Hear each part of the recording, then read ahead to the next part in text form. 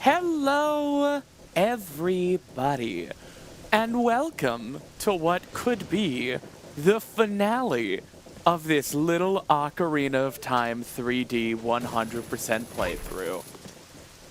So when we last left off, we done the first 3 adult dungeons, and now, whoops. 3D songs, they'll be the death of me someday. And now, we're going to do bottom of the well, we're going to do some mini games, we're basically going to do everything that's left. So long as I'm still breathing. How have y'all been since Tuesday? To everyone who missed the Tuesday stream, do you have a doctor's note? Otherwise, you know, you will not get paid your channel points if you do not have a doctor's note.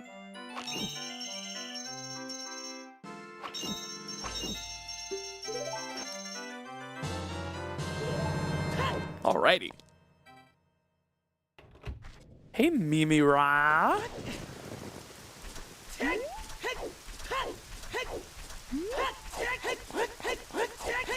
Wait, can I actually get channel points for a doctor's note? If you bring me a doctor's note, we can set up a channel prediction, and we can have someone bet a bunch against you, and then you bet like 1 point, and then I'll pay out your answer. So you can get a doctor's note. I think that's a way I can redistribute doctor's notes. All right. Where to now? Probably back to Child. What is this propaganda? Get the hell out of Minneapolis. Jesus Christ. Anyway.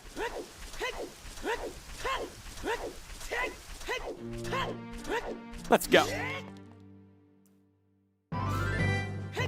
I almost didn't stream today because of the whole general strike. But then I decided I don't do this for a living. I do this for fun. And this isn't work. This is just me hanging out. So yeah. I did think about it. It was on my mind. And I thought, like, I'm not even really going to talk much today about anything because I think everybody has their role, everybody has their part, and I think my part is, right now at least, what I can do is just be an escape. So that's what I'm going to be. And that's all we really have to say about it. Am I allowed to sub today, or should I wait? See, I don't know if donating money to your favorite YouTuber who isn't doing this for a living counts as crossing the picket line of a general strike, as far as the, like, no commerce thing goes. I don't know.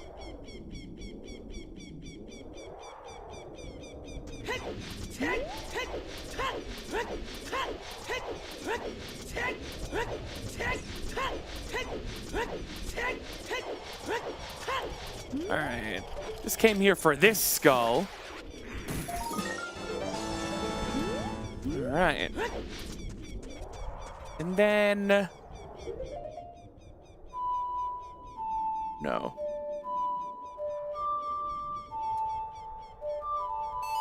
I always gotta figure out the songs.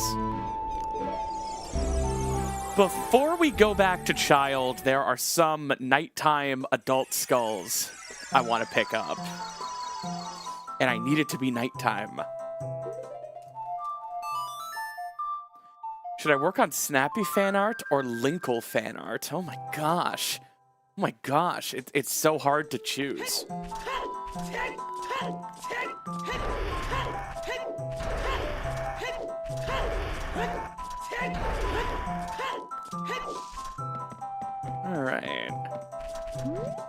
There's a skull.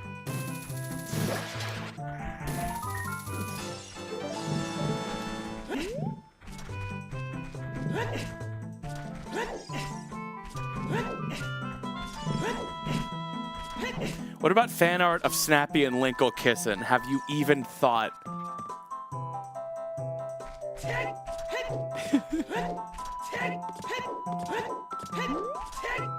There are cathedrals all around us. I'm gonna feel silly if this isn't the way. It is, okay. Now, can you still get this skull as adult in 3D without the bean?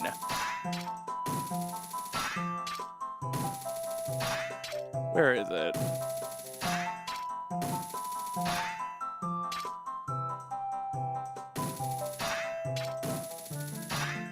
I think you have to kill it with a chew first? Where is it?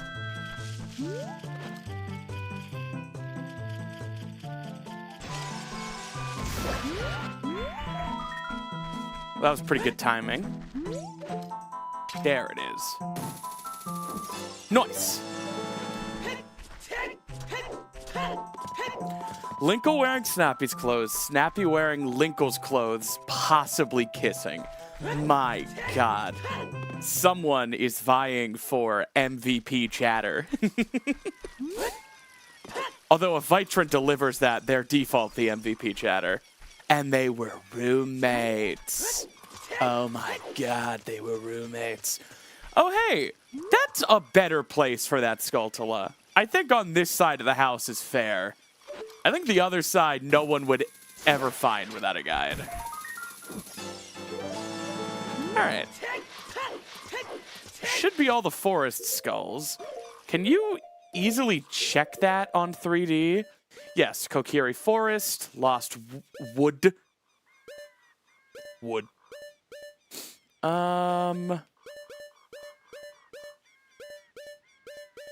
Still missing one in Lake Hylia on top of the tree. Alright. Alright.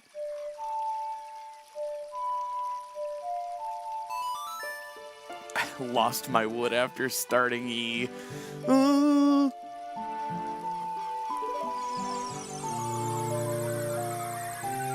Does that mean you're mourning wood?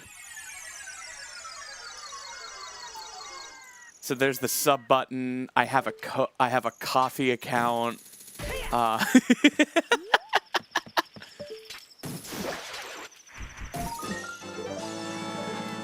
right, that should be like Hylia. It's not? Wait. Wait. Wait. Wait. Wait. Wait. Wait. Wait.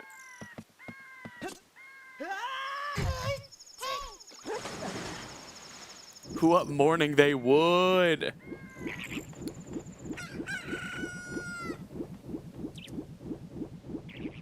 Huh.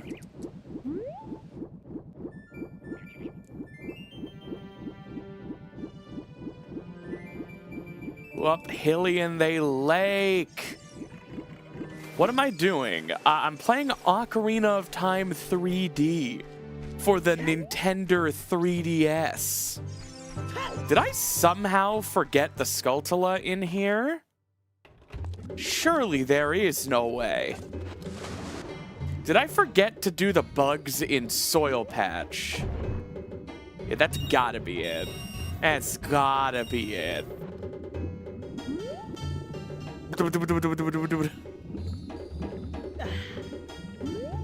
Yo, Order Disorder 720. Glad to catch you live. Did you get that name from the Xbox 720, the obvious successor to the Xbox 360?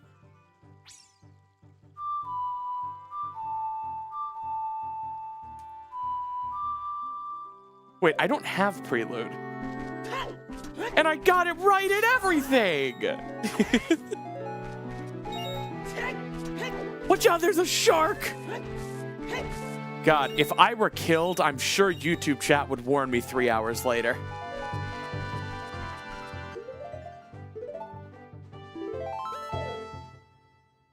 Alright, let's save warp to Temple of Time, learn the Prelude of Light, go back in time, do Bottom of the Well, etc. Stuff and things.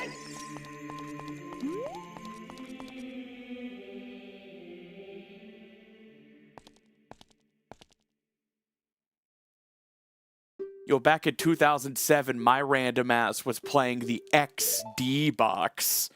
The RAR XD box. I agree, Flynn. That was an amazing joke. Thank you for barking.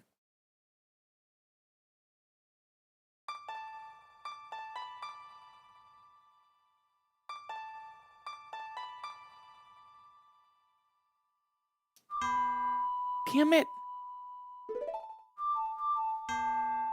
Damn it. I'm so bad at this.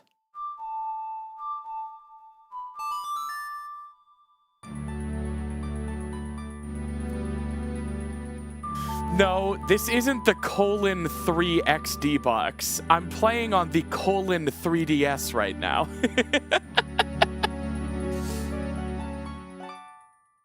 Nintendo colon 3DS.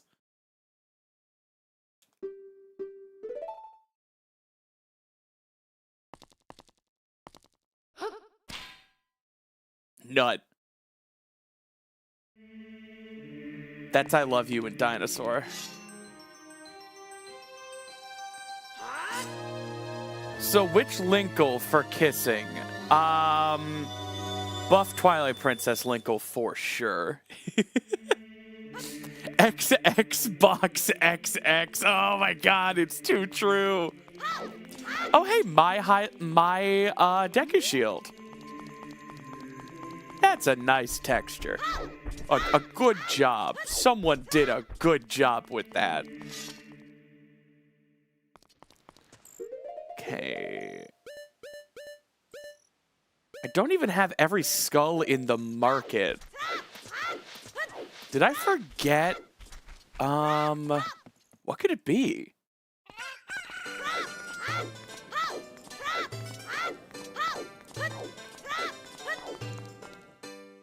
Did I forget the pot skull? Unless it counts Hyrule Castle. Yeah, probably counts Hyrule Castle, and I need to grab that. Whoa, Ella Winters, thank you so much for that. Wait, tier 2 sub? Is that right? I don't think I've ever had someone tier 2 sub. I don't know what that T2 means. Did you tier 2 sub? I forgot Twitch had tiers.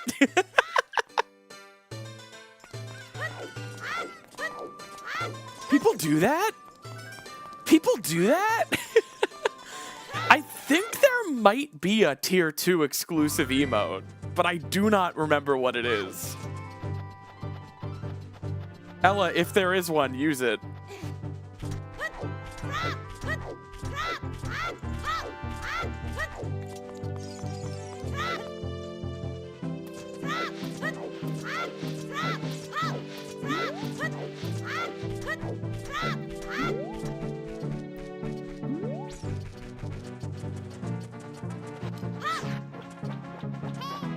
Oh, I didn't mean to throw that. Oh, is that it? Huh. That's pretty fast. Wait, I haven't got Song of Storms yet. Wait, yes I did, as adult. God, I'm so hot and dumb. I'm so hot and stupid. If you could say 2 things about me, it's that I'm stupid and hot. You could say a 3rd thing about me, it's that I'm stupid and hard.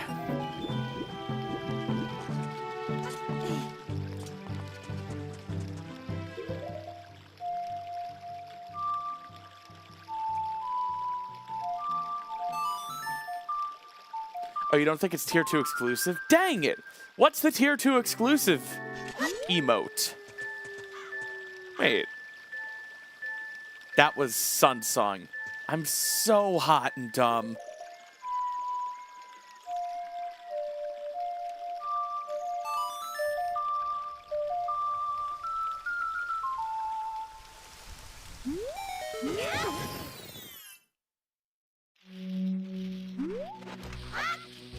Like, God, I'm just so hot and stupid.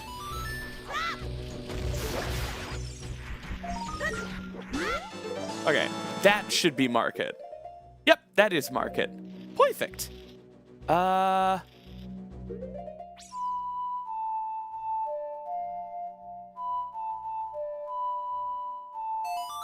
did it! I played Nocturne!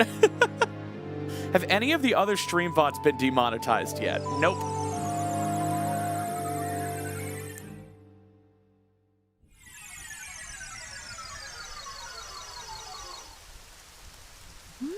Don't forget humble. God, I'm so humble, but I'm mostly stupid and hard.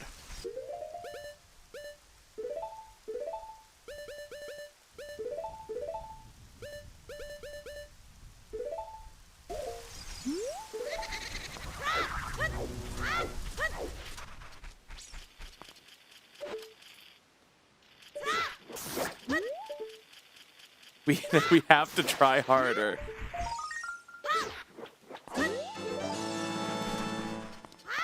I don't know. A lot of the stuff I've pulled, you'd think would get me demonetized. I'm starting to think you just don't need to say shit like unalive. First of all, if you weren't allowed to talk about things like murder or killing, you'd think like unalive would only work like once, right? Like, if you weren't allowed to talk about these things, right? You'd think the go-to word everyone uses instead of kill would, like, also be flagged at this point. If it actually were forbidden to even mention, you'd think they would just add the word unalive to the list of demonetized words. Yo, Nike the Wise, thank you so much for the Fairy Fam membership. Yeah. Also, just don't comply in advance. Like, so many people probably have never actually been demonetized, but they just talk that way anyway. I don't know. Yeah, also, I'm sorry, guys, but as someone who regularly obsesses over my numbers and metrics, it's really easy to be shadowboxing the algorithm and accuse a platform of shadow banning you, when, in reality, your numbers are just down. And most of the time, it is your fault. Like, I'm not on YouTube's side most of the time, but I do believe them when they say 99% of the time when you use the phrase the algorithm, you should swap that out with user behavior. And I think, generally speaking, that is a good rule of thumb. Because instead of the algorithm screwed me, say, people didn't watch my video. I don't know. I got screwed by the algorithm again. Most of us aren't important enough that someone physically is manually pulling a lever to deprioritize your video in the algorithm. Instead of saying, the algorithm didn't like my video, you could just say, people didn't like my video. People didn't watch my video. You know?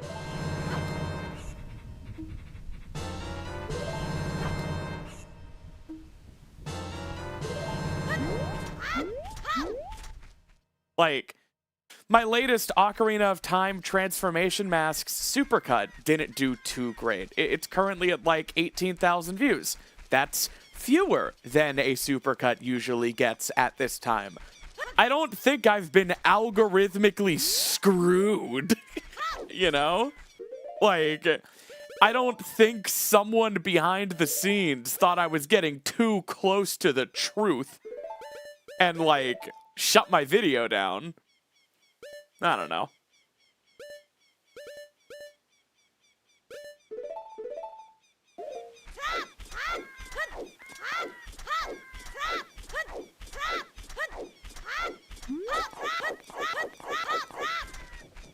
I mean, I'll say it. My numbers have been down recently. I've been watching them. I'm getting significantly fewer views than usual this week. It's always scary when that happens, but, you know, there's not really anything you could do except keep doing what you're doing and hope people find you cute and submissive and breedable and they want to just, like, grab you and rah! Anyway, you know? That's why you guys watch me, right?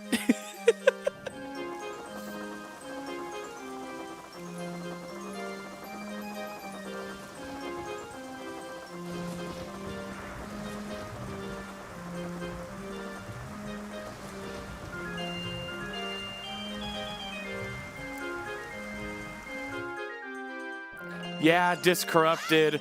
People always say this seems like a bad time to join the stream. I'm starting to think my stream might just be a bad time. Dan, dude, I have no idea what gave you that impression, and I really am sorry for whatever image you have of hot Dommy Mommy Snappy in your head. No. Wait, I think there is one more mod I'm using, and it's Bloody Well. So, Ocarina of Time 3D censored the bottom of the well by getting rid of the blood on the walls.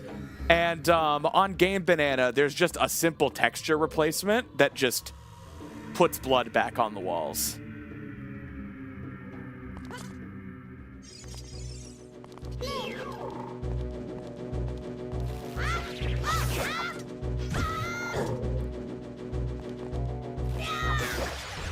Listen, just because I call you guys sniveling little piss babies doesn't mean I'm a mommy. It just means game recognizes game.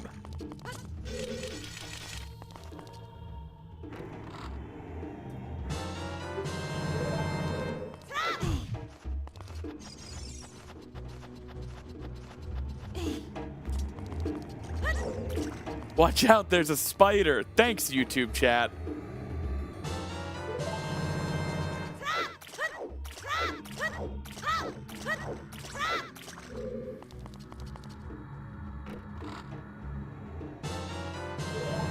Is there an extremely bloody well mod? I don't think so. But you could be the one. You could be the one who makes it. I mean, I would say this is a lot of blood. I think this is even more blood than the N64 version had. If it were up to me, I would have had a bit more restraint. I don't think the blood was quite this obvious on N64. But, like, I mean, this is a torture chamber. So, like, I'm not saying it's a bad thing. Whoops. When you're aiming in first person, do you need to use motion controls? No, you can use the analog stick.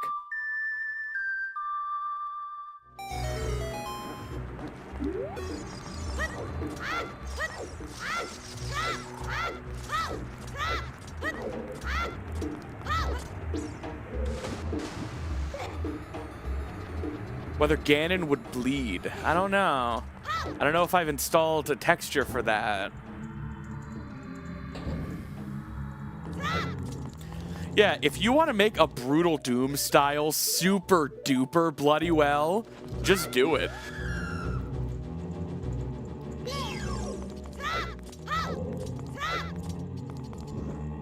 Want to sound like a British man threatening someone? You bloody well do it!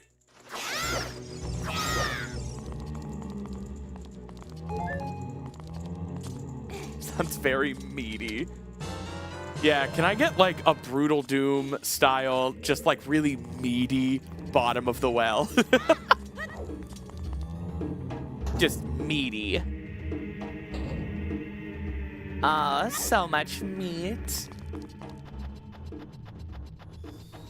Is the Shadow Temple bloody also? I don't think the Shadow Temple was bloody in N64.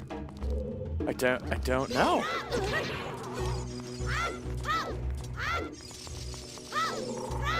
Wall texture randomizer. True. And you're right for saying it.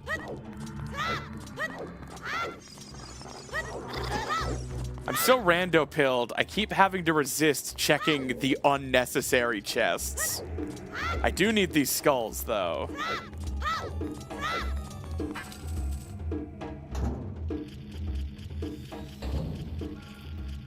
I have a bloody nose! Yeah, wanker, it's on your face! Oh, that's so stupid.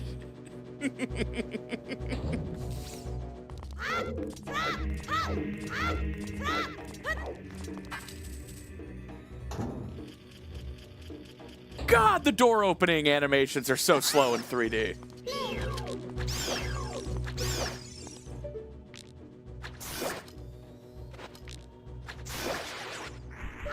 But yeah, I'm not aiming with motion controls because I have to. I'm aiming with motion controls because it's the definitive way to aim.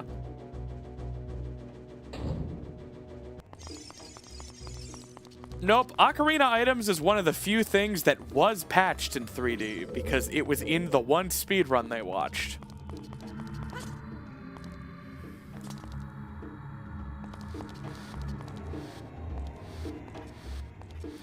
It is lame. No sauce. Grezzo had no sauce when making this. Let's make Deku Sticks deal less damage.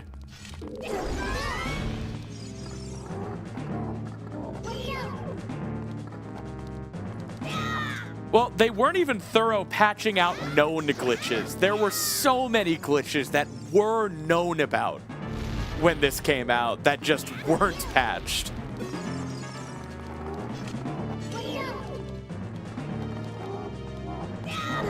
No!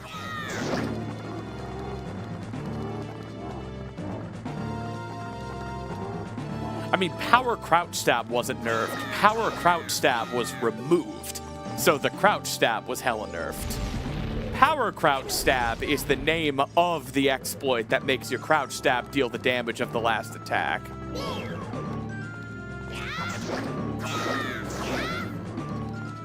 Sorry, Snappy, I have to leave early and mod somewhere else. On a general strike? You can't go work somewhere else. Be a viewer here. Have a good rest of the day, Jellyfish. Hello, YouTube. We just killed the bottom of the well. It turns out I was the bottom of the well.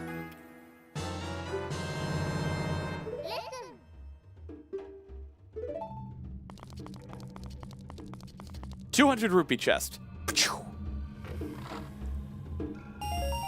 Who even needs the lens? Playing Hollow Knight right now. Man, I wish I was playing Hollow Knight. Ow.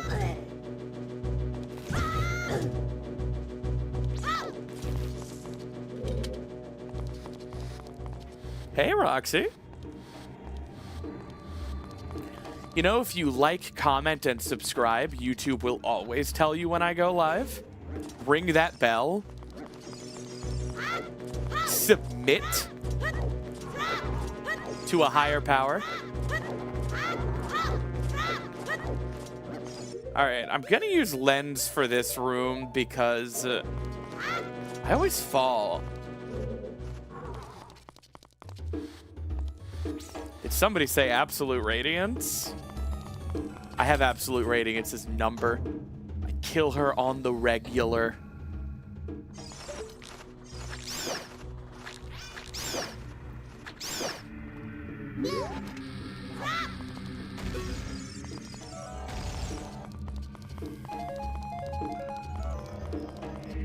Liar. Josh, I just don't know what I'd have to gain from lying about something like that. If this is an attempt at negging me into beating absolute radiance, it's not gonna work. Those kinds of tactics don't work on me. Yo, Darth's,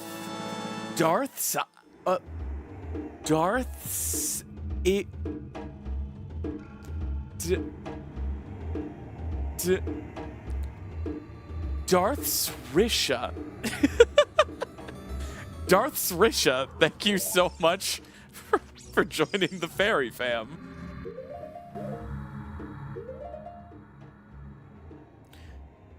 Oh, Darth Sriracha. Darth Srisha. Oh. Okay, we're done with bottom of the well. Girl, you good? No. I thought your name was like Darth Risha.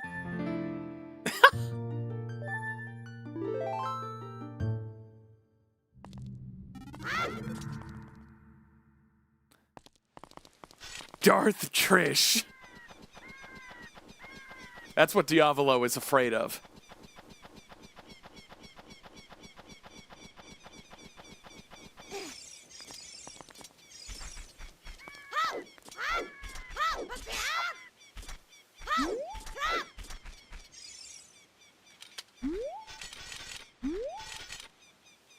All right, time to go to Zora River, I think. We got some other stuff to do before we do Shadow. And then once we do Shadow, we could go complete the Shadow Temple.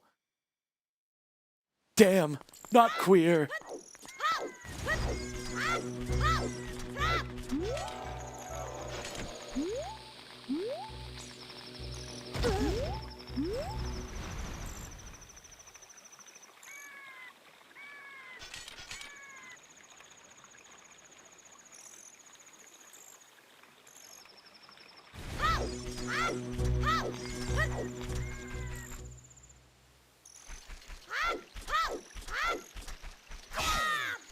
Everyone's making a lot of bold assumptions about my sexual style.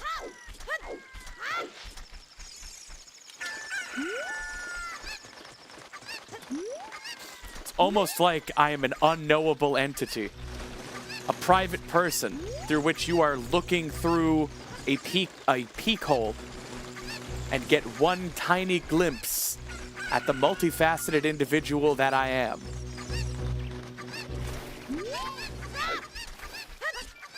But what a hole it is. All right. No, I have to do all the songs.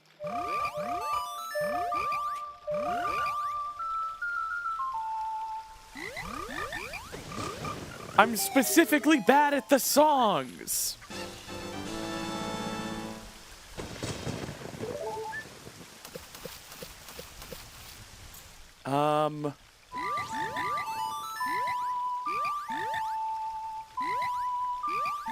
They indirectly patched hovering by patching the infinite sword glitch.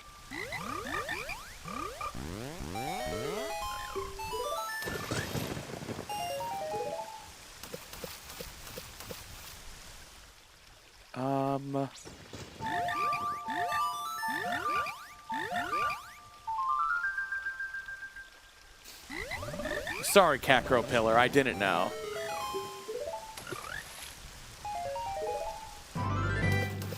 What made you play 3D and not Ship of Harkinian with OOT 3D models and textures? Because I wanted to play 3D. It's another song.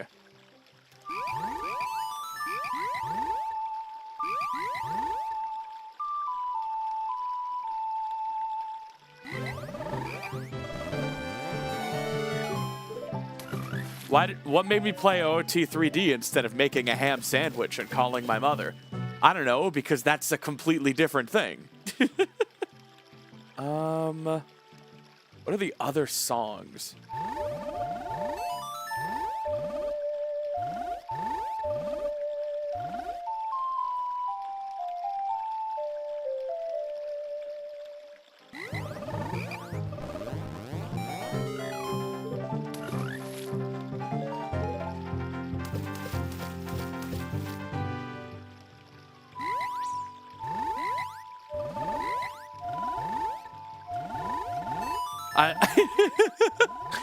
I really am just finding these songs by sound.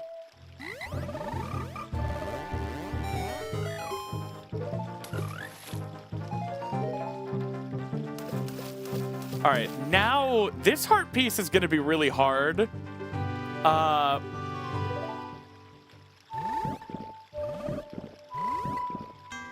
Shit. Oh, shit. No. Ah, shit.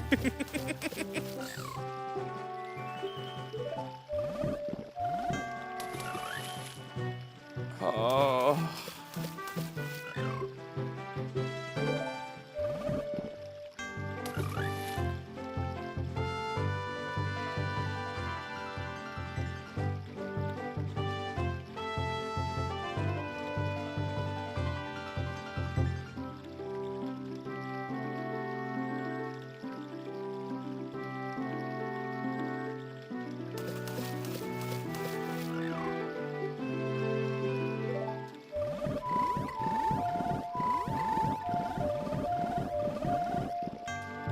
Shit!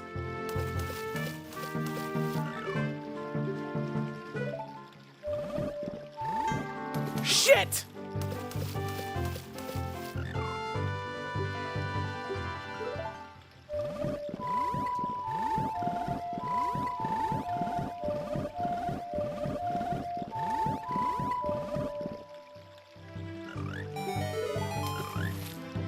No, I didn't look it up.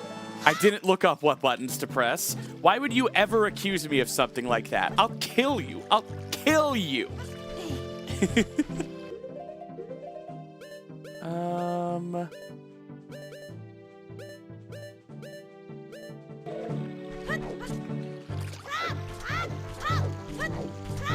That's slander. That's literal slander. How dare you? How dare you?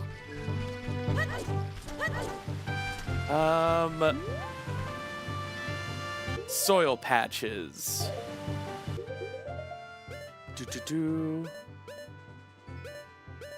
We're done with the forest. We're not done with CAC. What are we missing in CAC?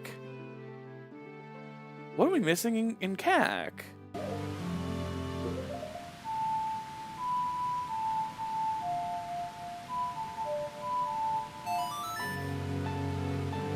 Rico? Got a couple comedians in the chat.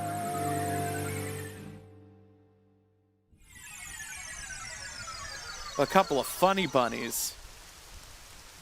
Funny bunnies get bread, understand? Mods! Breed these silly billies! I have to have, like, missed something in Nightcac. I guess I can check to see if I forgot this, but I don't think I did.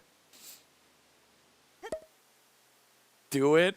I got too many perverts in chat.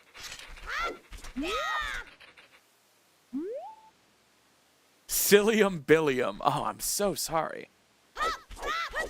Coward. You not fucking me is an admission of cowardice.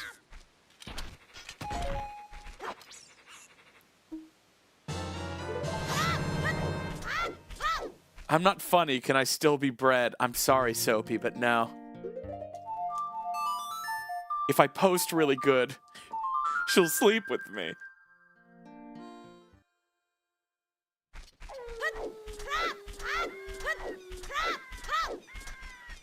All right, which one did I miss?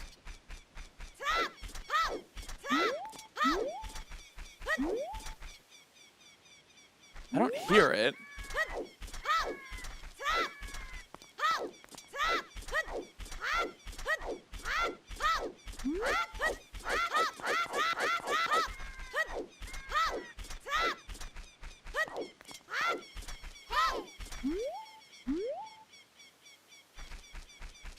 What Kakariko skull am I missing? I got the one on top of Impa's house as adult. I did the soil skull in Graveyard. What?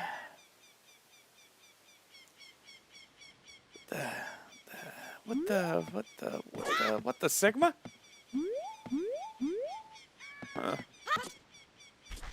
Well, we gotta go up to Goron City anyway, but I don't know what I'm missing. Just like the femoids who won't date me. They don't know what they're missing. There is not one behind the windmill, no.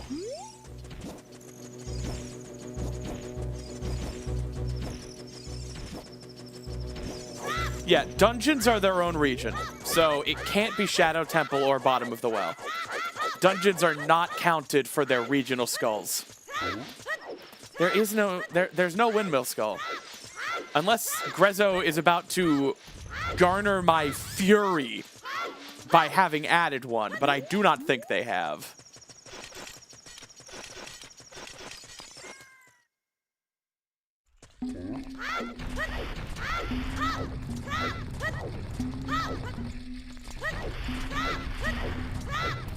No, Cack Hole does not have a skull.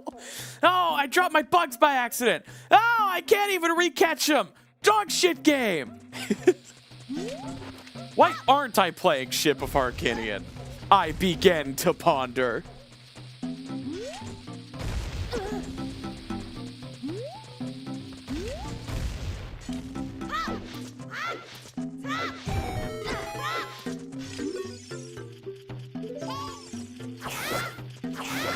IGN's entire review of OOT 3D is just can't recatch bugs, 0 out of 10. The tree skull in CAC. I really think I have, but I'll roll into it again. And have I done biggest bomb bag? I mean, I don't have over 30 bombs, so it's probably just faster to do it. That should be it for Death Mountain. No? What?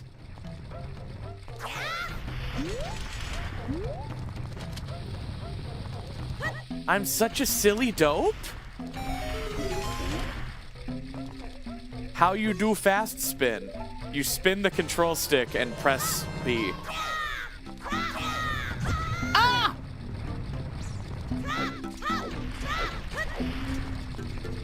What friggin' skulltulas am I missing? Someone get the skulltula girl on the phone right now. Oh, I know which one I'm missing.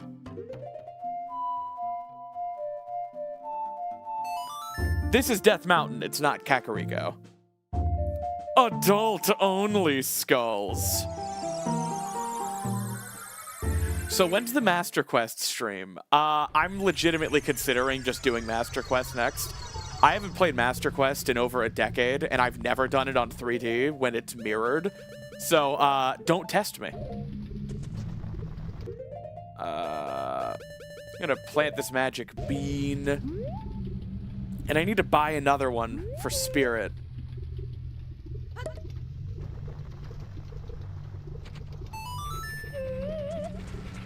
That's the sound of getting a boner, by the way.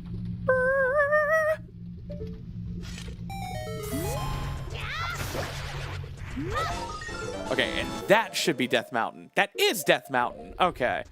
So let's make it nighttime, and then let's go roll into a tree in Kakariko, because otherwise I can't think of... No, it was nighttime. Oh, bonerific. I demand, I will donate my entire staley. Robert, are you okay?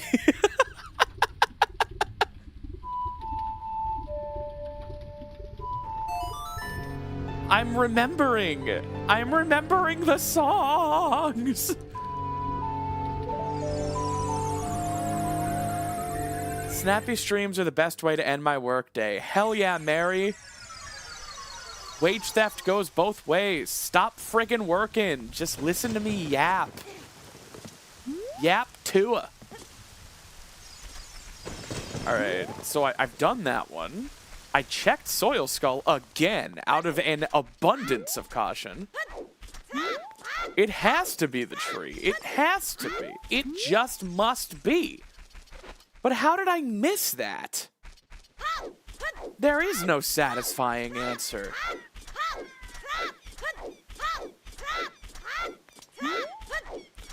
Collecting skulls should be normalized in real life. There is an amazing Onion video from like 2009 parodying... Oh, Wow. Okay, yeah. This is the one we missed. There's an amazing Onion in the Know panel from 2009 that's like a parody on Blood Diamonds where they discuss the ethics of baby skulls and how, like, yes, it's been customary to gift your fiance a baby skull when you ask her to marry you, but we are having some serious concerns about how some of these baby skulls are being sourced. You should look it up. That should be cack. That is cack. All right. I love cack. I love it. Oh, I can't get enough. Lake Hylia. Yeah, what am I missing there?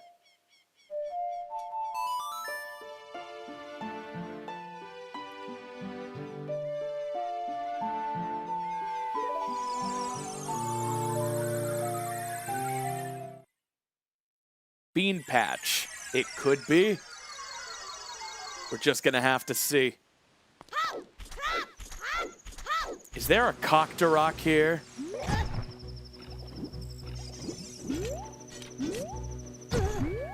Damn it. Damn it. Hit my shield, Kakariko. Man, I really think they patched Super Swim. Like, it exists in essence. I would not call this a super swim, though.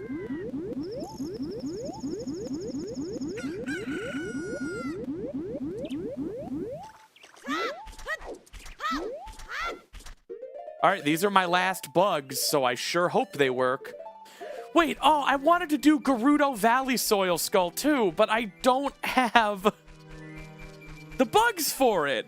Oh, I'm mad. Oh, I'm mad. Where can I get bugs? I think there's a grotto on the way.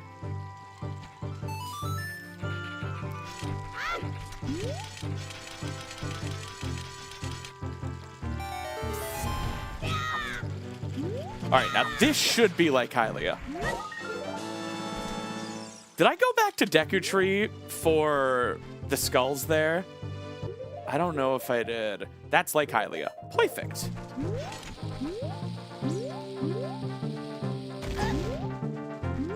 Shit.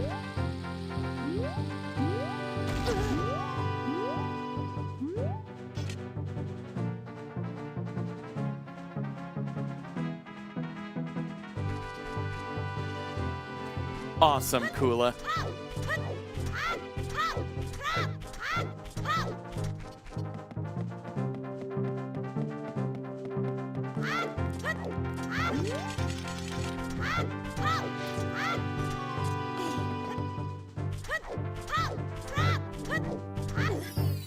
Yeah, the real bug is that you can't pick up your damn bugs again. What were they thinking? Also, I'm sorry, but if you're gonna put the inventory on a second screen, why can't I use the inventory without pausing? No, oh my god, oh my god. No!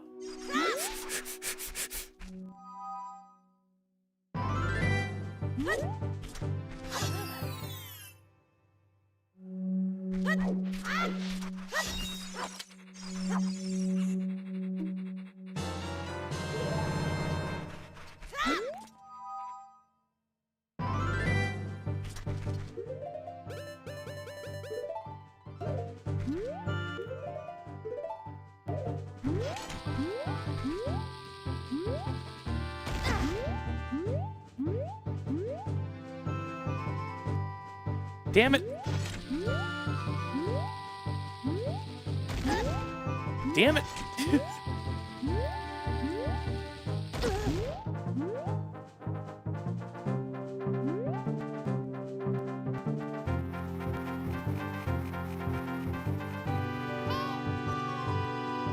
How's everybody's Friday going? You avoiding the horrors? the bottomless pit of terror and grief that you just can't look into lest it swallow you whole.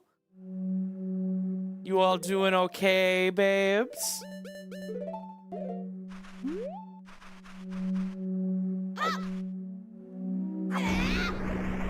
Nice.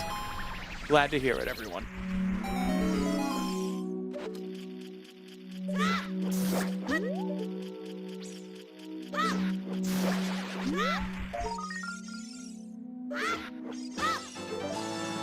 Alrighty. Is that Hyrule Field? No. What the frick am I missing? Oh, I know what I'm missing. I'll grab it in a minute.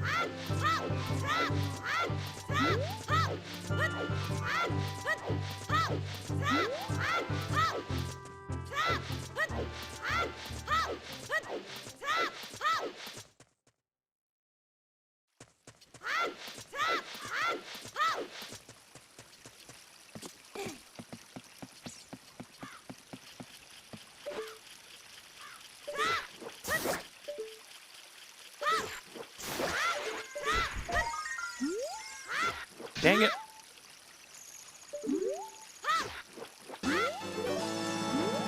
All right.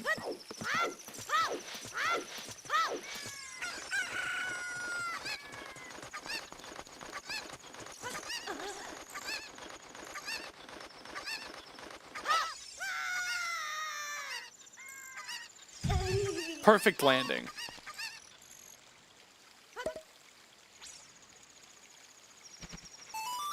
My therapist told me to try coming out to my student advisor, and I don't think I will. You know, Green Dog, I'm a really private person, and I've been keeping, you know, my real-life identity under wraps for a while now, but I am actually your student advisor, and you don't have to come out.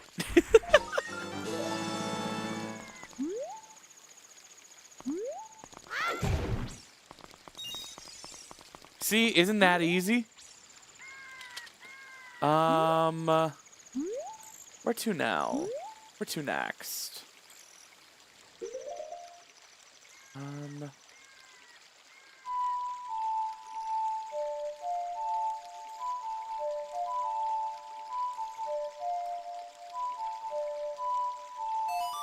Nocturne.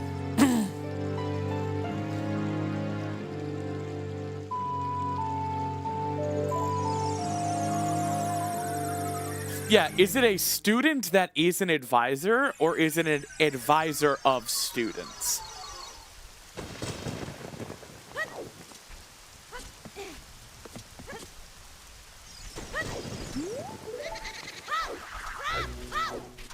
Advisor of students. I see. You're probably not the first trans student.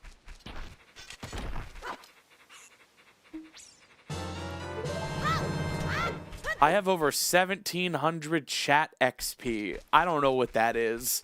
Congrats. Or I'm sorry. Yeah, just have your student advisor watch the stream and I'll tell them for you. I got you.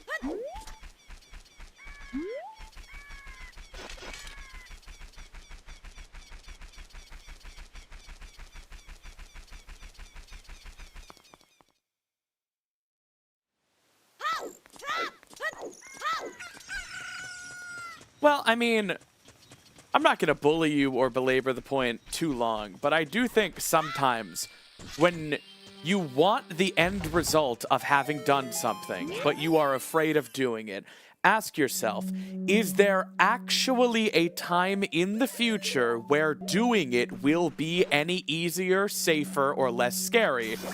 Or are you just waiting for the day when you will be brave enough to do it?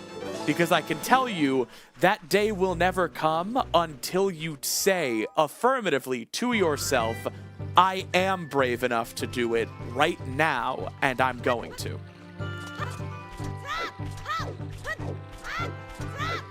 You will not wake up one day suddenly unafraid of something like coming out.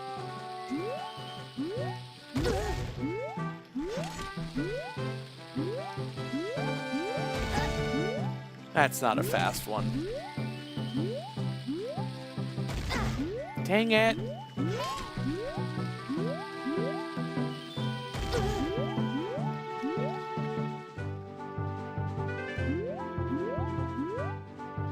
Dang it. I'm just walking.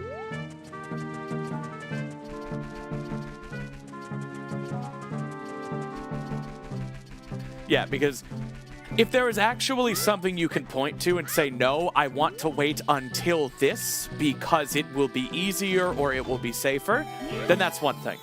But if you desperately want something, but you're just waiting for it to not be scary, it will never not be scary. And bravery to do something is not the absence of fear. It is the conviction to do it while afraid. And all that takes is the bravery to say, I'm going to do it anyway. And then doing it while crying if you have to.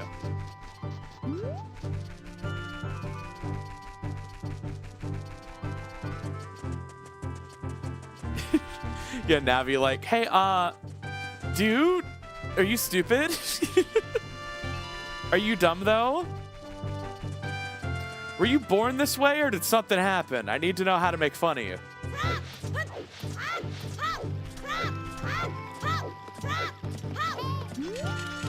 Bravery is not the lack of fear.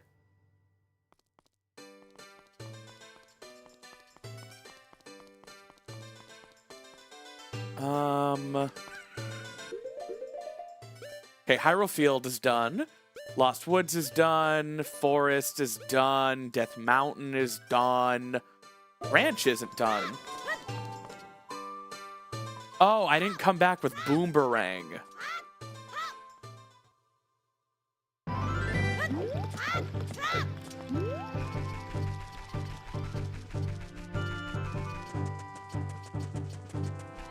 Yeah, I'm out here dropping truth bombs like truth has oil or something, and I'm Truth America.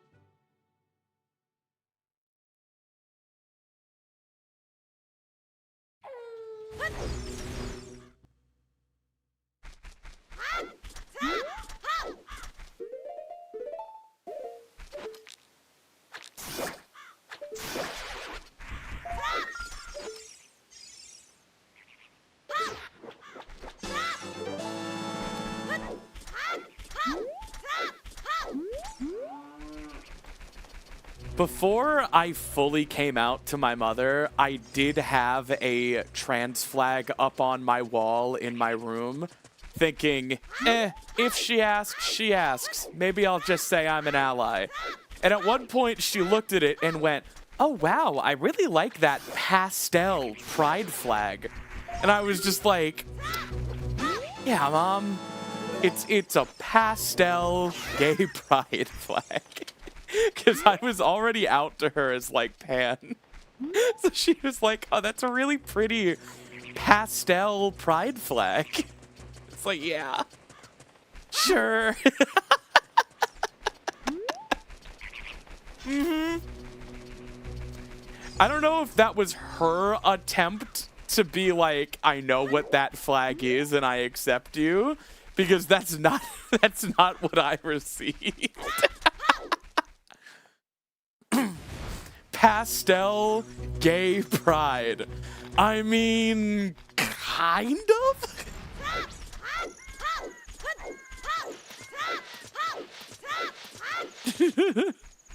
Alright, that should be ranch. It's not? I didn't do the back of... Oh, I'm so hot and dumb.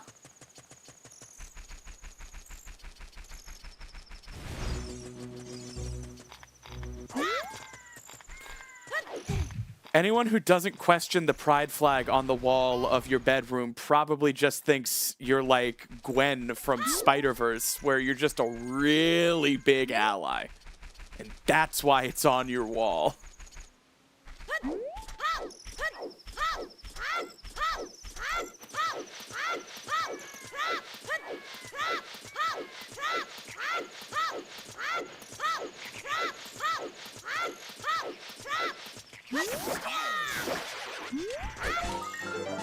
All right, that's ranch. That's not ranch. Did I not do the tree either? Did I think I came here and did some of the skulls and then I didn't do any of the skulls? Also, who wants to buy all my skulltula tokens I minted on the blockchain? It's not a rug pull, I swear. The Princess of Hyrule has given these her blessing. Are you telling me that the leader of a sovereign nation would take part in a crypto rug pull? No. Please buy my skulltula token. Minted on the blockchain.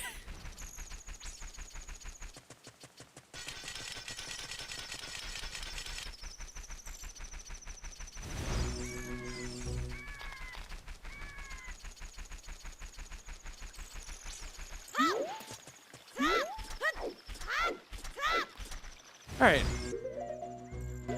I am going to check Deku Tree just because I can't remember if I went back for that skull.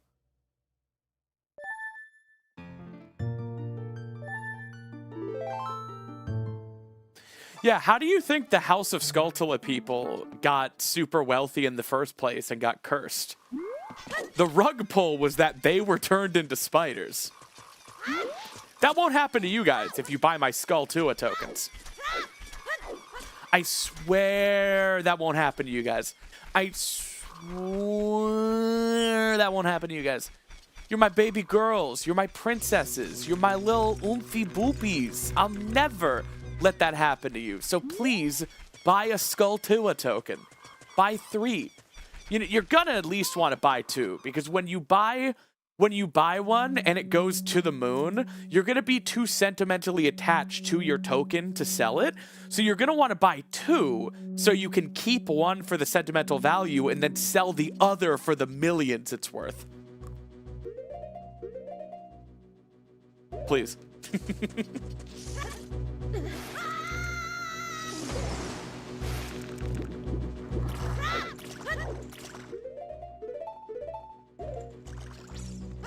Yeah, buy Skulltula of them.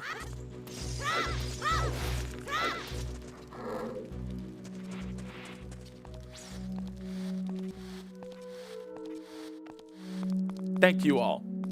It really means a lot.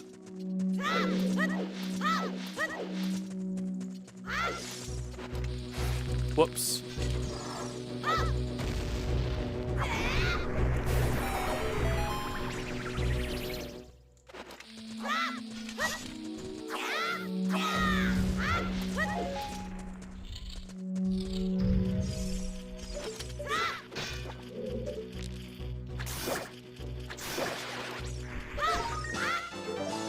Okay.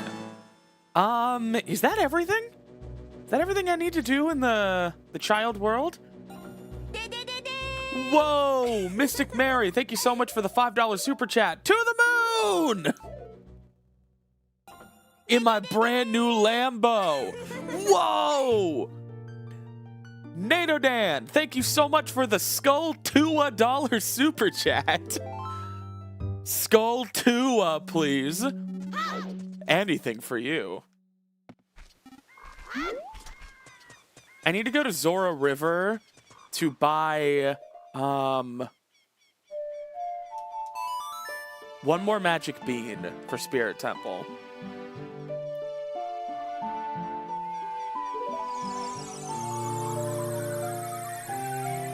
Anyone else want here Skulltula token? Get them while they're hot. Get them done. Fuck the tokens. Don't ask why the tokens are sticky. Don't ask questions you already know the answer to. Each of these tokens carries an inextricable strand of my own DNA. Don't ask why they're sticky. Don't do it. You already know the answer, so you don't want to know.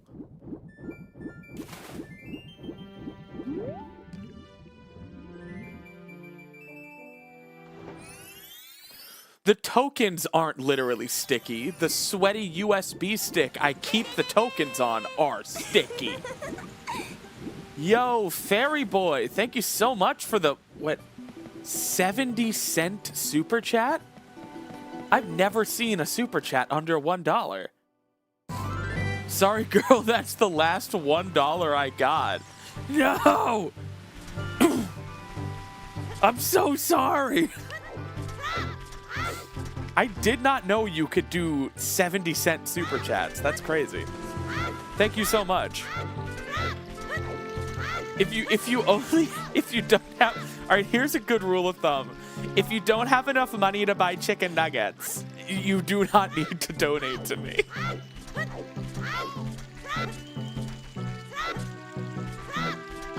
Oh, that's why. Okay. Okay, that makes sense.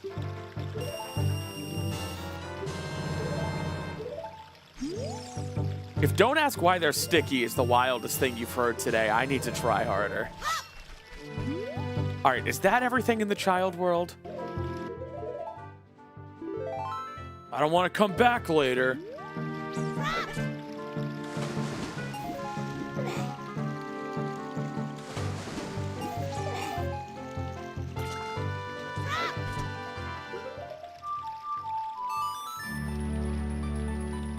I'm asking why they're not stickier.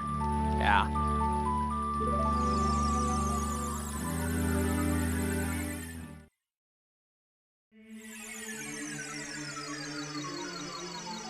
Yeah, you buy them because they're sticky. Is the money to buy chicken nuggets rule before or after the 10% tithe on my income we are required to give to you? Okay, listen. You are, much like a church, required to tithe the first 10% of your income to me, all right? And it is the first 10%.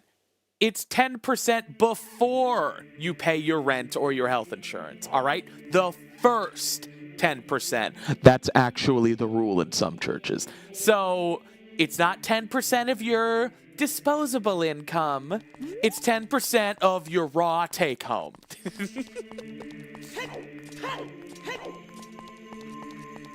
Pre-taxes. God. Why do you ask questions you already know the answer to when the act of asking them makes me respect you less as a person? All right, I don't like this character. I'm done. I'm done playing this character for now.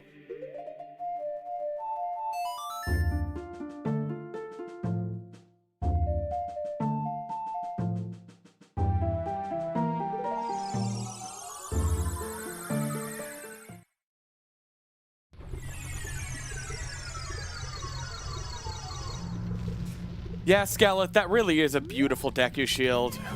You can make a lot of inferences by looking at that Deku Shield texture. Like, whoa! That magic bean just tried to kill me. You can really tell a lot from that Deku Shield texture. The person who drew it, a generous lover, famous, rich,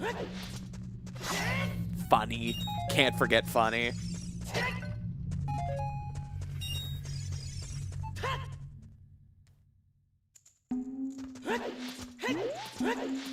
God, this Goron statue looks really funny in 3D.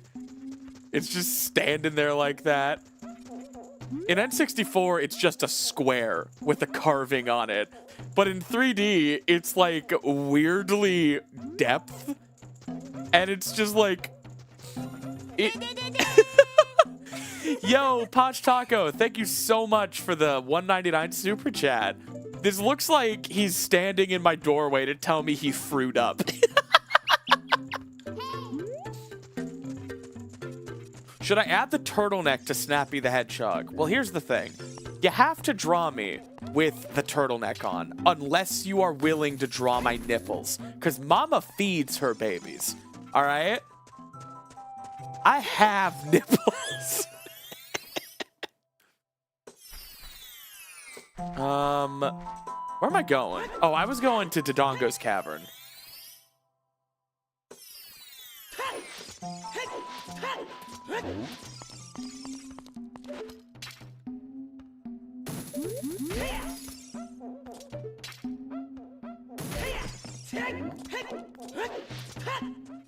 Brother bod.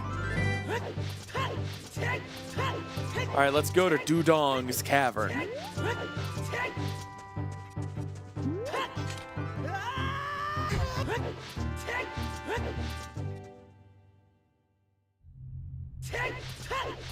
Dongo, Dongo.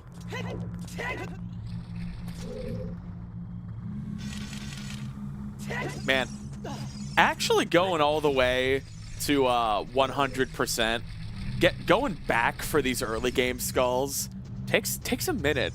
Normally I don't 100% the game. I don't get all 100 skulls. I just get the ones that don't require backtracking and get all the heart pieces, which only requires 50. But every now and then, an honest to God 100% playthrough is nice. Navi, I will skip your text.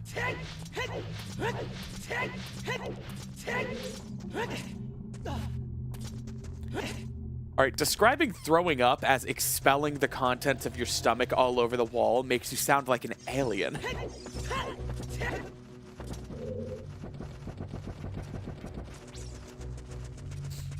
Does Snappy the Hedgehog have a human number of nips or a hedgehog number?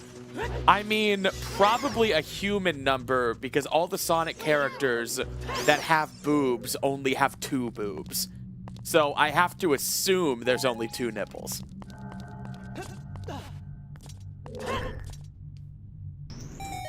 A fair question, though.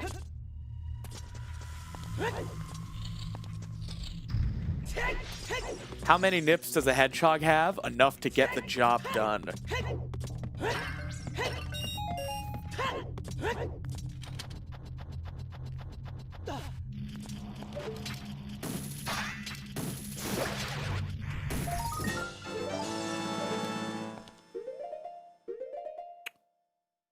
Is that not all of them? What skull did I miss? What skulltula token did little old me miss? Wait. No, that's a normal skull. I'll still kill it for my sanity.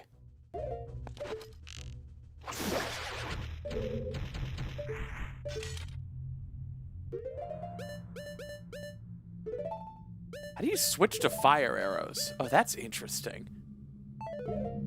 All right.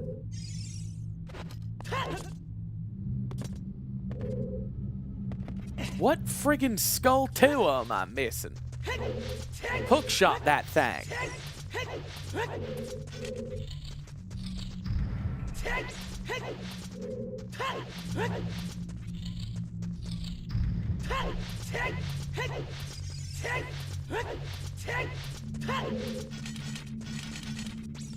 I'm very unhappy right now. Mimi, I'm sorry to hear that.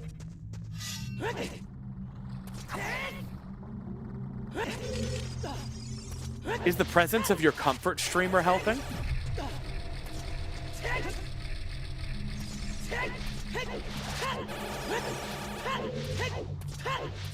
Did I not get this one? I probably didn't get this one. Right, what is my...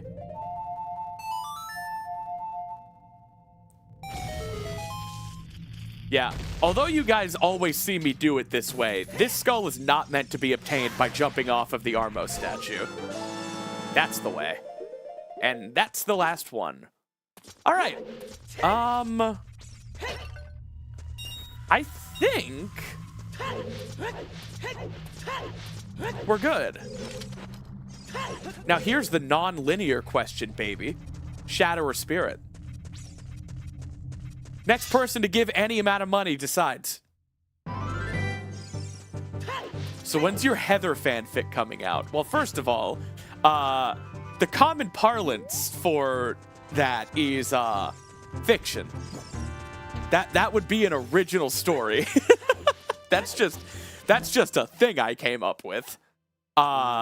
Secondly, I don't know. I do want to write that though. You think if I wrote that and put it on my Patreon as like a $5 tier, people would pay to read it?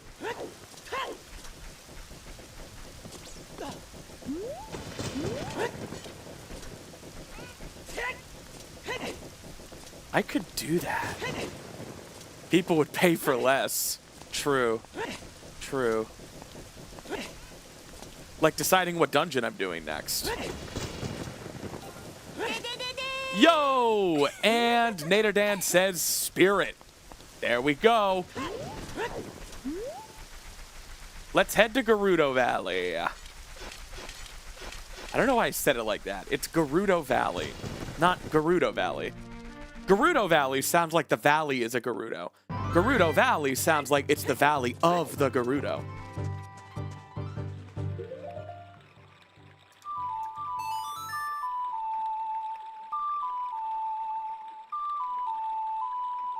If someone else wrote fiction about Heather, would that still be fan fiction? Yes, that is my idea. There is verifiable evidence I came up with that in front of hundreds of people. And the VOD has thousands of views. I am not a litigious person, so I wouldn't take any action against them. But if someone tried to snipe me by writing that story before me, I would still be the one who came up with it.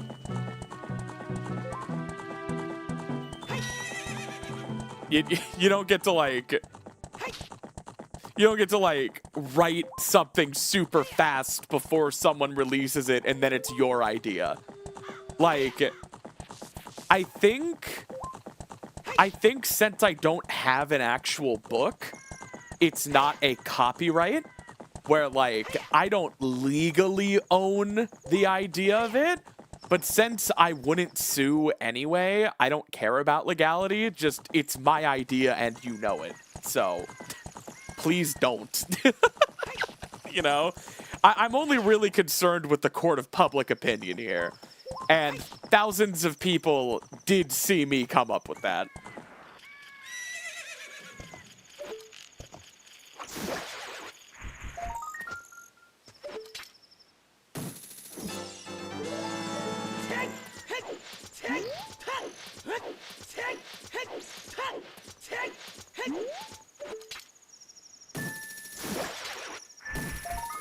I am more than happy if someone is so taken by the idea that they want to write a fan fiction of the Heather idea.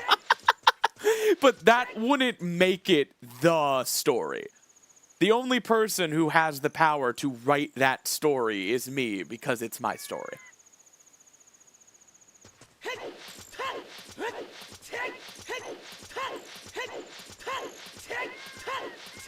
And I'm the only one who could write it because, you know, someone else could write something similar with all of the ideas I've already discussed publicly. But I'm the only person who can write it, you know? Whatever it is. And that's more of a, like, spiritual thing than a scientific thing, if I'm making sense. Like, I haven't written it, so it doesn't exist. But I am the only person capable of writing it, whatever it is.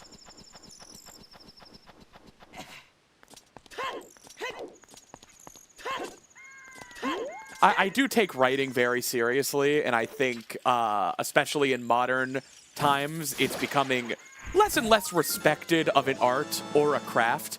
So, I do just want to say, like, you know,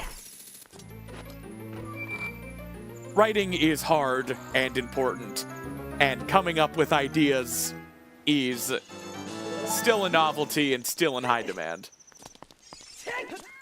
Yeah, the run animation is a little weird and floaty and slow-mo, but, you know, whatever. It's fine.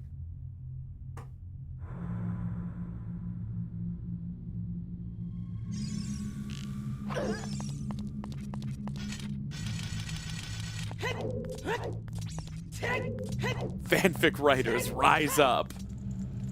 Yeah. Oh no, they're cowering in fear in the 3D version.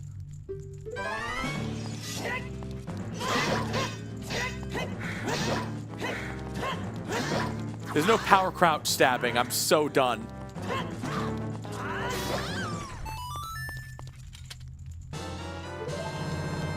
No, of course, Zazel, I know.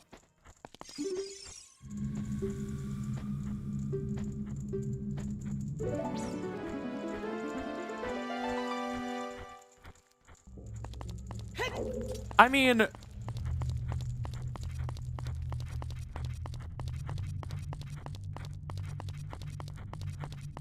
sorry, I've got a frog in my throat. I made a post about this on Tumblr once that some people took exception with because I called something bad that, you know, that's more of my opinion. And I think when making this point from now on, I'll avoid passing a judgment of value. But I will say, my go-to example for why AI cannot, quote, finish a story is the 2003 version of Full Metal Alchemist. So, Arakawa, the mangaka who made Full Metal Alchemist, licensed the anime team and let them start making an anime when there was no hope of the manga finishing before the anime caught up to it. I think the manga ran until 2009, so the anime caught up very quickly, like really fast. And then they had two choices. Either Arakawa could tell them where she was going with it, effectively surrendering her story to a studio and letting them write it first, or she could tell them, have fun, you're on your own. You know, use what you have as a North Star and follow it, but come up with your own story, right? So, the 2003 Full Metal Alchemist anime starts identically to the manga. In fact, the first like 10 or 15 episodes of it is a more loyal adaptation of the manga than even Full Metal Alchemist Brotherhood, which is ironic because Brotherhood's entire claim to fame is that it's a manga-accurate anime adaptation. However, they really wanted to get to the part where it starts being different faster. So, Full Metal Alchemist Brotherhood actually cuts a bit of the fluff from the start of the story so they could get to the different parts faster. I understand why they had to do it, but the manga is still the definitive way to experience that story, in my opinion.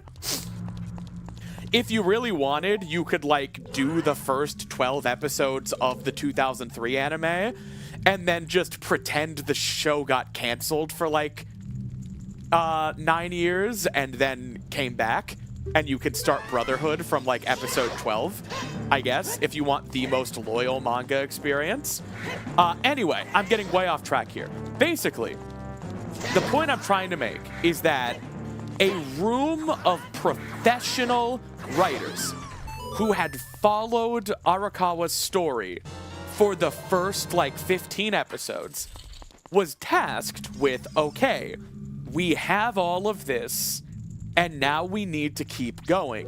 So they had to extrapolate and come up with their own story and decide what ought to happen based on all of these puzzle pieces we currently have.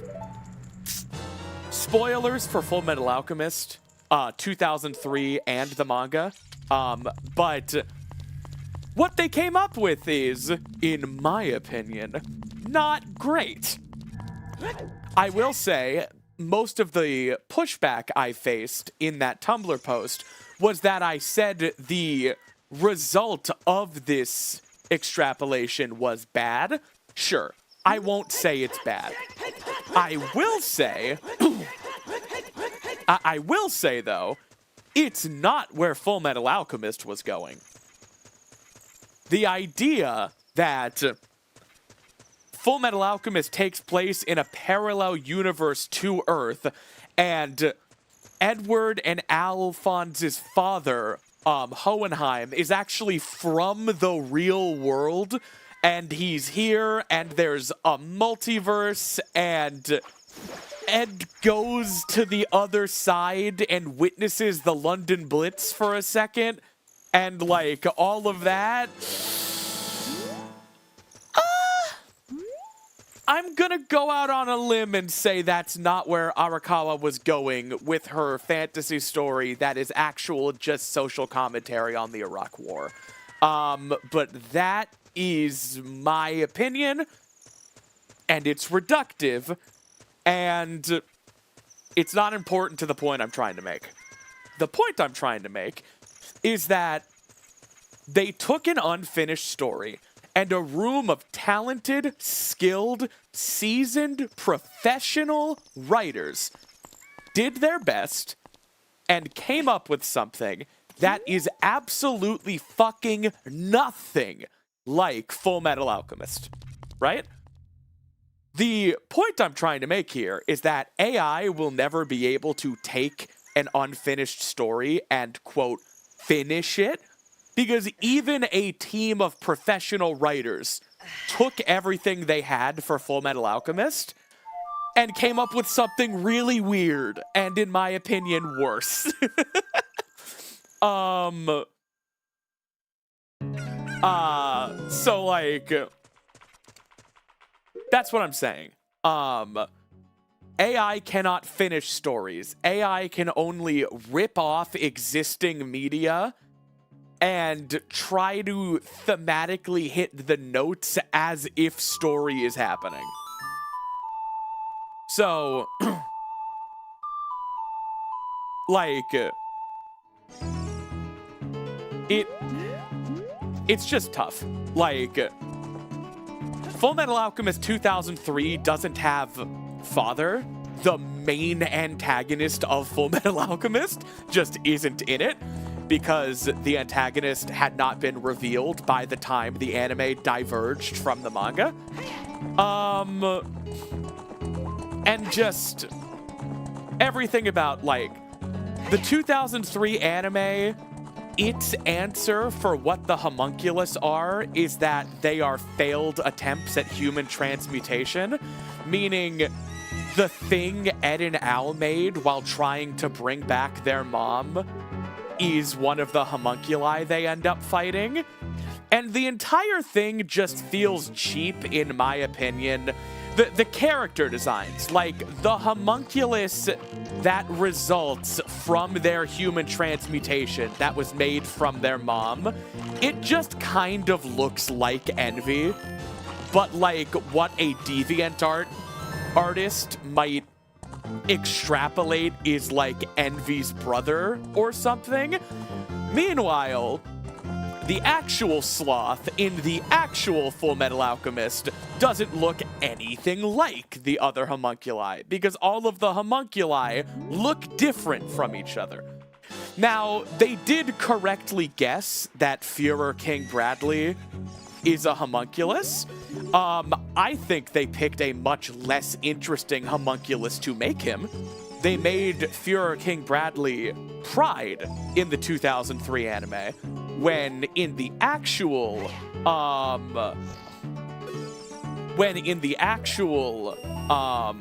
story, Führer King Bradley is Wrath. And I think when making the leader of the nation that is supposed to be your stand-in for colonialist, okay, so Amestris is basically a cross of Nazi Germany and Iraq War era America. So, like, Yeah, I think making the leader of that nation Wrath makes a lot more sense than making him Pride. I think Wrath is a much more interesting sin to ascribe to effectively the President of the United States, especially when you're doing like an Iraq War commentary.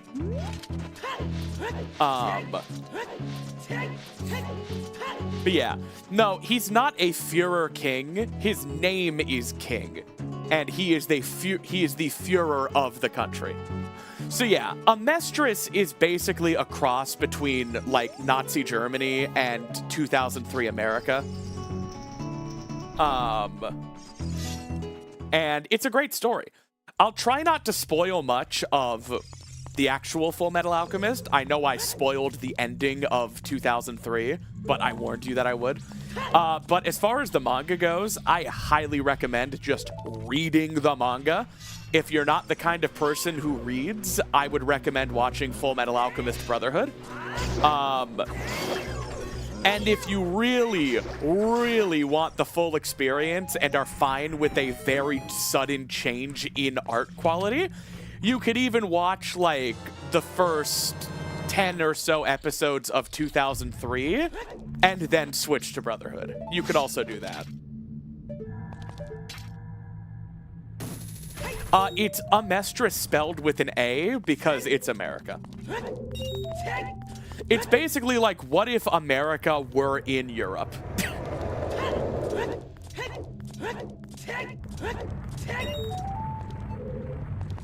Is Full Metal Alchemist a webcomic? No, it's a traditionally published manga.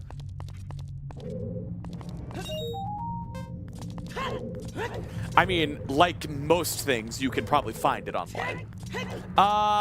Gosh, I wouldn't recommend reading it colorized.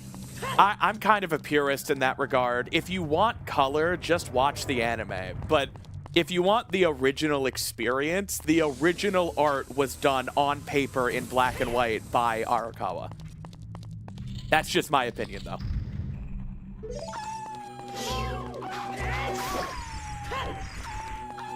And I know that's kind of a purist opinion. You don't have to listen to me.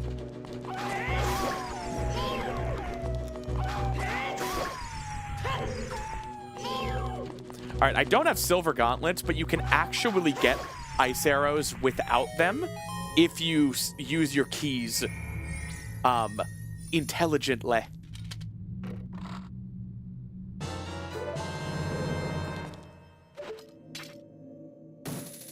You were asking my opinion on the FMA webcomic. I'm not familiar with a Full Metal Alchemist webcomic.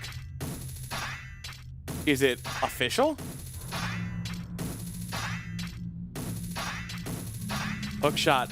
Target. Alright, something tells me Grezzo moved it. They did not. Alright. You get off easy this time, Grezzo.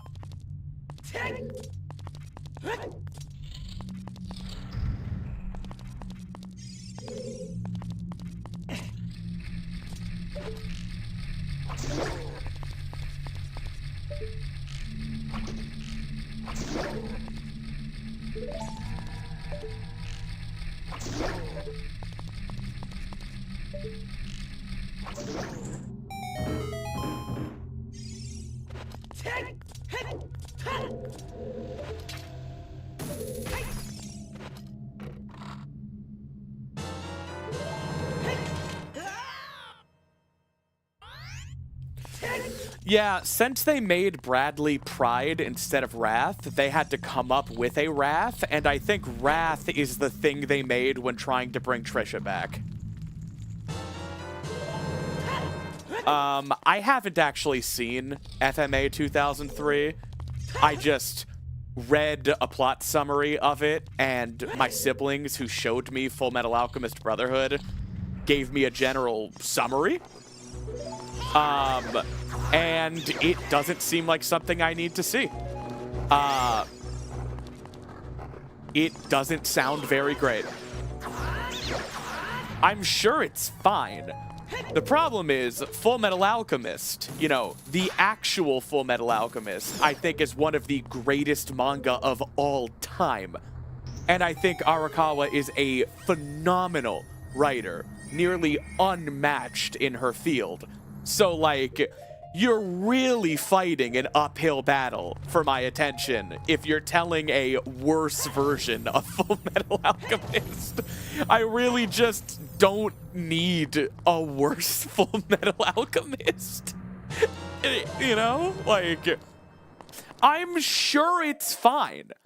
I'm sure it's good enough. But, like, I don't need a fine Full Metal Alchemist. I have peak Full Metal Alchemist.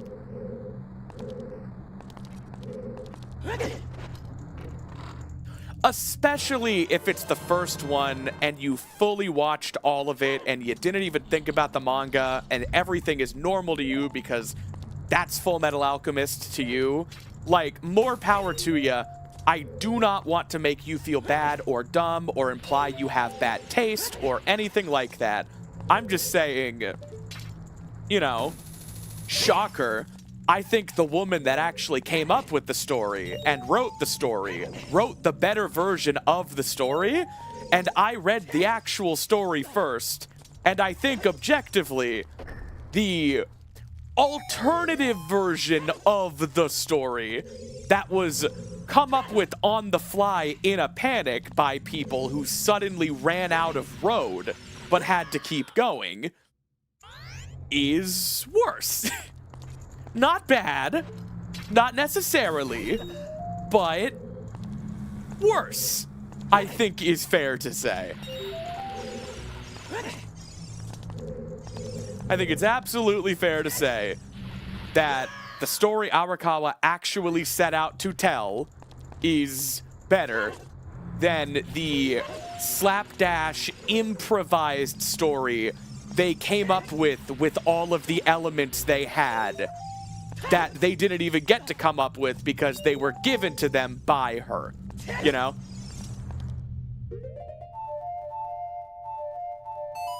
The manga is the story it was always going to be from chapter 1. It's what she had always been iterating and building upon. The 2003 anime is the shit they came up with to make sense of all of the stuff the manga set up.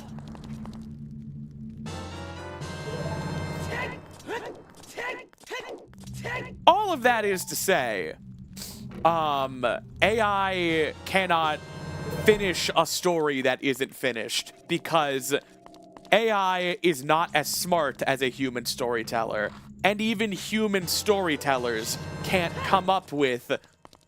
finish a story that isn't finished. They can only write a new one. And if we're being reasonable here, they can only write a worse one because they're not the ones who came up with the story.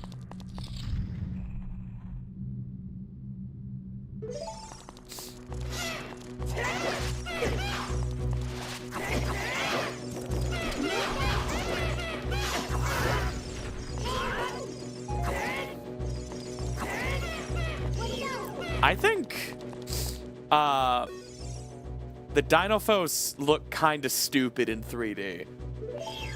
This is the first enemy that I've been like, wait, what? I don't think they look as good.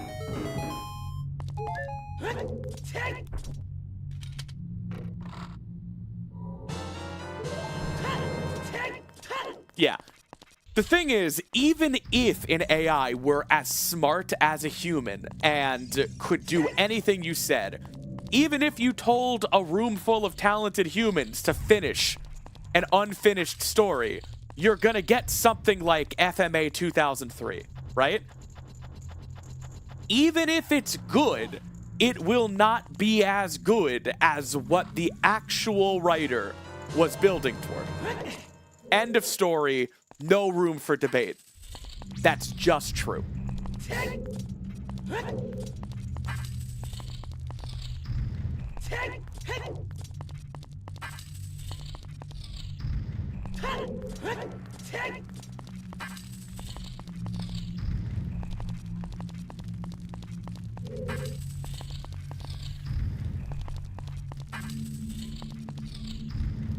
Ice arrows!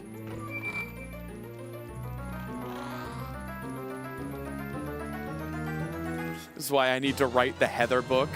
Well, the thing that even got me thinking about this is that anyone who wrote the Heather story right now, just based on all the things I said in that stream, would be pulling an FMA 2003, right? You'd be using all of the pieces I put on the board, but you have no idea where I'm going with it. It would just be like FMA 2003.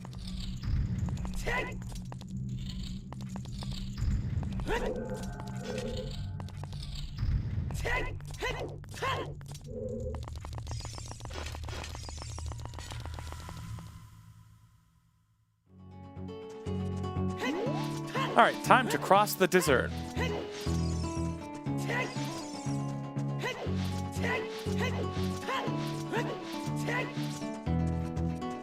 Oh, for sure.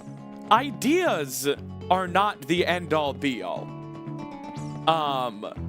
There are writers who can come up with great ideas and then, in my opinion, absolutely botch the execution. My go-to example of that is Stephen Moffat, where I think a lot of his episodes of early Doctor Who that he wrote during the heyday of, like, Russell T Davies as the showrunner, I think a lot of Moffat's episodes are looked back on fondly as the, quote, best episodes of the Russell T Davies era, because Moffat has really strong concepts. The Empty Child, awesome concept, rules. Kid in a gas mask who was killed during the London Blitz, and then alien nanobots try to fix him, but they don't know what a human is supposed to look like, so they think the gas mask is part of his skull. And then every human being the nanobots run into think they need to have gas mask skulls too. Awesome. Awesome concept. I think the writing is really weak. Blink, the Weeping Angels. Awesome concept. Are you fucking kidding me? The Weeping Angels rule. The episode itself? Dr. River Song and Silence at the Library. Awesome concept. Execution is a little weak. You guys get what I'm saying? I think Stephen Moffat is a valuable voice to have in the room. I think he's a very gifted idea man.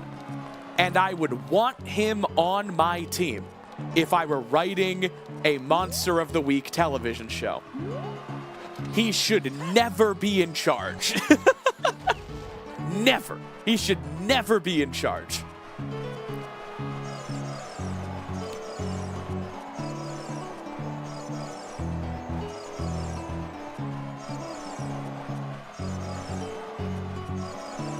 I like how the actual iris of the lens is visible.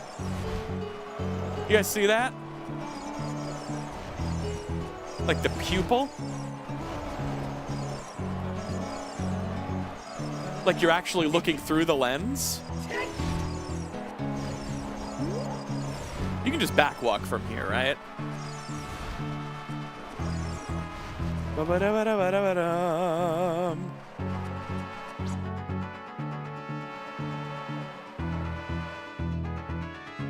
Yeah. So I think I mentioned last week that I bought a Blu-ray that's just the Christopher Eccleston and David Tennant episodes of Doctor Who. $20, and it has the only episodes of Doctor Who I care about. Amazing Blu-ray set. 16 discs. That's only a little more than $1 a disc. Crazy. Insane value. Hashtag not sponsored, but it's on Amazon. You should buy it. If you have even a passing interest in Doctor Who and enjoy owning your media. Anyway, I was watching it with my roommate this week, and we got to The Empty Child. And immediately, the problems with Moffat as a writer come up. he never likes the companion that he's stuck with. So the first order of business for Stephen Moffat is always ditching the companion and pairing the Doctor up with a quirky manic pixie dream girl that he actually enjoys writing. Every time. So in The Empty Child, Rose and the Doctor land in World War II London during the London Blitz, and the Doctor goes inside to a bar and asks around about the thing they're looking into, and Rose accidentally grabs onto a rope attached to a blip and then gets carried away. The Doctor then proceeds to spend the next hour of television absolutely unconcerned with where Rose disappeared to in the middle of the London Blitz. Like, he comes out of the bar, Rose is gone, he shouts her name a few times, and then he looks at a stray cat in the alley, and he says, one of these days, I'll have someone that doesn't wander off. And then he sees the empty child, and he meets Nancy, and then he spends the next hour of television absolutely unconcerned with where the woman he loves is when he lost her in World War II London. And then when he meets up with Rose again at the hospital, he's like, oh, where have you been? It's terrible. The Doctor immediately becomes a different person when Stephen Moffat starts writing him. It's bad. It's not good. I dislike it.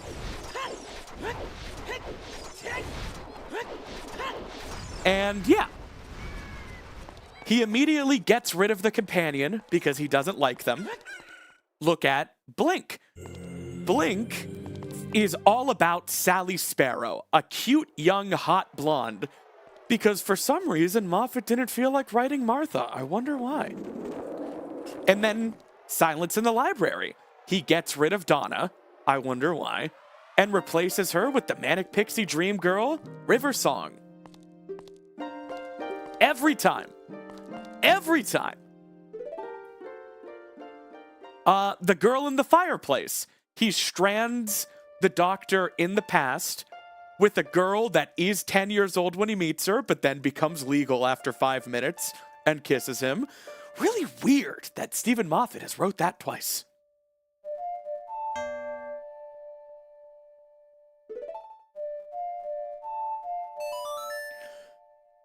And also he meets River as a baby and a little girl.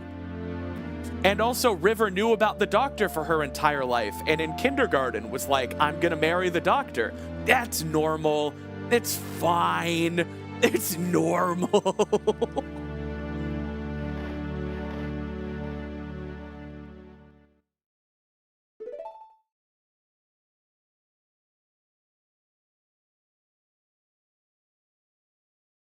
From what I know about Doctor Who, that's just the Doctor. That is not just the Doctor.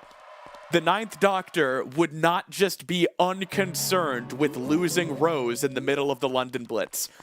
Just watch some of the Ninth Doctor episodes. Anytime anything happens to or might happen to Rose, the Ninth Doctor is like, she's 19. She's 19 years old and I've lost her. She's 19. She's so far from home. It's literally like his catchphrase. He says it so many times in season 1. Like, but not in the episode Moffat writes.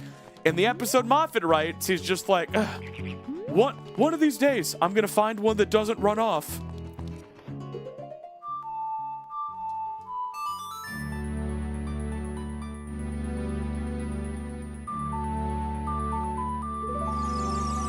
Yeah. Now, if you guys like episodes from the era of Doctor Who where Moffat was the showrunner, that's absolutely fine. Because here's the thing. Doctor Who has a very unconventional thing where a lot of the episodes are written entirely by guest writers. So, yeah, there are a lot of good episodes, even in the era where Stephen Moffat is the showrunner. He didn't write all of them. The problem is, he's not a good showrunner, and he's not the steady hand at the helm I want, making sure all of the other writers stay on course, like Russell T Davies is. That's all I'm saying.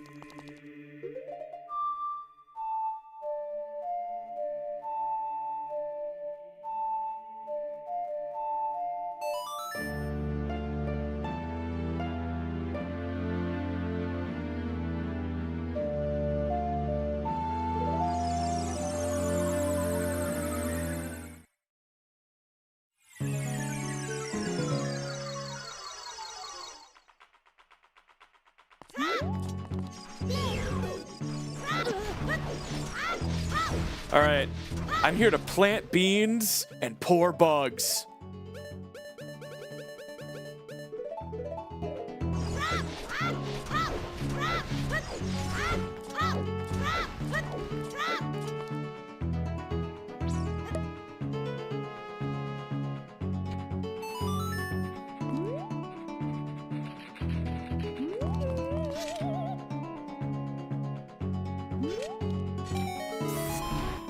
There aren't talks of a Zelda TV show, but there is a Zelda movie coming next year.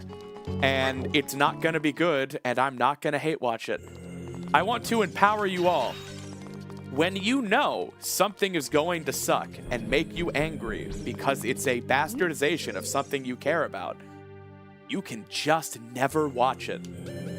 You don't have to. You have no obligation as someone who loves Zelda to see the Zelda movie. And if people in your life who love you ask, well, why didn't you see it? Just say, doesn't look like it's for me. Doesn't have to be anything. You just don't have to. I said for my whole life, if there's ever a Zelda movie, it will be bad. They announced it. I said it will be bad. They announced that it would be live action. I said, all right, yep, that really settles it. They don't get it. They don't understand. And I'm not going to watch it. Simple as. Now, if they were making it in partnership with Studio Ghibli, I would be listening. But they're not, because they don't get it. And that's fine. I'm not gonna let it ruin my afternoon, let alone my year.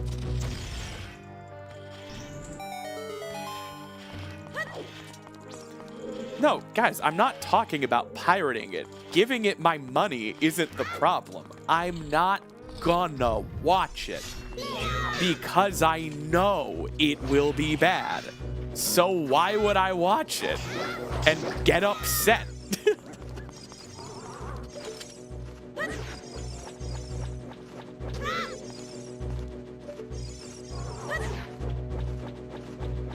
I have very little faith in the current heads of Zelda to tell a good story.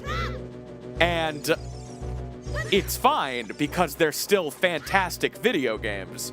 But a movie needs to be a good story. So it's not worth it.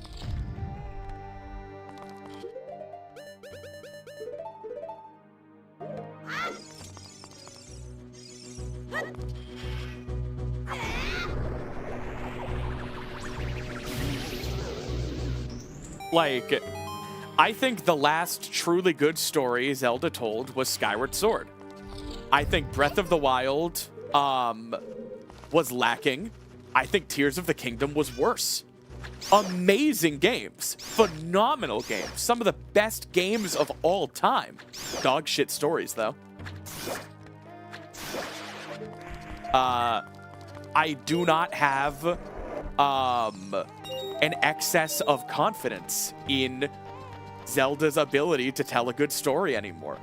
And for a movie, that's a pretty big fucking problem. For a video game, whatever. It's still fun.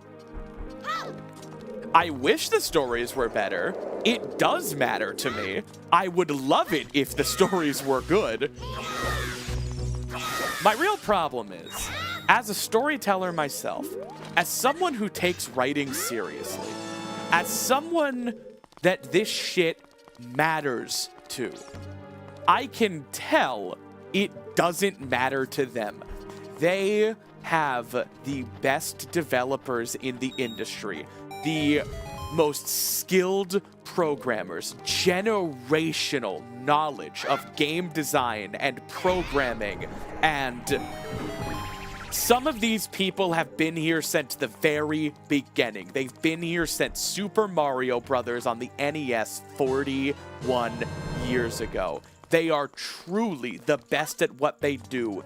You can't find someone better. And those are the programmers and designers they employ. And then, when it comes down to the thing I do, the thing I say I'm good at, the thing I care about, storytelling, they don't give a shit. And you can tell. It's just Marvel garbage. You know? And I hate talking like this because I know a lot of you love it, and I'm not casting any judgment on you or your taste when I say it, but like Age of Calamity and Age of Imprisonment, in my opinion, is just low quality slop narratively. And like, I know they can do better, and I demand better of them. And that's why I'm so frustrated with the current state of Zelda storytelling. I take it as a personal disrespect to my own craft, that they think that is an acceptable quality of product to deliver. You know? Like, to say nothing of the narrative quality of Breath of the Wild and Tears of the Kingdom, which I also find to be extraordinarily lacking. It's just disappointing. And I care about storytelling, and I work my ass off to tell a good story, and it matters to me. And I can tell Anuma doesn't care.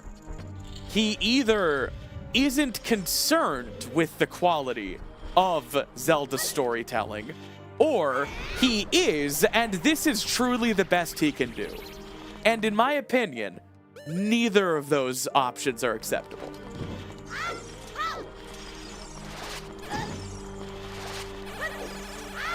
You either don't give a shit about the quality of your story, or this is genuinely the best you can do, in which case, hire somebody. Jesus Christ. It really just feels like an afterthought. It feels like, oh, and yeah, I guess like there has to be a story. They put so much heart and soul and thought and care and blood and sweat and tears into Breath of the Wild. It is one of the most incredible games of all time. One of the most inspiring works of human creation I've ever seen. And then the story, they just phoned it in. They didn't give a fuck. And it just really hurts me as a storyteller.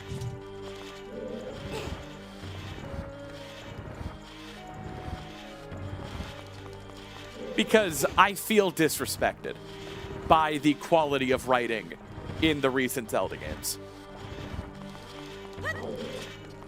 Disrespected as a consumer, disrespected as a fan, and paramount, disrespected as a writer.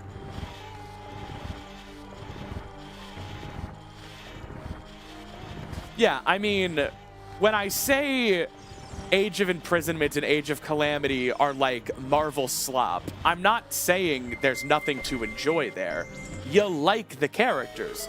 It's fun to have them dance around and blow things up. But like, I don't think it's, you know, I don't think it's gonna win any awards as far as narrative goes.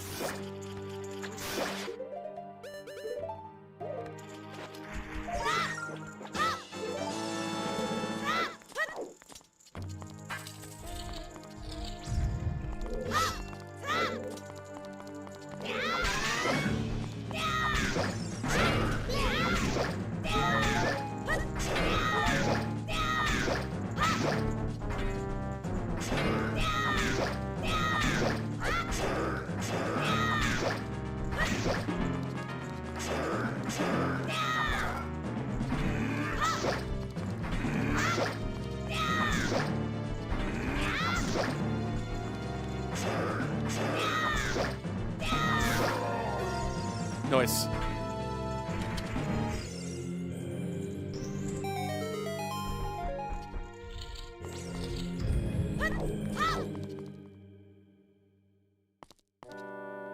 Anyway, every time I shit on modern Zelda's storytelling and the Warriors games, I get well-meaning people in the comments who are like, hey, that made me sad because I like it and I like you, and I hate to see two bad bitches fighting. So, like, I'm not going to follow this line of reasoning any further.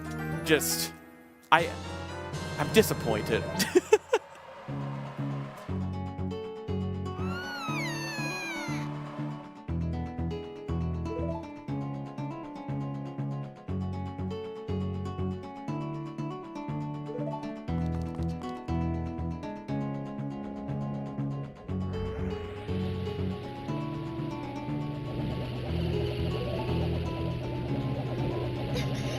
Gonna ask a stupid-ass question. These graphics are so crisp. No, this is not the N64 original. This is the 3DS version.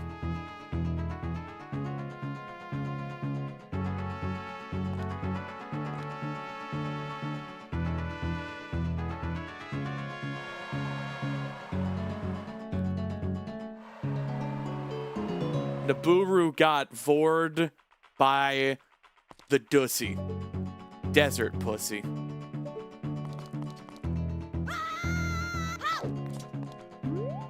You hate to see it. Just the immediate frown. Alright.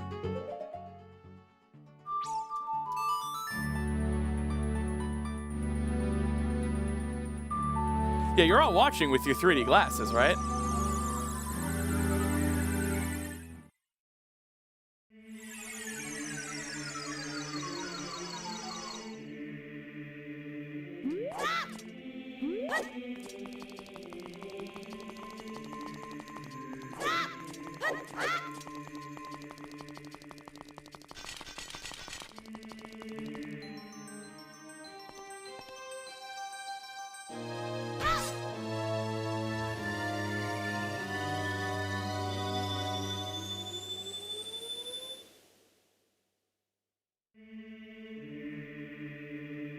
Silver gauntlets.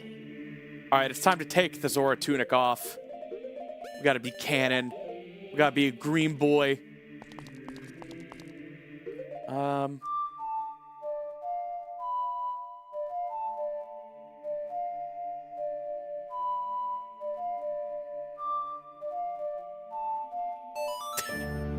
God, the new buttons. How do you play a song in 3D?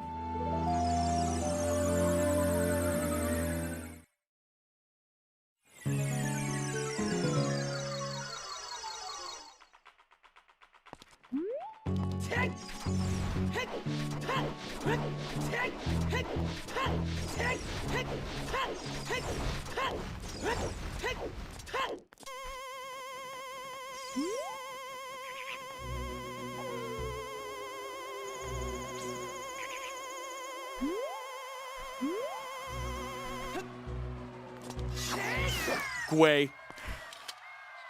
Yo, you guys think I can use that as a paraglider? Hang on, I'm missing one heart piece. What is it? That should have been the last heart piece in the game. What is it? What's the last heart piece?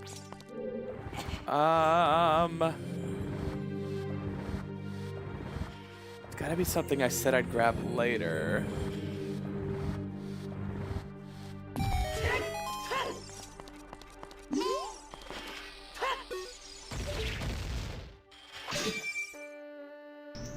All right, do not be rando pilled. Do not go into the room on the left. It only has the map.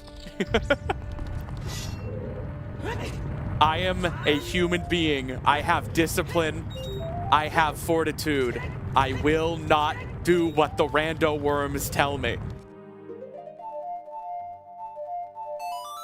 But what if you need the map? You know what, George? I'll go back for it.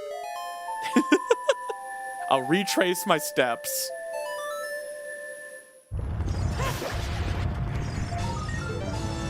I like the darker green tunic. I may have made it darker myself.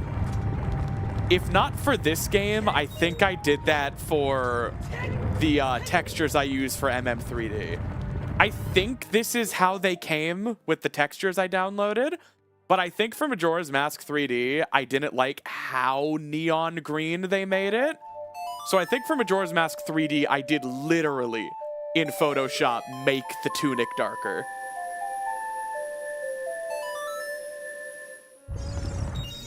No, I'm pretty confident I didn't do it in this case. I think that's just for 3D. There's maps. Yeah.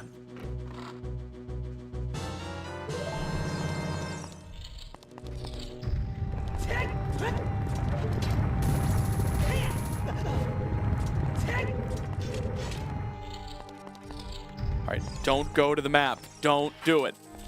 Good. Whew.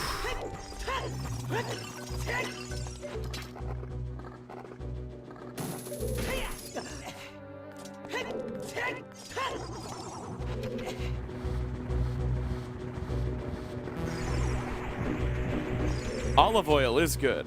I'm live on Twitch right now, so I can't talk about the olive oil that's on my kitchen counter. It's extra. Sorry. At Twitch, we don't allow sexual derogatory words.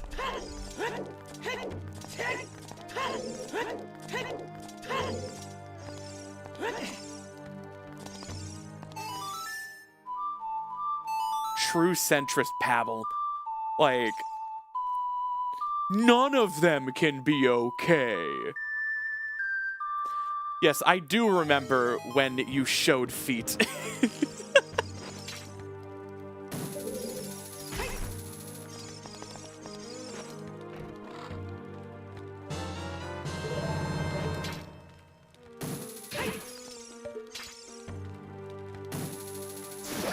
So, I am fairly certain you are allowed to literally, in an academic sense, use the word virgin on Twitch. You know, if they ban me for that, whatever, guess I'll die. But that is the word I'm talking about. And in like 2022, I think, they banned using that word as a pejorative about someone because it is a sexually derogatory word meant to make others feel bad for sexuality or lack thereof. They also banned calling people simps. I'm once again just using that in an academic sense to inform. I am not calling anybody such a thing. I would never. But yeah, so like those two words, even though also someone who is, shall we say, involuntarily celibate, you are not allowed to call someone that either. Now, I think we all, in the real world, understand that's fucking obnoxious and stupid.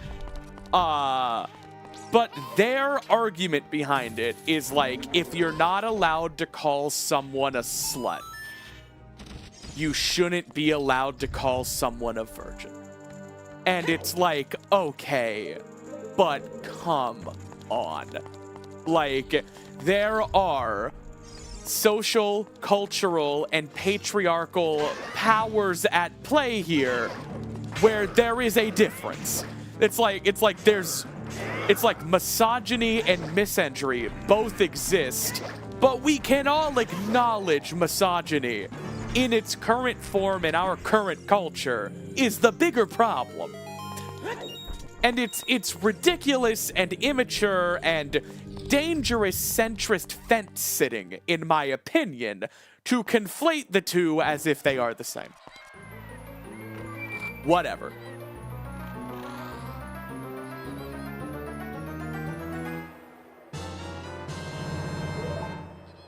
Yo, the mirror shield. Now, since I literally have a mod to make the Hylian shield look nicer, I think the mirror shield, comparatively, looks a bit worse. I sure would like if Skylar made like an HD mirror shield model as well. But, you know, beggars can't be choosers. I'll use it for the light puzzles, and then we'll put the Hylian shield back on.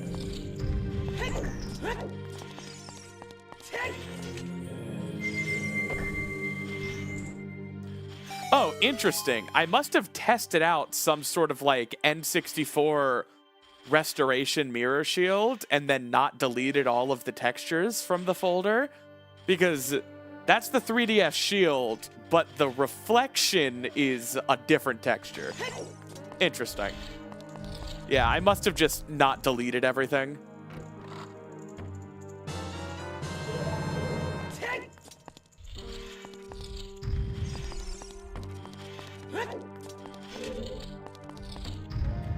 I mean, the $3 pledge on my Patreon is literally called Simping Snaps, so like... I love how this room and its entire puzzle can just be nullified by the long shot. And I know what you're thinking. Oh, that's unavoidable. It's just a consequence of the collision. No, actually, they can make anything hook-shottable or not hook-shottable. It is not tied to any object. It is a standalone collision layer that they add to things they want to be hook-shot. And they could have just made it so those walls aren't able to be, but they didn't.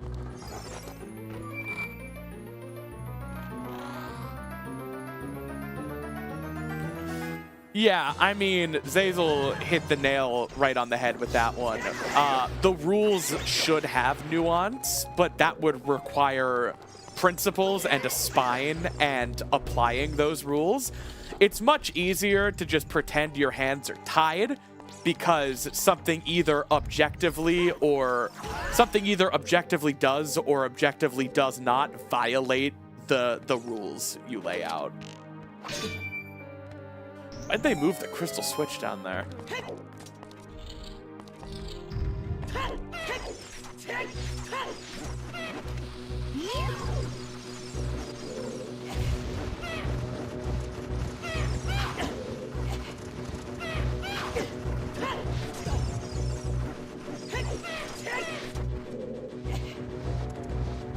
Just like in 2021, when every website was like, okay, guys, he's gone too far. We're banning him for real. We're taking a principled stance. And then they unbanned him in 2024 when he started running again. These platforms are not your friends, and they are not to be trusted.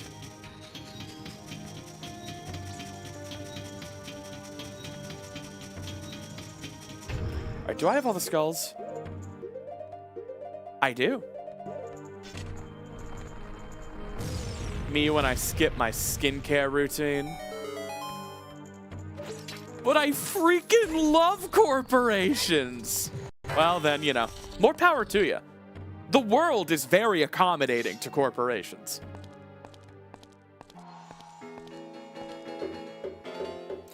Holy crap, Lois, I friggin' love corporations.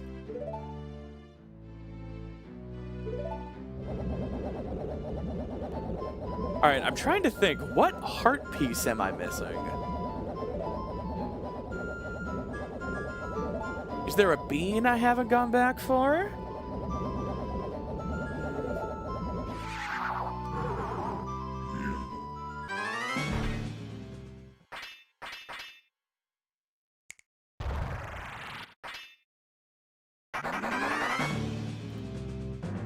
Skulltula token.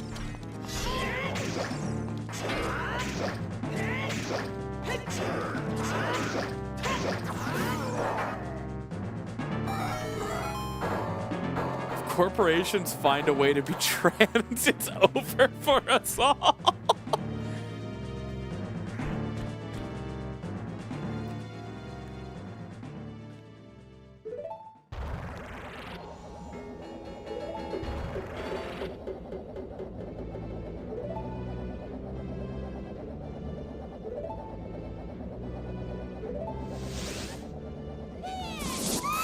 Careful, Mary, you can only say that on YouTube.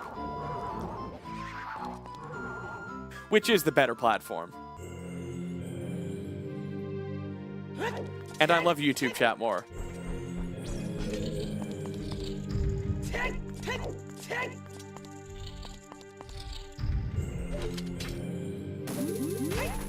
Yeah, sorry, George. It's true. I do love that emote, though, Twitch. YouTube chat, let us know when you hear that.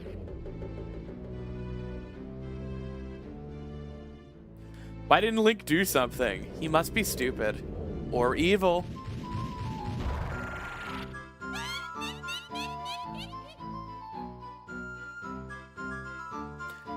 I'm sorry, Twitch chat. It's just that, like, there's more of them on YouTube and they give me more money. In this world, it's milk or be milked, and YouTube's milking.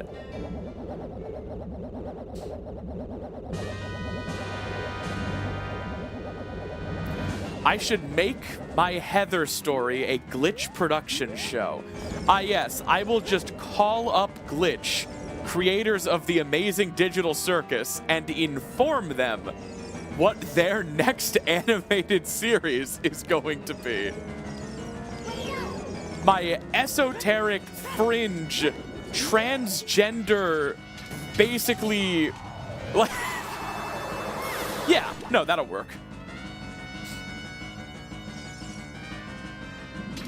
Well, I'm sorry I'm broke, Snappy. Well, I mean, Oreo, it does help that you're apologizing. But, you know.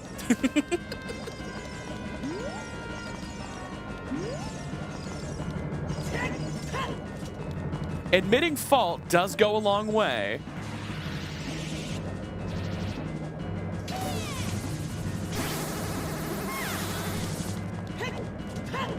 Yeah, I only accept apologies in cash, though. Cashier's check, Stripe, or PayPal?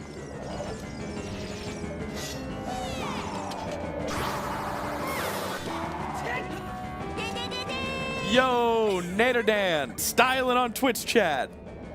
Thank you so much for the $2. Stripe? Yeah, gotta diversify your income streams. Oh, sorry, wood.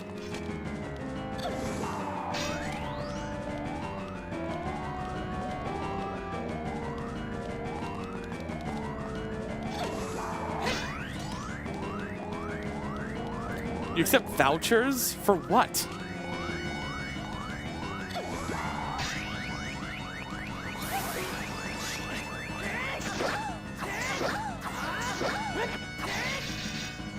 What the heck? That should have been it. That should have been everything. That should... Oh. She just made me small. I'm gonna have to be violent about it.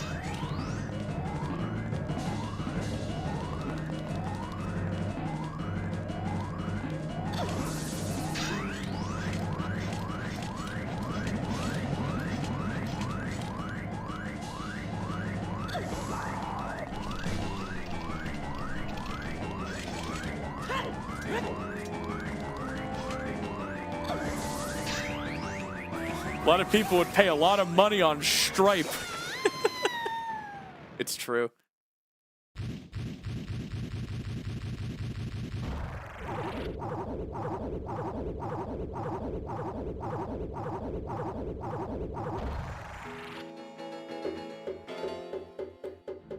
She's hot when she's cold. She's yes when she's no. She's in when she's out. She's up when she's down. She's wrong when she's right. She's black when she's white.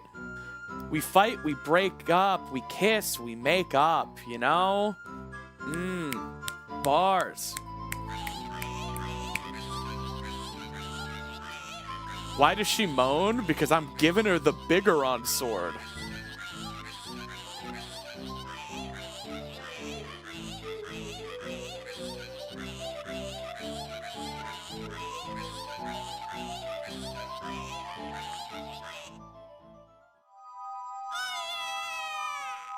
Other than Ganon, are these the only humans that Link canonically kills? Except for Ingo, yes. But that's a secret ending. Whoa! Oreo Voidburn, thank you so much for the 5 gift subs. And just like that, Twitch is back on the menu, baby! Favorite streaming platform, Amazon's Twitch. Love it. You gotta give it to them. They got the best streaming infrastructure in the game. They're the best place for discoverability. YouTube ain't got shit on them. Whoa! An anonymous gifter just gifted 20 subs on Twitch. Another thing I love about Jeff Bezos, he is going to deliver upon us a future of space travel and faring. He's gonna, you know, if there are 100 billion humans, then there could be 100 Albert Einsteins or 100 Mozarts. They are going to bring us the future. And it's all thanks to Amazon's Jeff Bezos and Twitch Incorporated. I love Twitch. Anonymous gifter, thank you so much. Humble, too.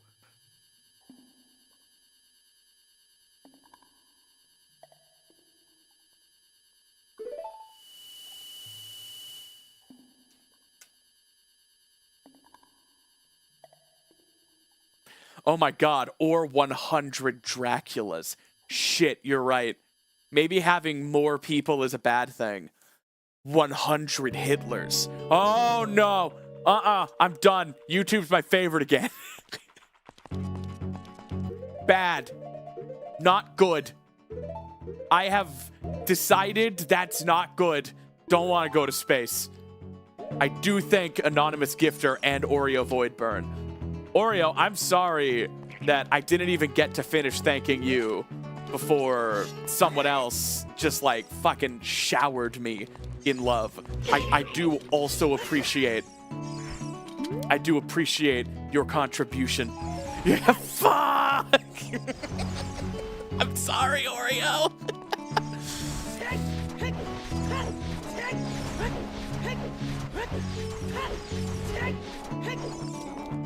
Clipping. Do like one of those like Jeff Bezos fan cams with like the zoom in and out and the bloom and like the music just to what I'm saying. Oh my god, that'd be great. So there's supposed to be 3 heart pieces in Gerudo, and I got them. So what heart piece am I missing?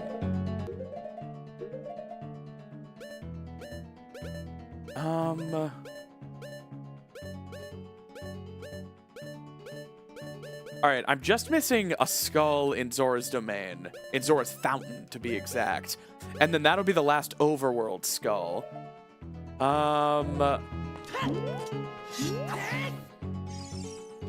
Gosh, shouldn't that be 90? Are there 10 skulls in Shadow? Or have I missed a couple dungeon skulls? If we looked like Heather. Oh, yeah. Bro, I'm just asking, if I looked like Heather and I had her lovely hair, you think you'd date me, though? No, bro, why are you being so weird? No! What do you mean you'd support me no matter what and I can tell you anything? I'm asking you a hypothetical. This isn't about supporting me. This is about if I were Heather, would you take me to Pound Town? Bro! Stop!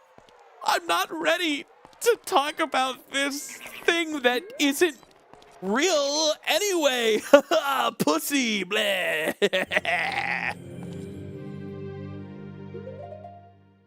Alright, what friggin' heart piece am I missing? I always hate it when this happens. I went back and did my child sweep.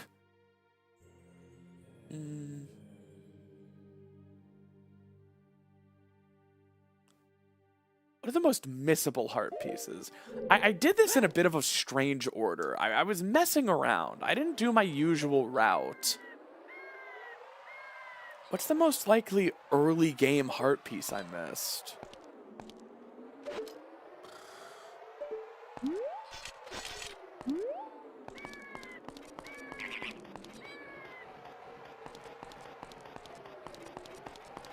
Aw, thank you, Oreo. I did thank you, though. You can't take that back.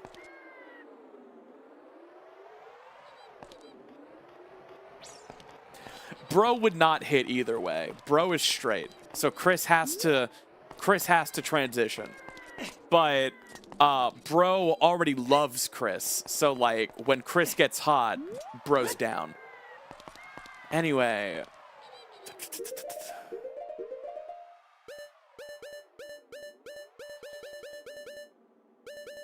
I'm missing one friggin' heart piece.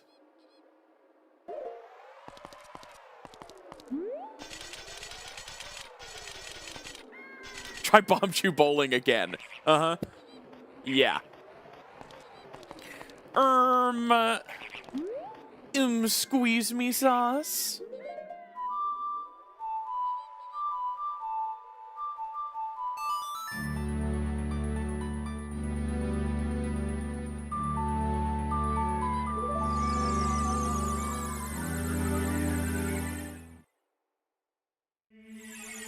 Yeah, I mean, Brayden is straight, so if Chris isn't a woman, Brayden doesn't smash. But Chris is a woman. I'm obviously missing Dampe. It'll be there. I mean, it literally would, because the Dampe heart piece is always there in 3D. So, like, in a bind, I could just go do Dampe again. But I don't think that's honorable. I'm trying to think... What's more likely? Is it a child heart piece or an adult heart piece?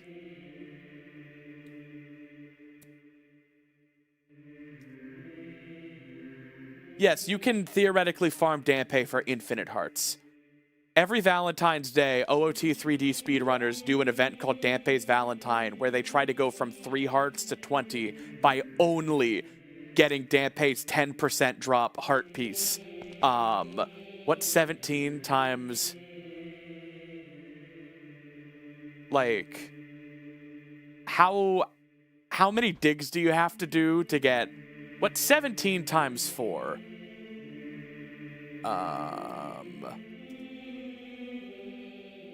68. So you need to get 68 heart pieces from Dampe to get 20 hearts using only Dampe. So then... can you just multiply 68 by 10? Is that... is that a kosher way to get 10% probability?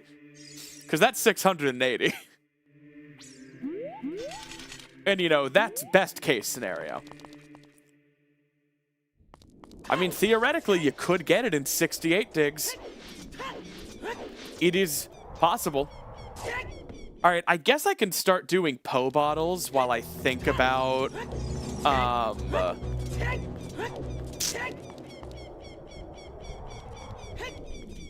Yeah, personally, I think Dampe's Valentine should have to get 69 heart pieces since we're already getting 68, but it's whatever. I don't make the rules.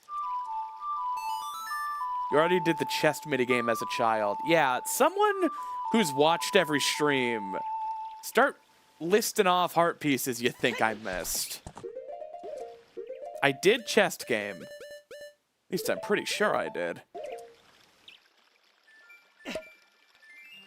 Meanwhile, bro, would you play chest games on me if I looked like Heather, though? Yeah, big pose give a bottle, not a heart piece. I am doing those, though.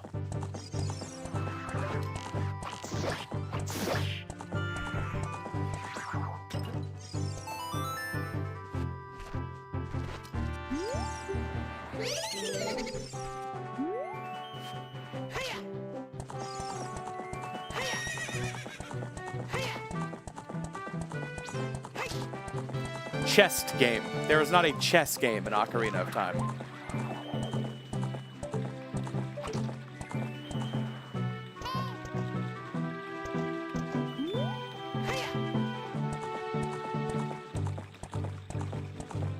Where the heck did the Poe appear?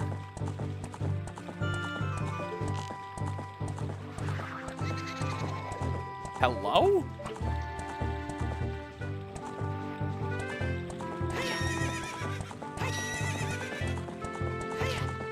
Whatever. This one's weird. Kid Sketchy, back to you. Deku Theater. I have not, but that's not a heart piece. That's a nut upgrade.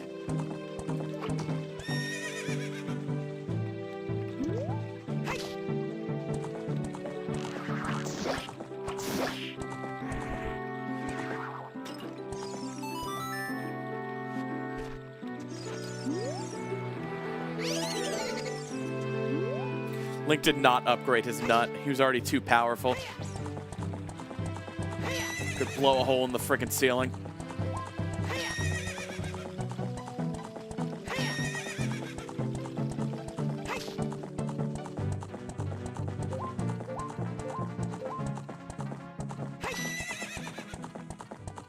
I did that grotto as child, right? Like, I just did that.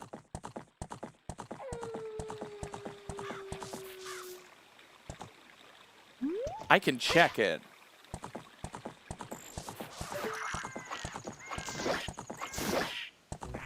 But I did do that one.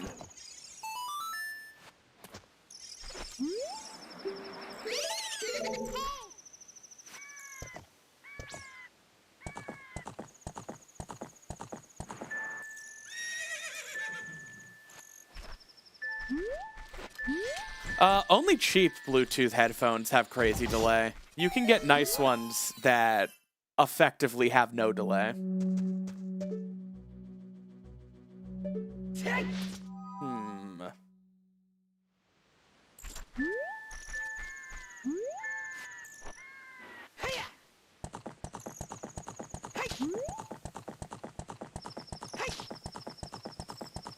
But like for Bluetooth and not 2.4 gigahertz, you do have to go pretty fancy. But if you're willing to get like a 2.4 gigahertz USB dongle headset, you can get zero latency with those because it's a USB connection to the computer, and then your headset is just wirelessly communicating between the dongle and the headphones.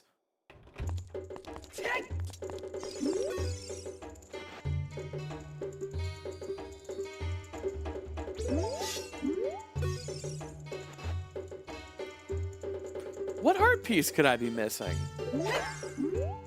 We did Ocarina game. I know we did. It was terrible. We did frogs. I know we did. It was terrible. What wasn't terrible? I know we did Goron Pot because it was terrible.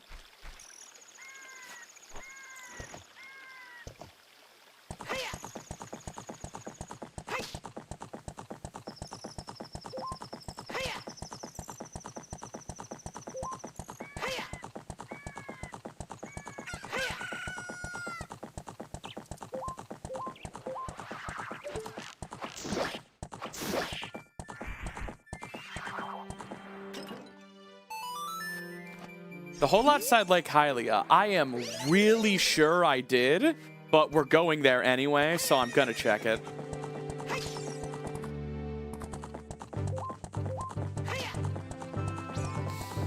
No, I got the heart piece from Ranch. I know I did. Unless... Didn't I? We did fishing, and it was terrible. Man, I forget where the Poe is specifically. Poe! I do know this is the laggiest part of Hyrule Field on N64. So many trees. The 50th Skulltula. I really don't think that's it. Shit on my tits.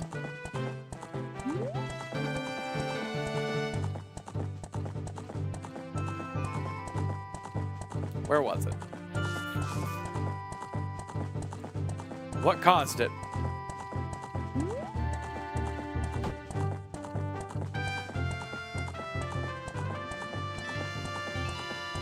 What caused it?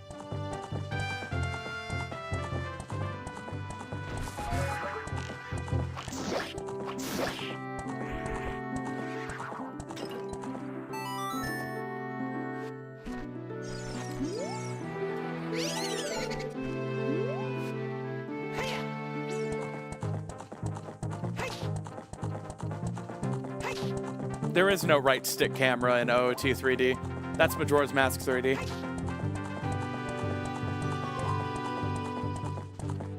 All right, we can check this.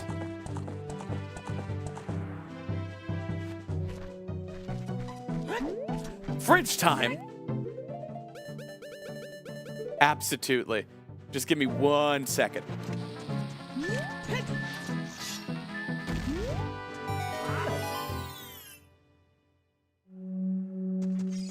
No, I did this guy. All right. Vitrin told me to check the fridge.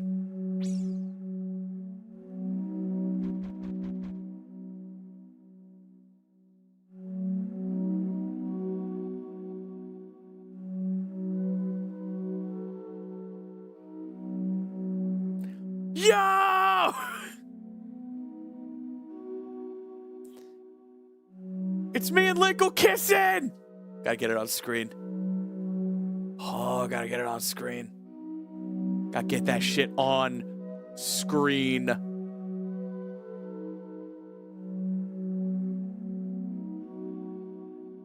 Behold, Vitrin, in their infinite wisdom. Hell yeah.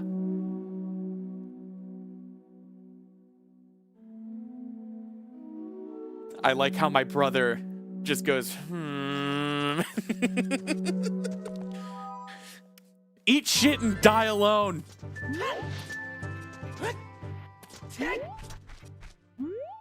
It's good art.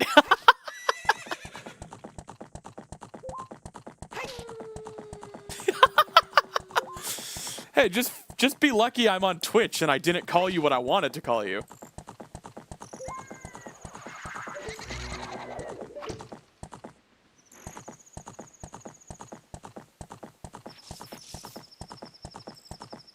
I'm sorry you hate lesbians, bro.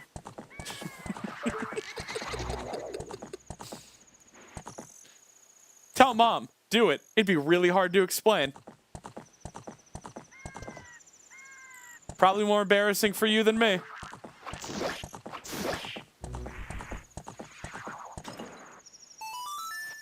I'm literally drawing fan art of you right now and bullying me. I don't hate the part of you that's my fan. I hate the part of you that's my brother. Barth breath, get out of the bathroom. It's picture day. Thank you, Vitrin. Uh-oh. A dog's barking. I hate when he does that bark because he's so convinced someone's banging on the door. But someone isn't and they never are, and it always scares the shit out of me. I'm always like, oh my god.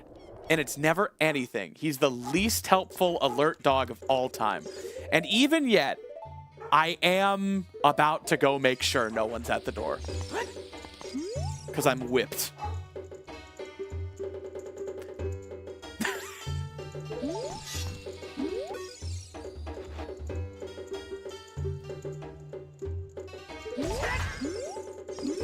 Yeah, story, obviously. All right, you know what? We're at the 3-hour mark and we didn't do a break anyway. I am going to pause for about 5 minutes. I'm gonna pet my dog, gonna cool him down, and I will be back in about 5 minutes. So everyone stand up, stretch, grab some water, and I will be back in just a minute.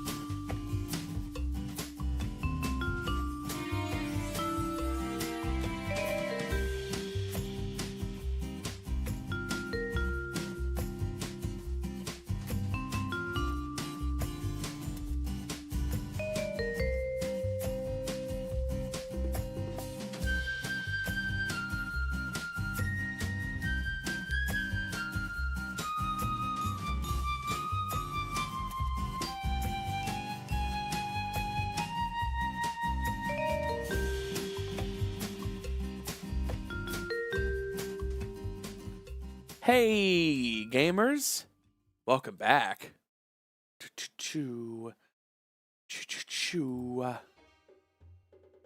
Das Fluten. Ba-ba-bum. It is Friday, January 30th, 2026. We currently have 20,000 live viewers. Don't say anything. And we're gonna play some more Ocarina of Time 3D.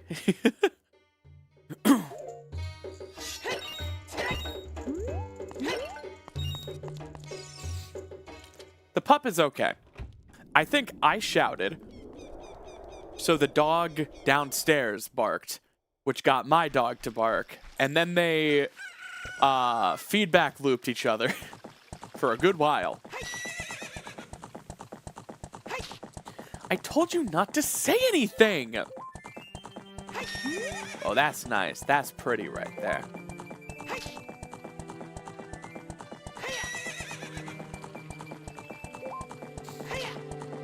Alright, I always blank on where this one is. Is it this sign? Is it this patch of grass? No. Is it going between this tree and this sign? No.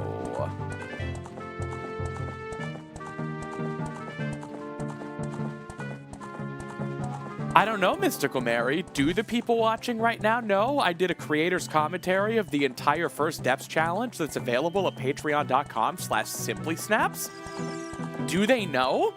Do they know you can get over an hour of exclusive behind-the-scenes thoughts, impressions, and musings about my first big breakout video? Do they know they can get that for just $3 a month? Do they know that tomorrow, the final day of January, I'm publishing another creator's commentary because I promised I was going to make those monthly and it's the end of the month tomorrow? Do they know?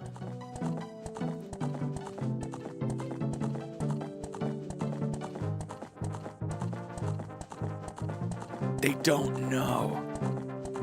Whoa, one of 20,000 viewers.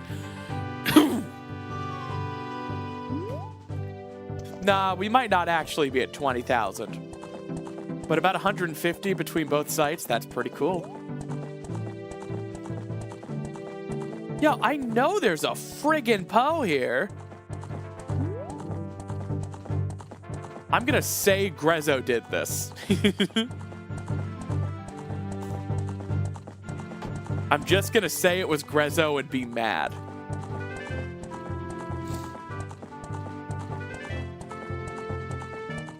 Did you know that if you pledge to Patreon while I'm streaming, I give you a little kiss?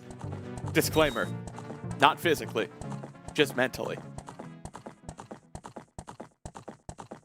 What if you Google it? I would never. Yeah, by the way, it's not 20,000 live viewers, it's 200,000. I get Markiplier views. Hello, everybody. My name is Multiplier, and today we're going to do division.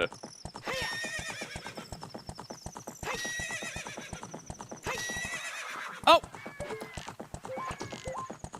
No!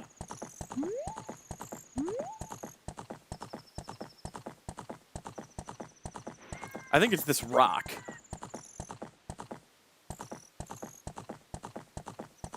And I'm so washed. I don't have literally the exact location of all 10 big Poes for 3D. I know they're the same general locations, but they're different visual landmarks, which is why I'm struggling.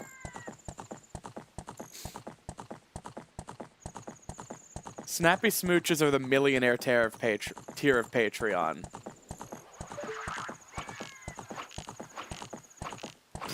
Bro, no!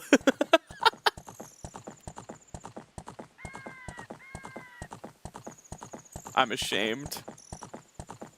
I'm the whole washing machine. I'm not just washed, I'm the dryer.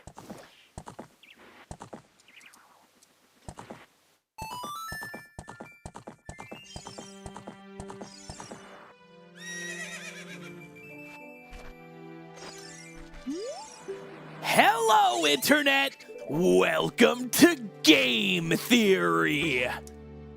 Why is everyone so amazed by my ability to do that? It's just any AMAP can do that. It's just delivery. That's not what Matthew Pathu sounds like either.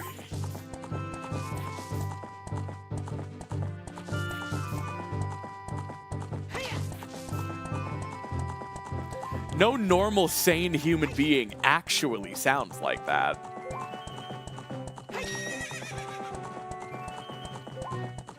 Yeah, the M stands for MatPat.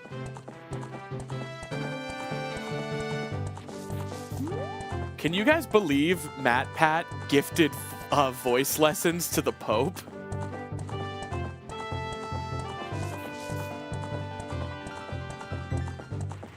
Okay, where is the big Poe here? Is it this wall? I don't think it's this wall. No. Is it going between this tree and bush? Bush light? God damn it! Shit! Shit on my tits!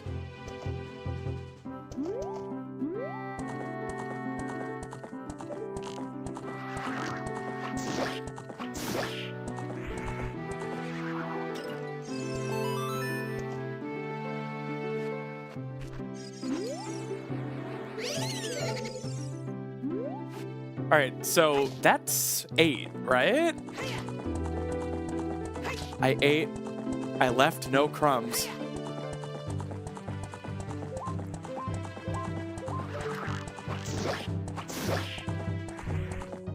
I-9.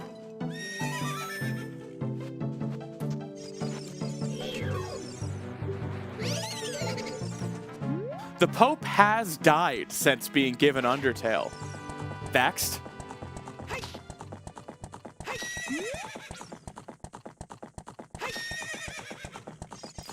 I think giving the Pope a game that's message is about the goodness at the heart of humanity and pacifism and empathy above all else was a fine thing for the video game guy to give to the Pope. It wasn't MatPat's fault that he that he was put into a position where he had to come up with a symbolic gift for the Pope. What do you give to the Pope? You're not going to give him something physical. He gave him a gesture. It was symbolic. And also, like, not to, a lot of people infantilized the Pope there of, like, he wouldn't get it. Guys, the Pope isn't from the 12th century. Like, MatPat explained to him, hey, this is a video game that's really popular with kids right now. And while it seems a bit silly on the surface and has a bit of violence, it actually has a message about hopes and dreams, empathy, compassion, and above all, pacifism and peace. Like, I don't think the Pope's a fucking idiot. I think his brain can wrap around the concept that this is a symbolic gift from someone. That's like, I don't know. I never understood the hate. Yes, it's a little silly, and Matt understood that. But, like, the idea that it's, like, blowing the mind of a coughing Victorian child trying to explain Undertale to the Pope. No, I think he got it. I think he understood the gist, you know?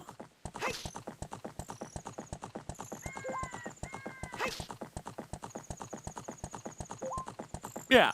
No, exactly. Who gives a shit about the Pope, first of all? I don't even think MatPat is Catholic. So, who gives a fuck? Yeah, and I don't really care about the Pope. But if I, for some goddamn reason, was part of some event where, like, I was gonna meet the Pope and do a photo op with him, like, if I were going, because I don't think I would show reverence to the Catholic Church like that. But if I would, the Pope is just a guy. You know, just get him something. And if it's a symbolic gift with meaning, just explain the meaning. That's what I really think a lot of people got hung up on. They're imagining trying to present Undertale to, like, the Pope they have in their head, which is, like, a dude from the 11th century. Which just isn't the case, you know?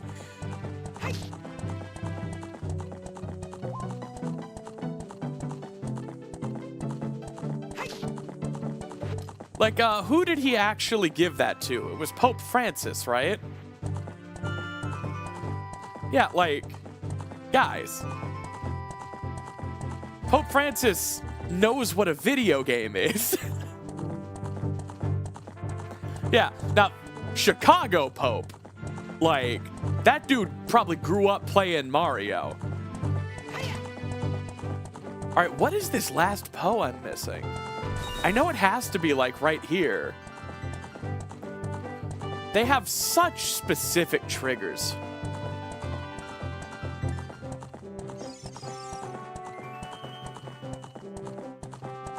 Man.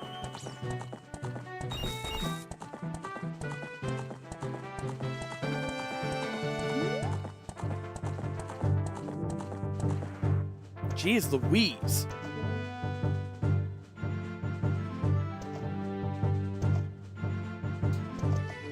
I do just want to say, whoever the anonymous gifter was that gifted 20 subs, you're cool. And Twitch is my favorite.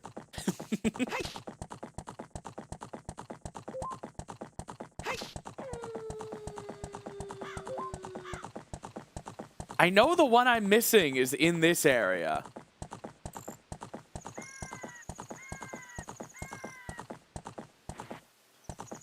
But where? Minnesota Pope be like, Pope, gotta sneak on past you.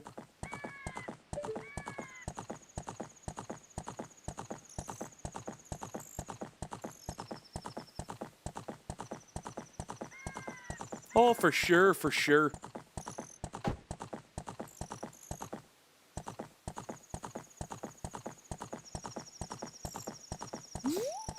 All right, does someone want a back seat? Where is this goddamn Poe?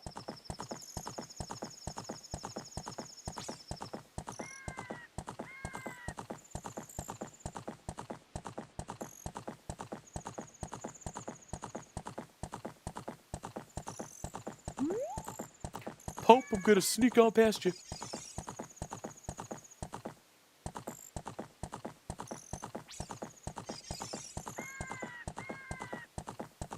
Yeah. I think a lot of people fall into things like meeting the Pope and giving him a gift because they get caught up in the whirlwind of something being, quote unquote, an honor. Like, oh, I've been selected to meet with the Pope and, like, to give him a gift and talk to him about the internet and how to reach the youth. But I think people like MatPat, if they thought critically about it, like, do you want to help the Catholic Church reach children? Are you so caught up in the fact that this is, quote, an honor and is special, something most normal people don't get to do, that you haven't stopped to ask yourself, is this something you actually want to do? I think a lot of people who suddenly find themselves noteworthy or famous make that mistake of like, oh, this is an honor, so I must do it. Because it's an honor. Is it an honor to you?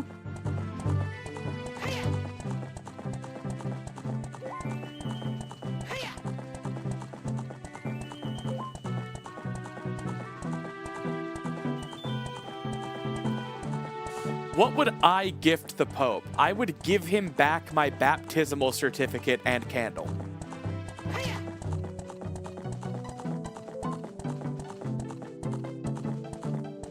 All right, where is this Poe?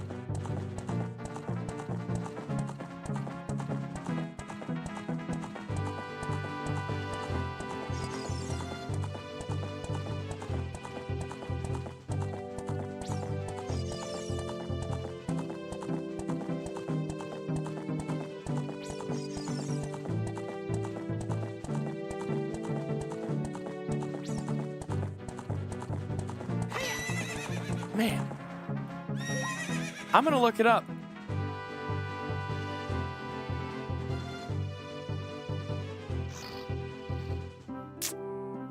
I think YouTube chat on screen broke. Let me fix that. Okay, YouTube chat should be back on screen.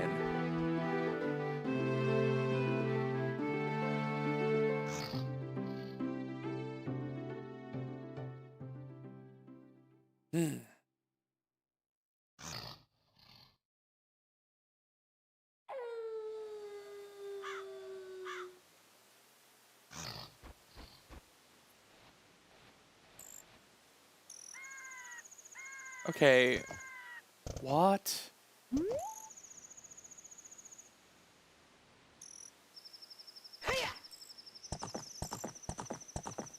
Did I get the one along this wall? It's saying there's one along this wall. Oh, I'm so pooey. I'm frustrated.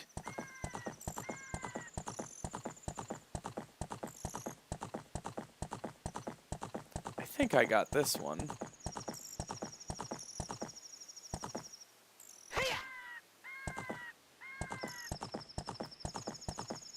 I'm just trying. This is a frustrating guide. Thank you, IGN, for nothing.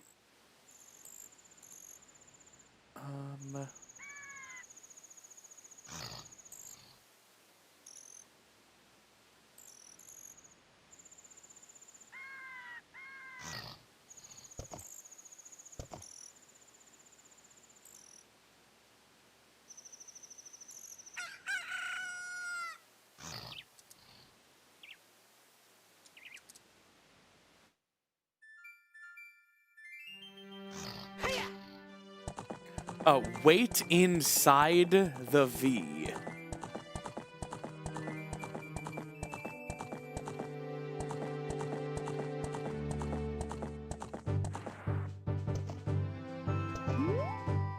Is this the one? Did I get the one in this V? I think I already, like, did a drive-by here and triggered it on the other side of the wall. Did I get the one by the river? By the moat?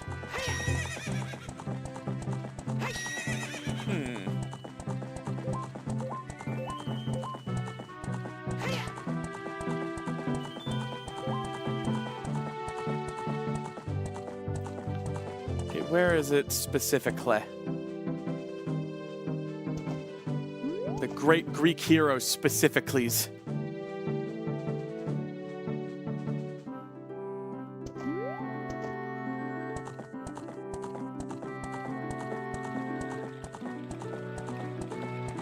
There doesn't seem to be one by Kokiri Forest, apparently.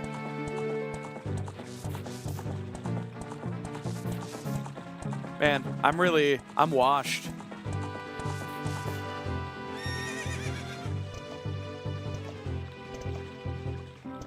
Did I already get this one?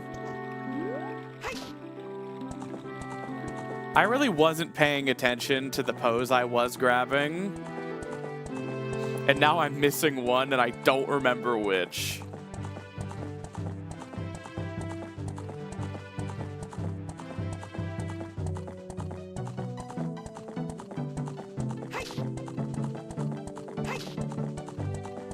Yeah, I think this bottle is the thing the most people don't get. I think this is the most common, like, 99th percent. Like, I don't think the Big Poe quest is at all intuitive.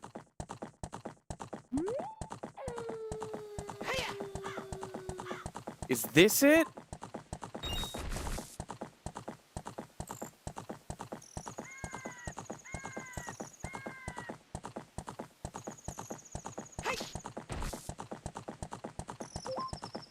The fact that there's no indication where a Poe is supposed to be.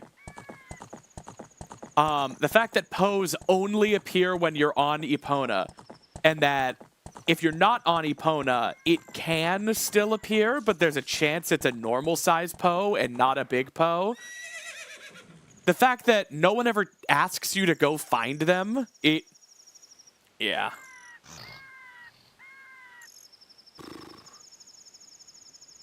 Yeah, this Zelda dungeon guide really isn't that helpful either.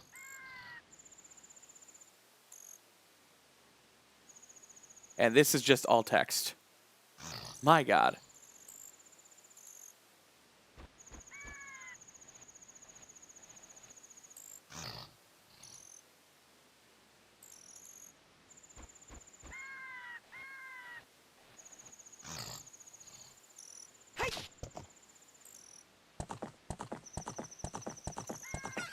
Apparently, there's one like here, which is so close to the one by the boulder there, that I wonder if this is the one I grabbed and then wrote this area off when there's also one by this boulder. Is there also one by this boulder?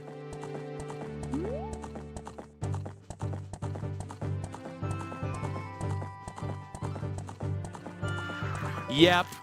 Oh, that makes me mad. Those are too close to each other. Those are too close to each other.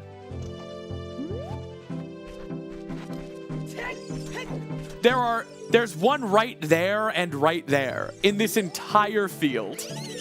I wrote off this section of the map. I was like, I did it.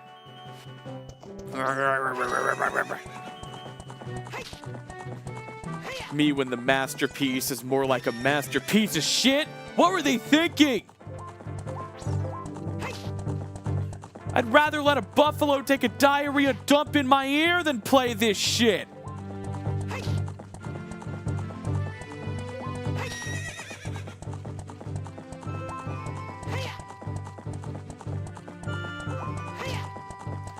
Cow a fucking piece of dog shit. I wouldn't rather that. I'd rather eat the rotten asshole of a road-killed skunk and down it with beer. Yeah. Mama just cracked open an IPA. Don't drink, kids. You should drink beer, not kids.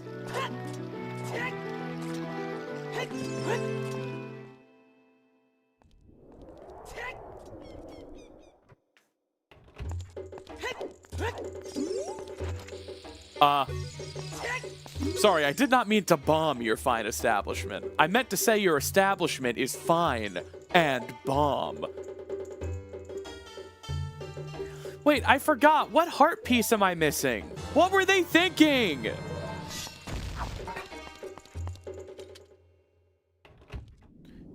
He's gonna take you back to the past to play some shitty games that suck ass. He'd rather have a buffalo take a diarrhea dump in his ear. He'd rather eat the rotten asshole of a road-killed skunk and down it with beer. Yeah. You know what's fucked up? James Rolfe, the angry video game nerd, started posting videos onto YouTube 20 years ago this year. I have been watching YouTube videos for about 20 years. James Rolfe was, hang on. I was on the phone the other day and just like,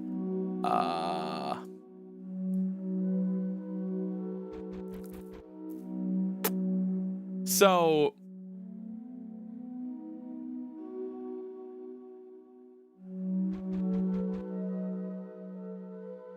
how does this work? James Rolfe was born in 1980 on July 10th. He was 26 years old in 2006 when he started posting videos on YouTube. I was born on July 10th, 1999. I'm 26 years old now. And now people are watching me.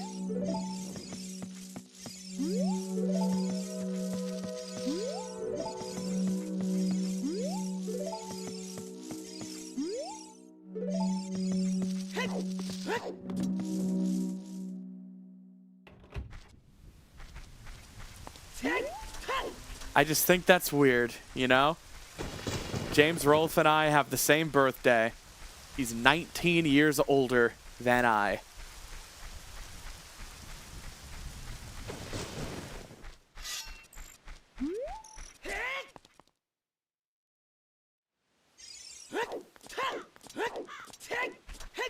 Where is this last shart piece? Yeah, I had unrestricted internet access. Does it not show?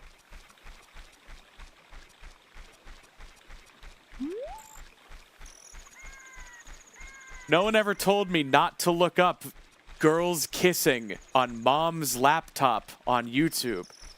If she ever saw that history or got videos recommended, she had the kindness in her heart to not tell me. It wasn't until many years later that I thought, I sure was looking that kind of stuff up on mom's computer. She didn't watch YouTube back then. There's just no way. But, like, it wasn't even porn. I was literally, like, 9 years old and was a super repressed lesbian and just wanted to see it. I wanted to make sure it was real. It was just, like, 240p 2009 videos of, like, fully clothed women kissing. And I watched it on my mom's computer and did not clear history. And if she ever knew, she did not traumatize me by telling me she knew. And then eventually I got my own computer. Yeah, I was literally out here inventing lesbians. Yeah, I just needed to make sure, you know? I needed to make sure. What heart piece did I miss? I'm starting to think it must have been a child heart piece.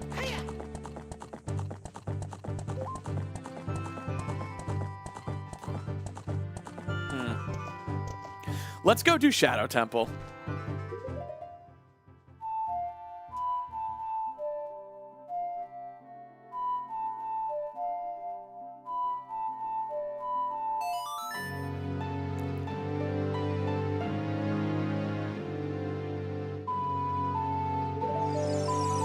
Every gal pal before Snappy was actually just gals being pals.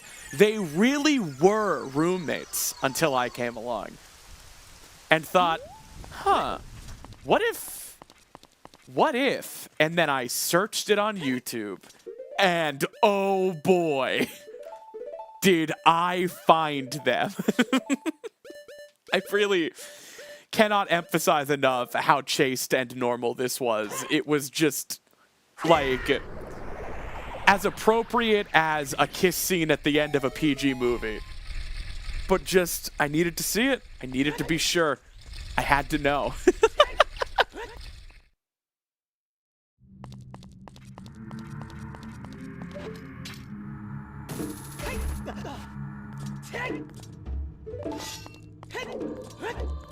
All right. Because of Nadadan, we are doing Shadow last. Whoa, that's scary.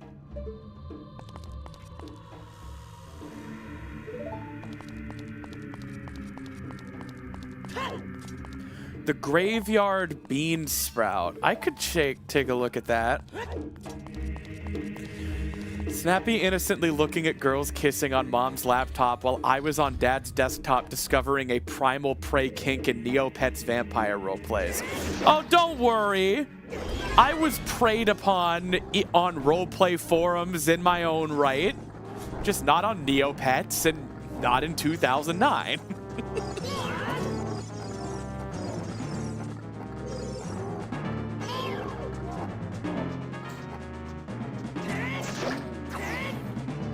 My generation cut its trauma teeth on Omegle. Omegle was the place to go if you wanted to get groomed.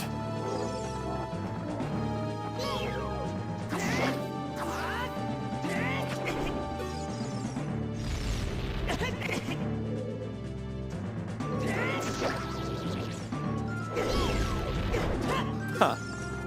Jump slash doesn't seem to work as adult.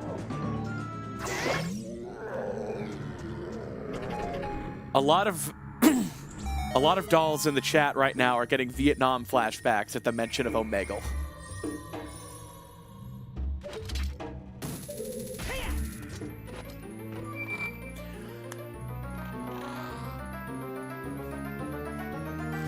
Yeah, I know you were role-playing on Neopets in 2001, but you framed it. You said while you were doing that on Mom's computer, I was doing this on Dad's.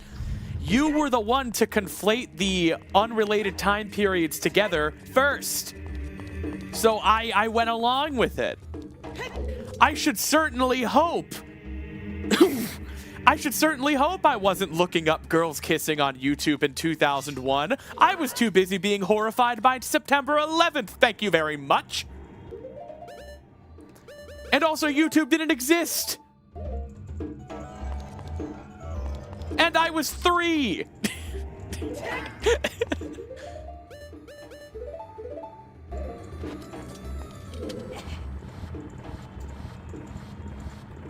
I know someone who met their ex-husband through Neopets. Ah, could you imagine seeing your ex-husband on Neopets? Oh, you mean they met before that on Neopets. You drew me, it's in Discord when I'm done. When I'm done? I mean, when I'm done having not seen this? 'Cause I am.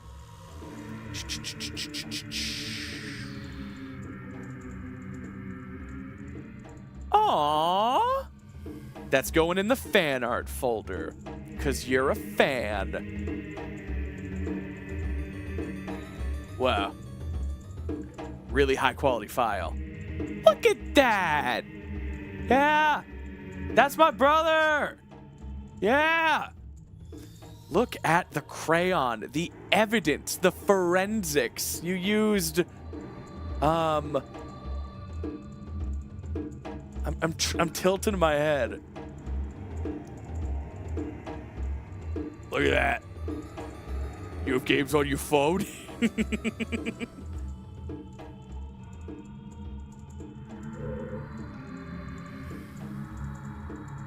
All right. All right, I'll stop embarrassing you. Crematorium pink. No wonder I wasn't confident saying that. I thought there's no way that's what that says.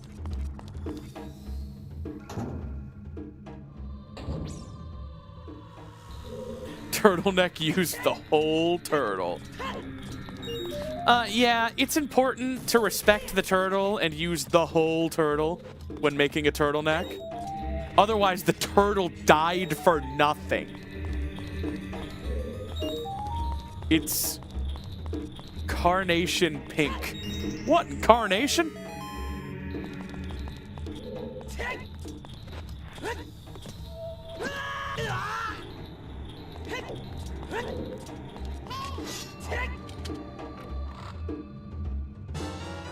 America is a carnation.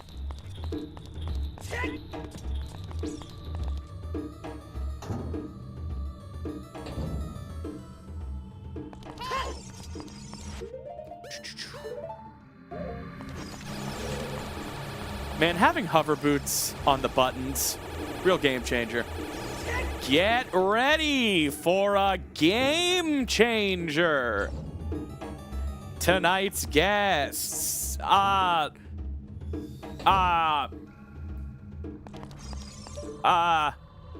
Pronouns, please. Name and pronouns, please. Name and pronouns, please.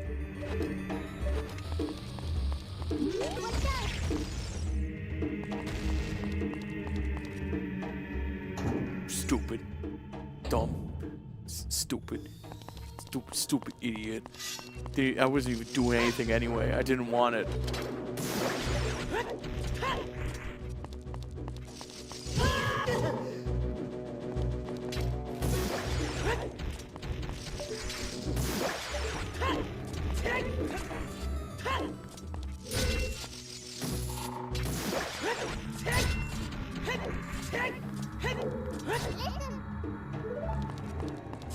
I pronounced them fucking dead. That's the woke world Nintendo created when they made Tomodachi Life live in the dream. I fell. This room is too long for voiding you out to send you all the way back to the door. I said it.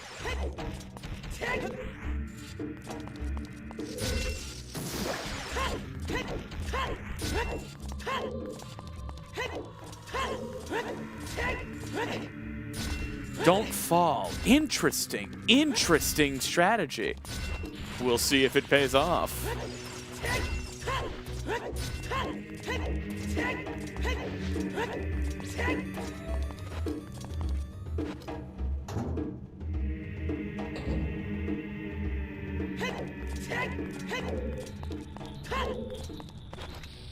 Whoops.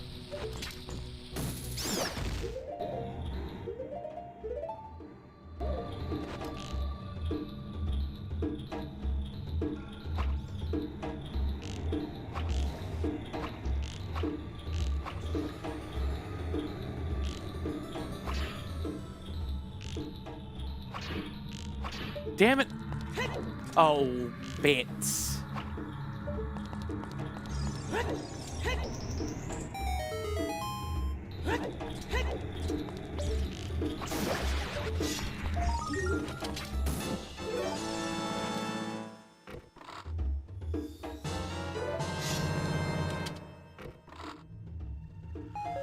I'm so rando-pilled. These chests are garbo. I'm only here for the skull. The skull, too.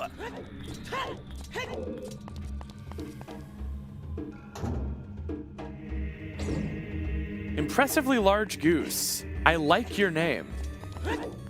How large are we talking? Impress me.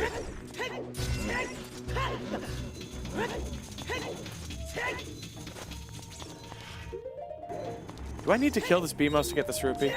Nope.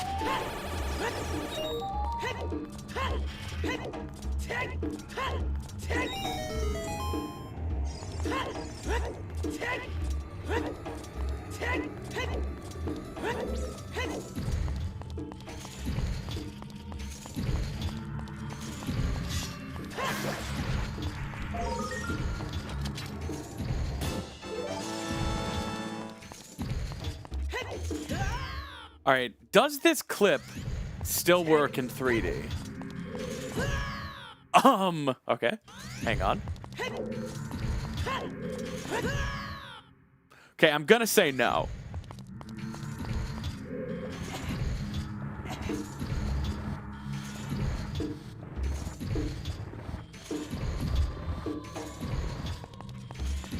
I have played a bit of Untitled Goose Game, yes. It's pretty good. 7 feet tall, not including neck length.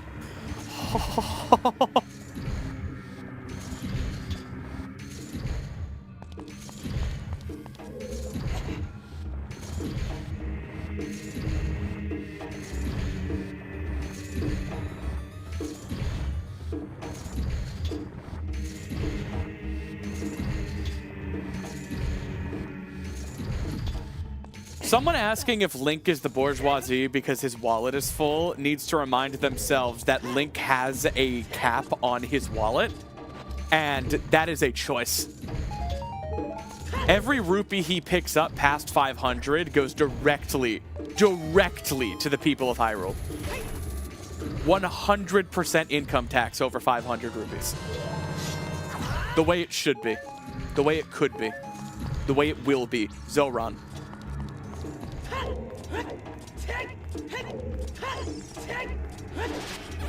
Guys, Mamdami was mayor for a month and Nintendo is already saying the words non-binary. It's happening. These are obviously correlated.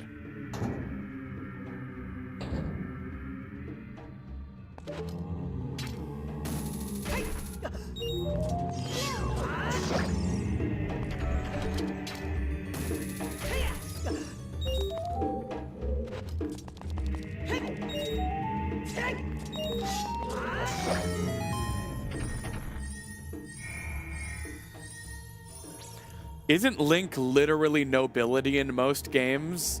No. No. The only Link I can think of that is not confirmed to be, but could theoretically be nobility is Breath of the Wild Link. Because his father was a renowned knight, and he was raised to be the hero. So we can assume Link was knighted. Although I don't know if the dialogue ever actually refers to him as such. And in the actual canon games, not Age of Calamity, in the canon games, we never even see him in the knight armor. But, like, I could believe that Link is maybe nobility in Breath of the Wild, but what other game are you thinking about? Wind Waker, there is no royal family, and Link was born on a random island. Ocarina of Time, Link was raised by the fucking folk in the forest. Twilight Princess, he's a poor farmhand. Skyward Sword, he's a schoolboy and there is no royal family. Yeah. No, I can think of one game where maybe Link could be nobility, and that would be Breath of the Wild. Otherwise, I can't think of anything. Maybe you're suggesting like Minish Cap because he's like childhood friends with the princess and we don't really know why. But isn't like who's raising Link in Minish Cap? I don't know.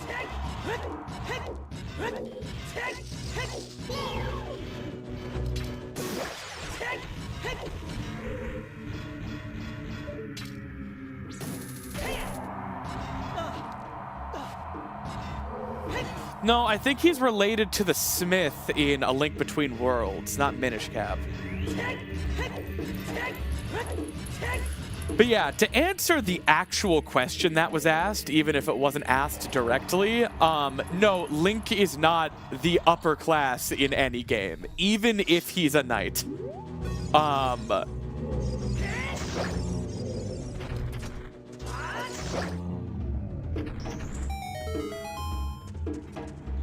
I wasn't planning on talking, but I am the Minish Cap CEO. Well, thank you so much for taking time.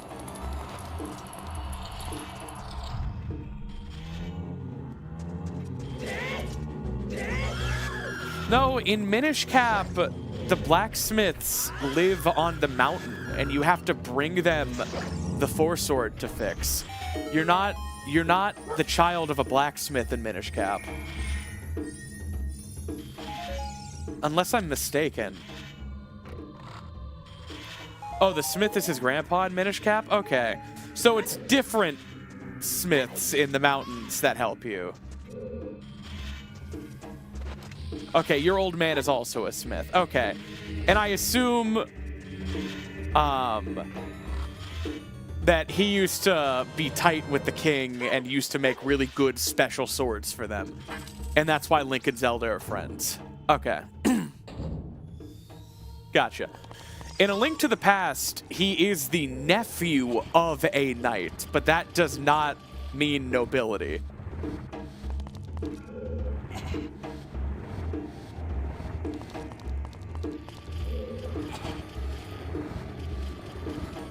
Gotcha.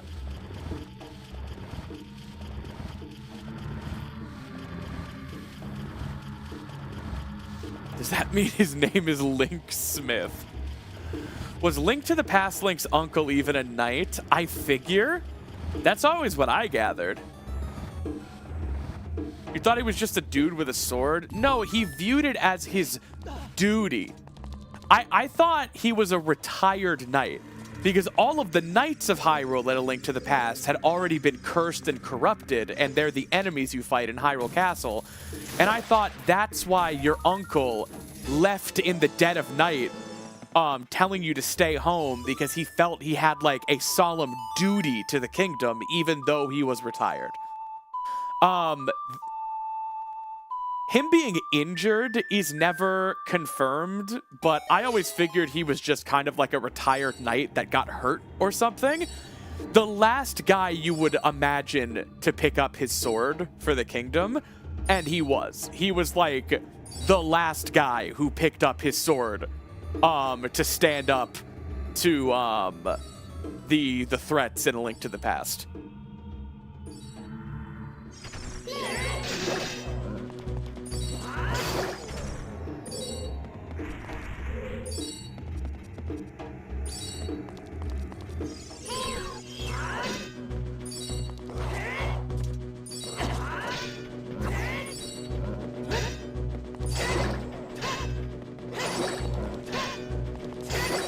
What freaking heart piece did I forget?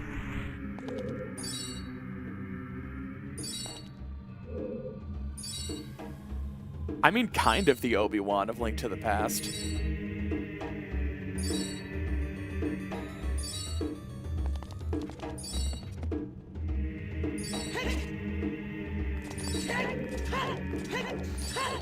Yeah, and this is total fan fiction territory, but I like to think the reason your uncle was, like, killed and left to bleed to death in the sewers is because he was trying to reason with one of his corrupted former comrades who was still on, like, the precipice of losing his humanity, and he didn't have the wherewithal to kill his friend. And as the corruption took him, his friend killed him. That's my own little fan theory of how your uncle got killed at the start of A Link to the Past. We just find him slumped against a wall, dying.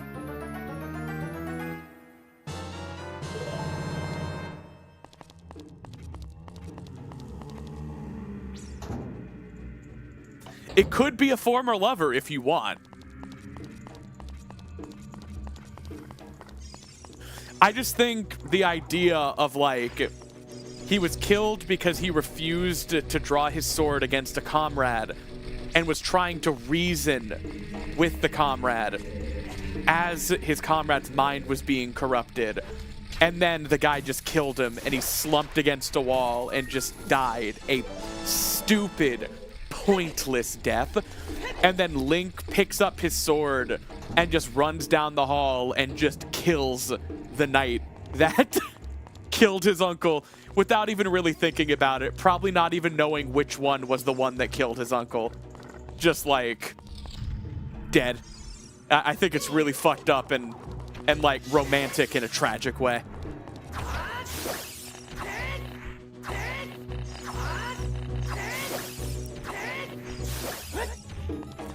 You killed my uncle. Yeah. Link's gay uncle who works at Nintendo. Daddy wants to work at Nintendo. There are not heart pieces in Bottom of the Well. But everybody feel free to continue suggesting heart pieces. You know the phenomenon where it's like, if I asked you to name every book you've ever read, you probably wouldn't be able to name 5. But if I asked you the name of a book, and if you had read it, you would almost certainly be able to tell me yes or no without even thinking about it. That's because organizing an entire list of things into a category of read or have not read takes a different kind of computational power in the brain than simply having those connections triggered in your mind by hearing the thing and just knowing whether or not you've done it, right? So just start naming heart pieces, and I will know if I have, in this playthrough, done it or not.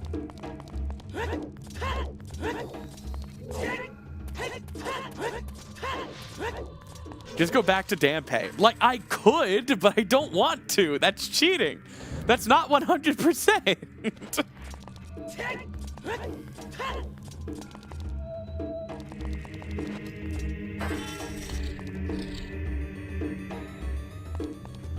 You could name 20 books. If you had a lot of time, you would struggle to. The reason Name a Woman is such a meme is because it's not that everyone, including women, are sexist and can't even name one single woman, including themselves or their mother. It's that we're really bad at being put on the spot and just out of the ether pulling things that fit a category we're demanded to meet. I actually watched a streamer name 100 women the other day. It took him 20 minutes. Because it's hard. It's just hard recalling a large list of something. Yes, I did do Dampé 100. I did do Dampé under a minute. Thank you. Whitney Houston, we have a problem. I can't think of 99 more women. You're my lifeline. You're the one.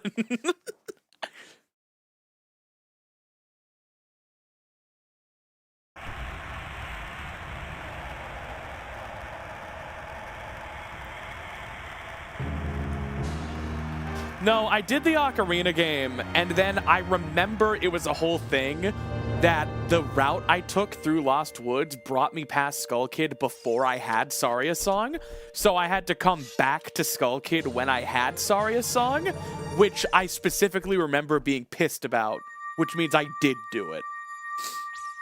Keep naming them, though. Yeah, Ocarina of Time doesn't have heart pieces in dungeons. That doesn't start until Twilight Princess, which has 2 heart pieces in every dungeon, except Hyrule Castle? Does Palace of Twilight have a heart piece? I think it does. I think I know where it is.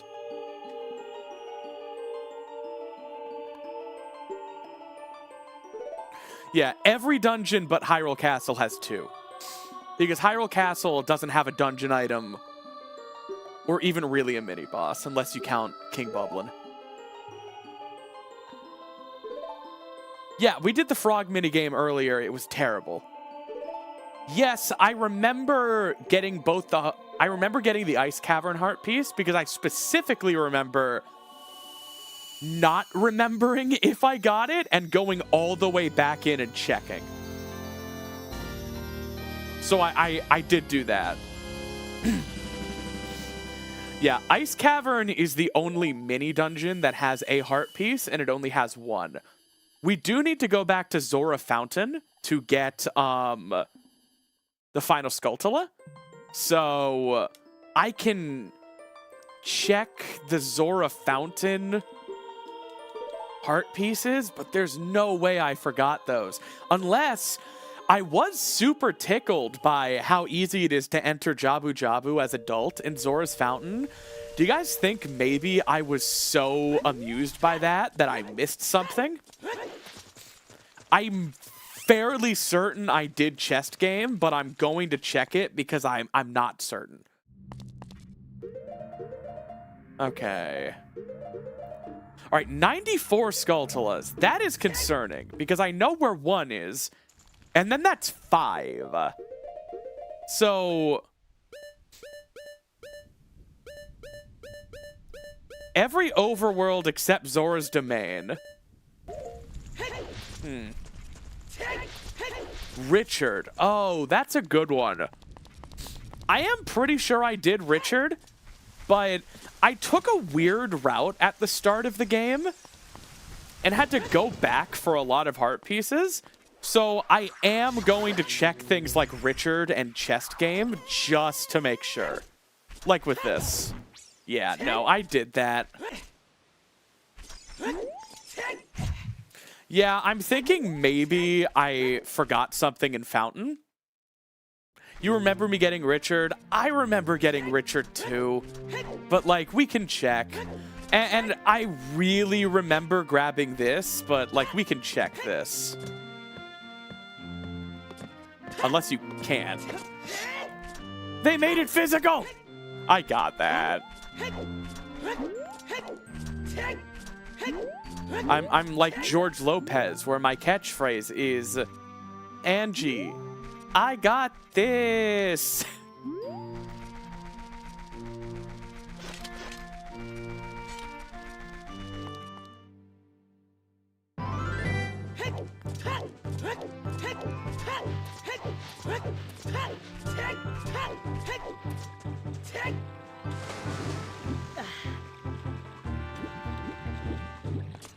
Yeah, I really think I remember chess minigame too. Hey, if y'all want to be like my goodest little boys and girls and just go check the VODs and see if I did some of these.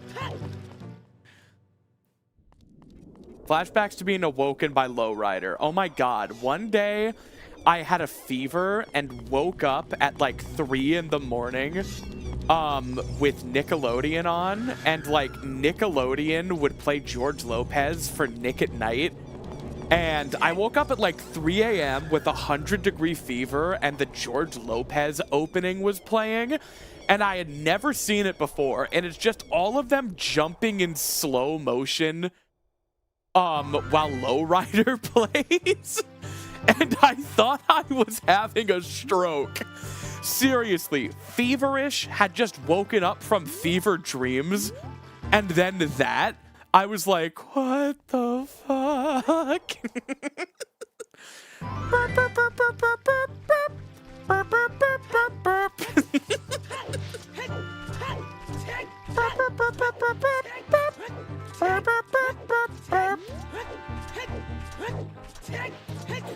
Is there a heart piece in one of the random grottos in Hyrule Field? Yes, and I already checked all of them. I did the entire Big Po quest while having this existential crisis about heart piece locations, and I checked everything in Hyrule Field.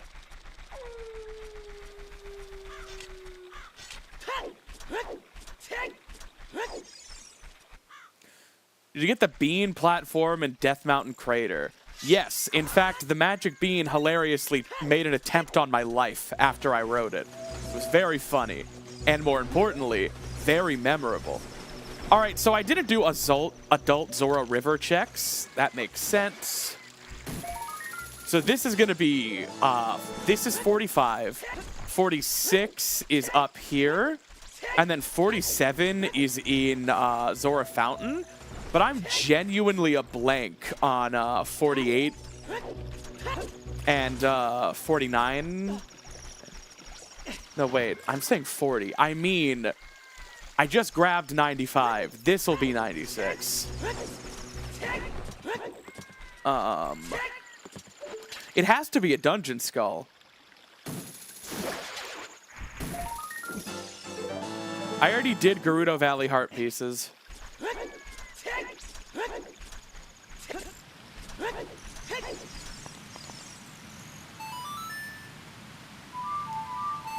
Someone commented on my snappy supercut, like, I appreciated the scurry reference, but that's not really what they sound like. Because remember, I was like, that's just like scurry. Egg? Are you seriously what kidding me? What with that's in the egg and what's that with an egg? How can you be real right now in regards and reference to the egg of which you are presenting to me now? Egg? Like, the idea that someone very genuinely, very sweetly was like, yay, I love scurry. That's not really what they sound like, though. Fucking kills me. I almost replied, that's literally a spot-on scurry impression. I get complimented on it all the time. But then I was like, if this person is being genuine, I don't want to, like, upset or confuse them. All right, let me enter Jabu real quick to see if there are any skulls in there.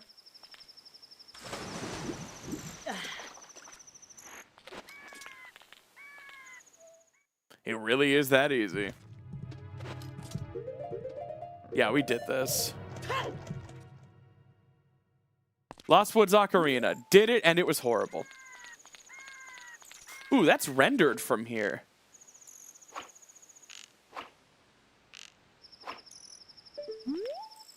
Funny. Another symptom of Grezzo's enhancements they didn't think through well enough. Arrows have a culling distance where they stop existing. And that's normally not a problem on N64 because nothing can ever be that far away and still rendered because the N64 has aggressive draw distance and culling. But now we can see that skulltula and our arrows are vanishing into the shadow realm. So one of many examples of like, oh, like that's something Grezzo improved on a technical level, but didn't think through all the way, just like the frame rate.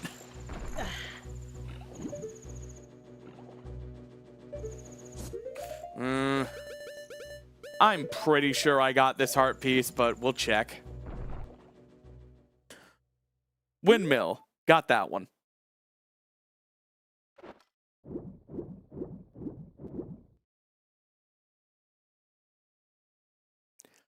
Is this really real right now with this egg for which you are presenting to me now for the first time in my life, egg? I cannot believe this is an egg with an egg right now.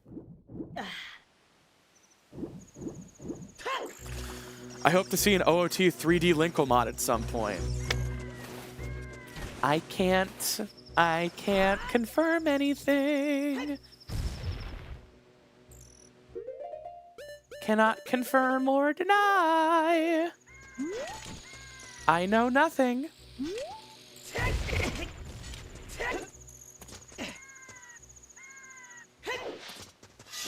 I am but a humble YouTuber. Yeah, I did horseback archery. I don't know anything about an OOT 3D Linkle mod, and I beseech you to not bring it up further.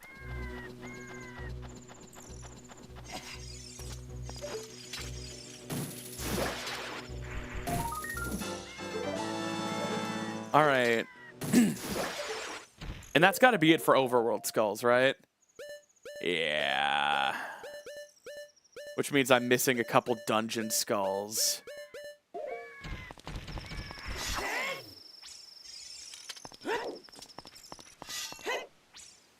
Oh my god!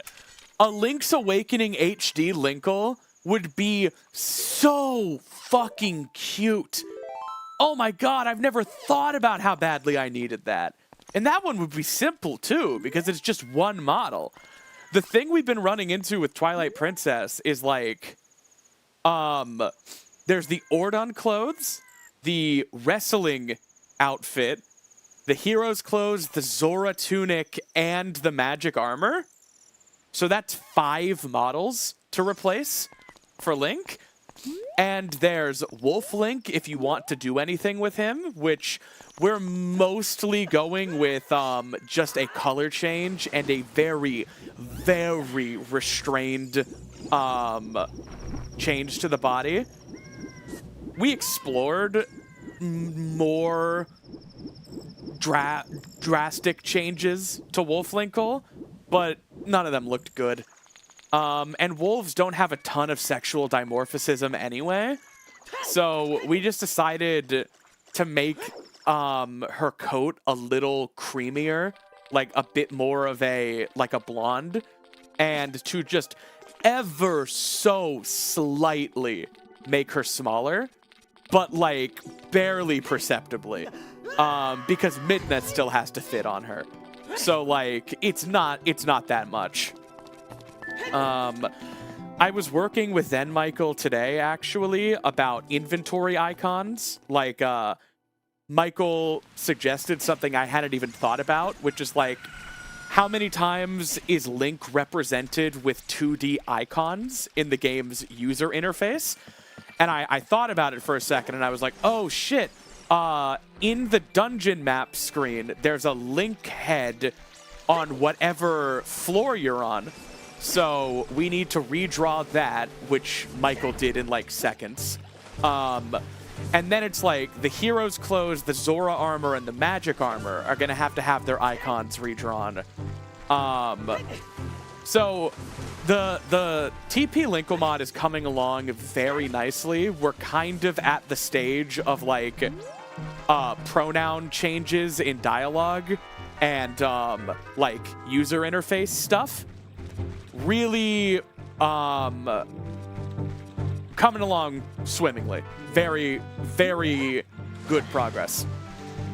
Do not have a timeline for release. All right, I'm gonna have to start checking dungeons.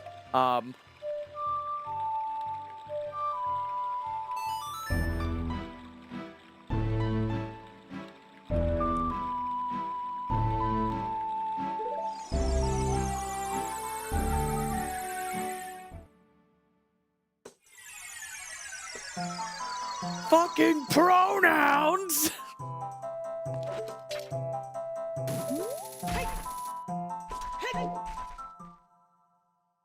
Currently TPSD, but it would be trivial to make an HD port. Okay, we're done here.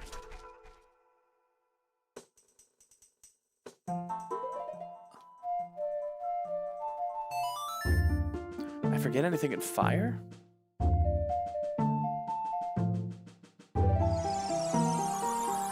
That's helpful, Matt. Thank you. Then I must have missed something on Tuesday, because I've been really thoughtful today about the late game heart pieces.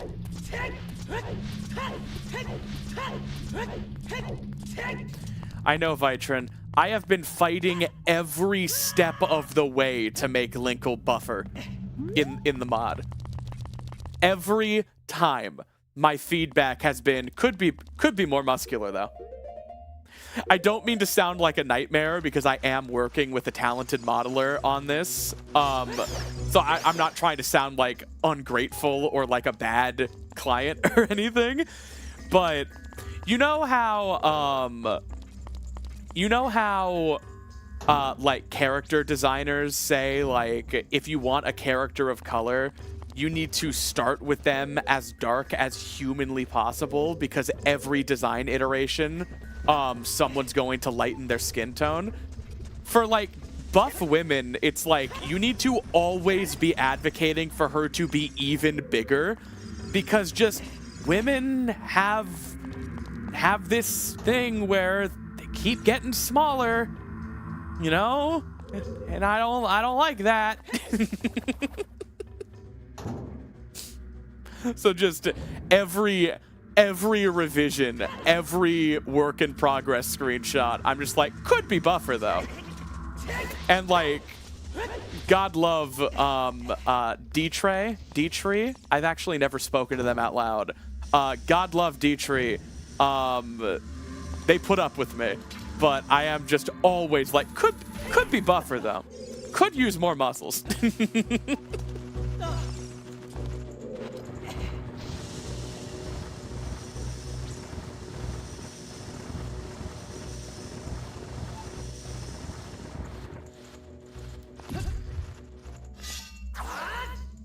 In fact, like just yesterday, I was like, you really do have to keep in mind that this Linkle, because Twilight Princess Link is the largest and like broadest Link we've ever had, you know?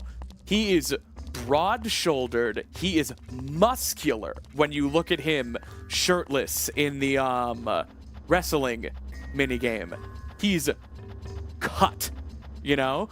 And it makes sense. He's a farmhand. His entire day is hauling around hay bales and wrangling goats. And he's comfortable enough with these goats that he can walk right up to them and pet them, and they like him. And he can also just grab them by the horns and throw them several feet. Like, he's a fucking country boy in Twilight Princess. And I was like, this isn't just about me being like, muscle mommies, please. It's like, lore-wise, if this is what Linkle has been doing, she would be this big. Like, I'm advocating that she should take up the literal exact footprint that Twilight Princess Link does. But at the end of the day, I'm not the modeler. I don't have final say on exact looks. I do want to clarify, I've seen some people refer to this as like the Simply Snaps Twilight Princess Linkle mod. It's not. Then Michael came up with a character design and concept art when I said during my Wind Waker Linkle stream way back in March of last year that I wanted Twilight Princess Linkle. Then Michael drew her, and it was fantastic. And then Dietrich was already in the Zelda modding Discord server asking questions on how to like integrate things with Twilight Princess because they were planning on making a Twilight Princess Linkle. And that's when Michael and I made a group chat with them. And we're like, hey, here's our concept art. You want to like pool resources and work together. And Dietrich said, yeah, that sounds great. Let's do it. So like, I am not in any way like a creative lead on this. This is like a collaboration where I asked for something. An artist in my community said, hey, I sketched that up. And then we found someone who was already on their own working on the same project and decided, let's all start brainstorming together. So when I say things like, I advocated for this or asked for that, it's because at the end of the day, this is Dietrich's mod, not mine. And I'm basically giving feedback, notes, encouragement, and providing some technical support.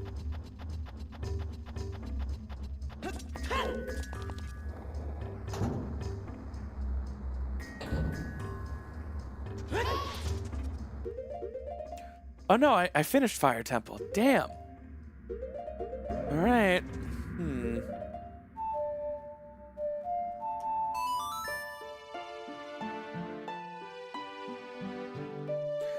My biggest contribution to this is going to be making the trailer, because I'm a video editor.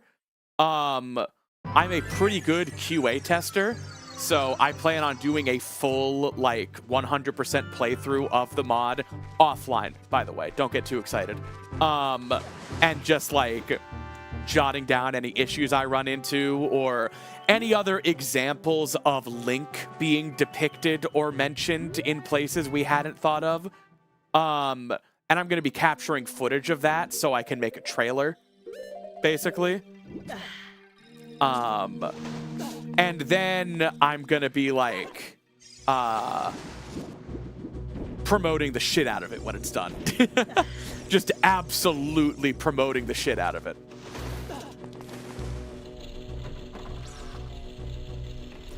And I am, in the most technical sense, a sponsor because the bounty for this mod has not been claimed. So then Michael and Dietrich are going to claim the bounty together when this is finally done. Because there is a bounty. I try not to talk about that bounty too much. Just because there's like gray areas.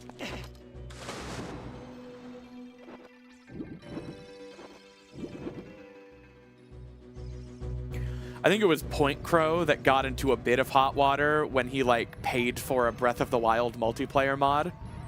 So we're definitely avoiding this, like, being my mod that I commissioned and I paid for.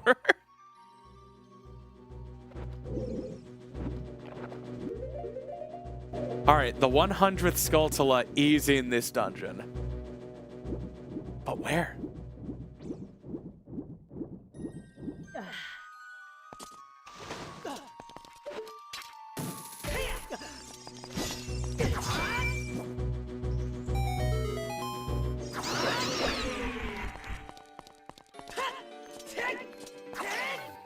Oh!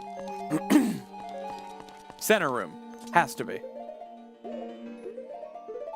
Aren't you and Shiggy cool, though? For me and Shiggy to stay cool, I can't be... I can't be creating high-profile mods.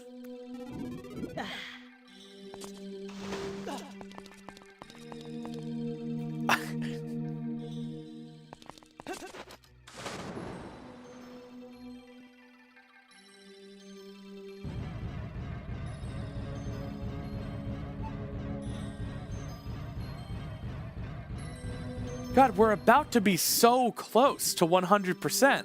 Because I even know where this skulltula is. What heart piece am I missing?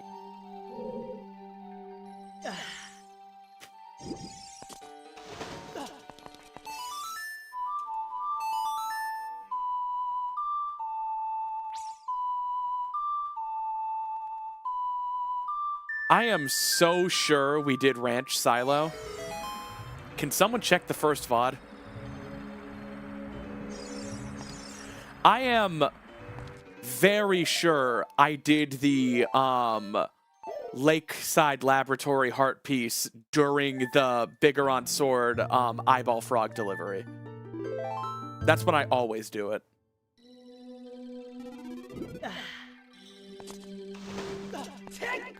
Gonna drop a dead lawyer on Shiggy's doorstep. You see, that kind of thing is the kind of thing that gets me in trouble. You guys can't be talking like that. We did frogs tonight. It was terrible. All right, there's 100.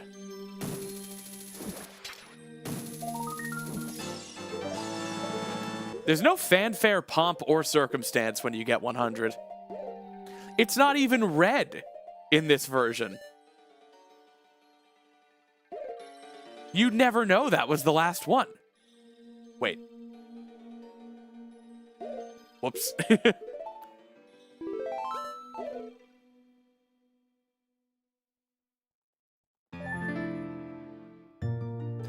Desert Magic Bean, yes. I did it.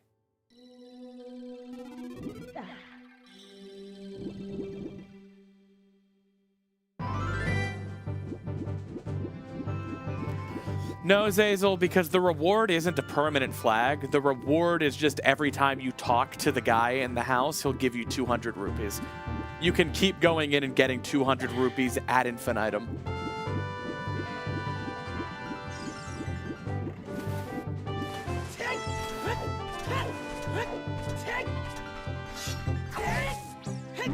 Man, I wish there were an area-specific way to suss out heart pieces.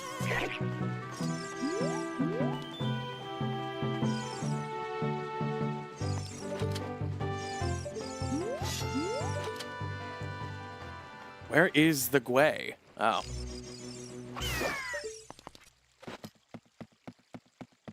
We did fishing, and it was terrible. I remember all of the terrible heart pieces.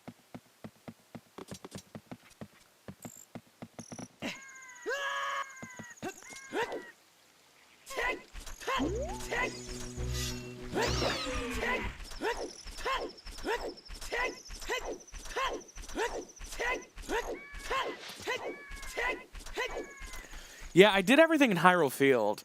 I think it's time to go back to Child. Matt, did I do chest game? It's time to watch Light Arrow cutscene anyway.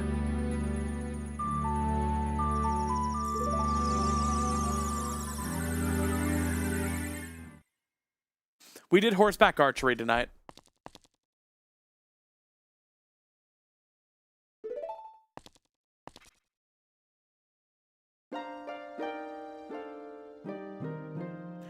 Can't seem to find chest game. All right, that's sus.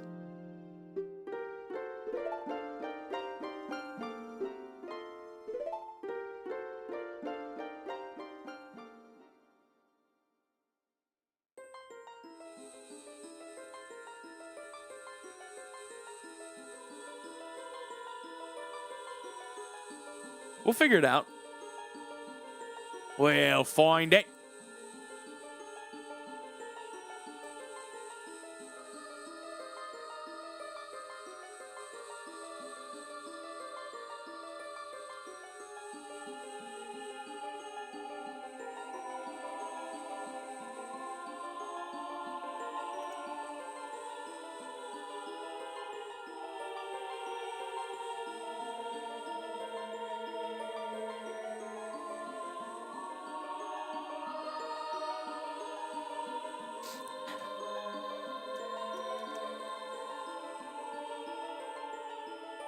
Man, Sheik really should have taken off the disguise at the start of the cutscene, because if a woman were talking right now, I'd be listening.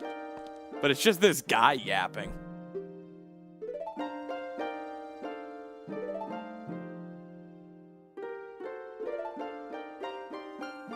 All right, so Matt says I did Ranch Silo.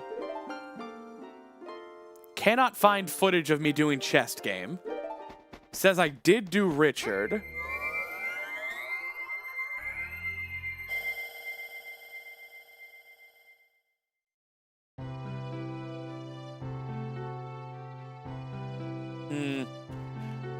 I'm looking at chest game right now on Zelda Dungeon, and I don't really recognize the 3DS version. I wonder if I haven't done it.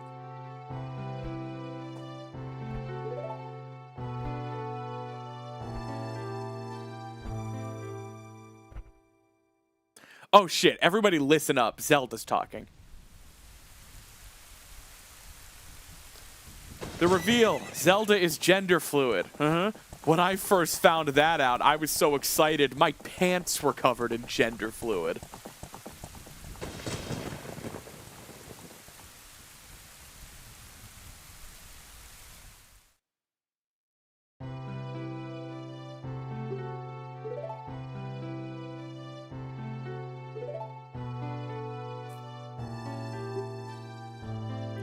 My brother's gone. I can say things like that.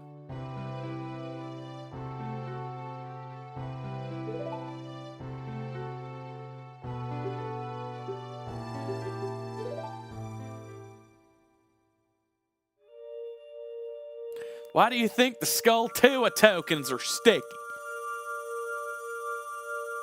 It's because that's my quality guarantee. I make every skulltulas token sticky. What are you, Fed? Get out of Minneapolis, Fed.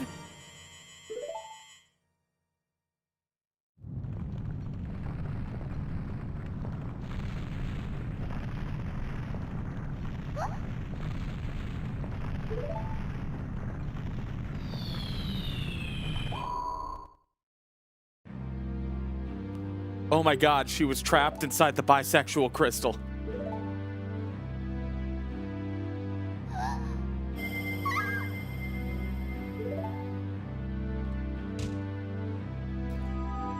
Remember what they took from you.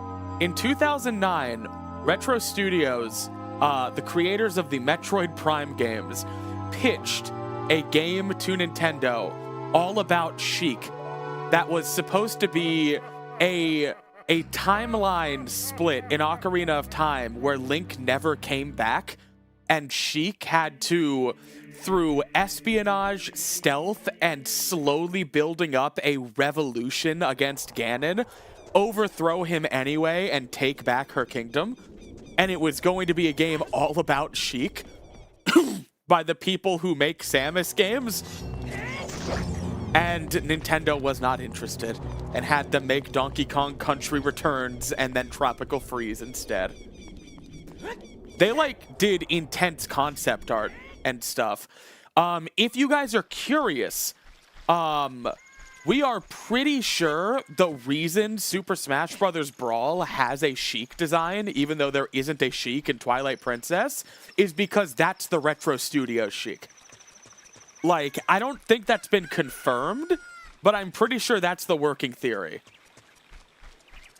We were literally robbed.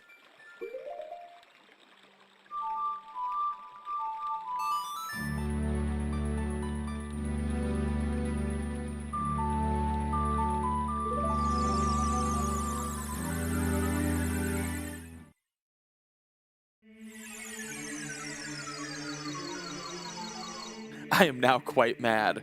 I'm sorry, guys.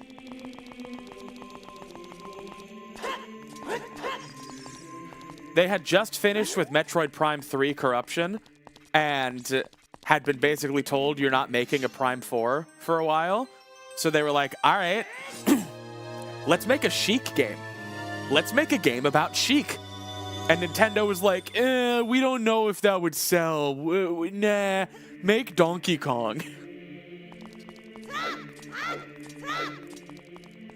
And listen. Fine game. It's Retro Studio. Of course it is. But come on. We got fucking Donkey Kong Country Returns instead of Metal Gear Chic?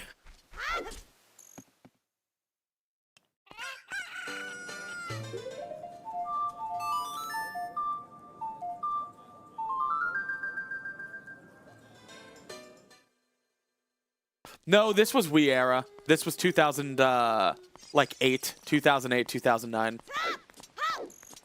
They had just finished with Metroid Prime Corruption in 2007, and they worked really hard on this pitch.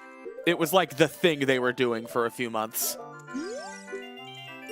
Which is why it lines up really well with that being where 2008's Brawl Chic design came from.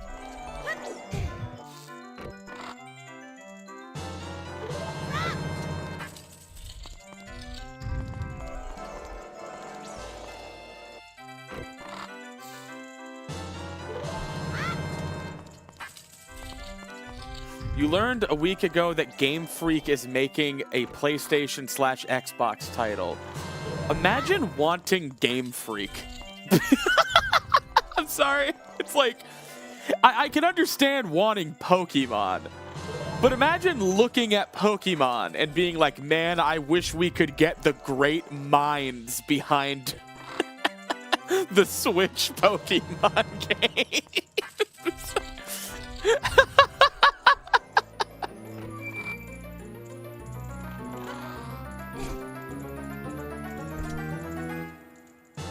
There we go. I am a winner. 100%.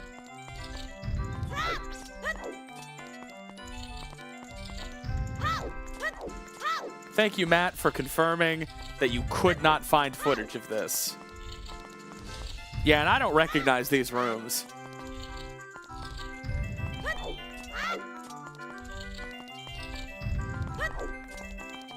But yeah, I mean, listen. Pokemon is the golden goose. It's the golden goose that will continue to lay hundreds of millions of dollars worth of golden eggs for the rest of time. But, like, imagine looking at Pokemon Sword and Shield and being like, we might not be able to have Pokemon, but we can have the beautiful developers behind this vision. I'm sorry. It's just Game Freak hasn't really been impressing lately. Why would you snipe them? Oh, man.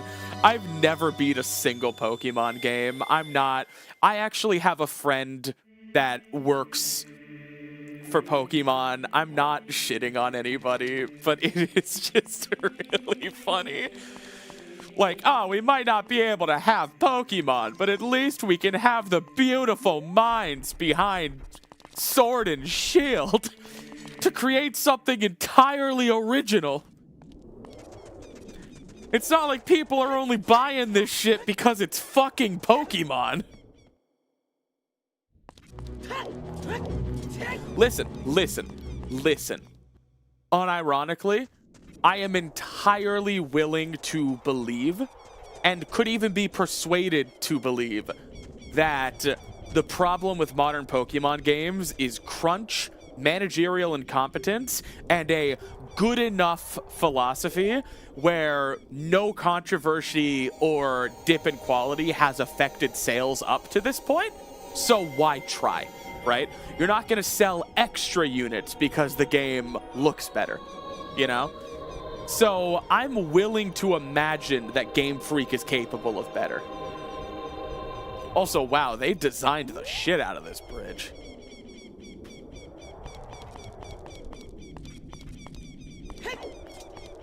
You could tell a developer fell off the N64 bridge one too many times, and it was like, walls.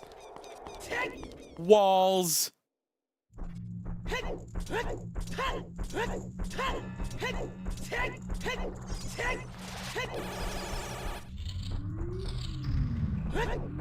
Here's the thing. Nintendo's seal of quality still means a lot when it's a game Nintendo actually made.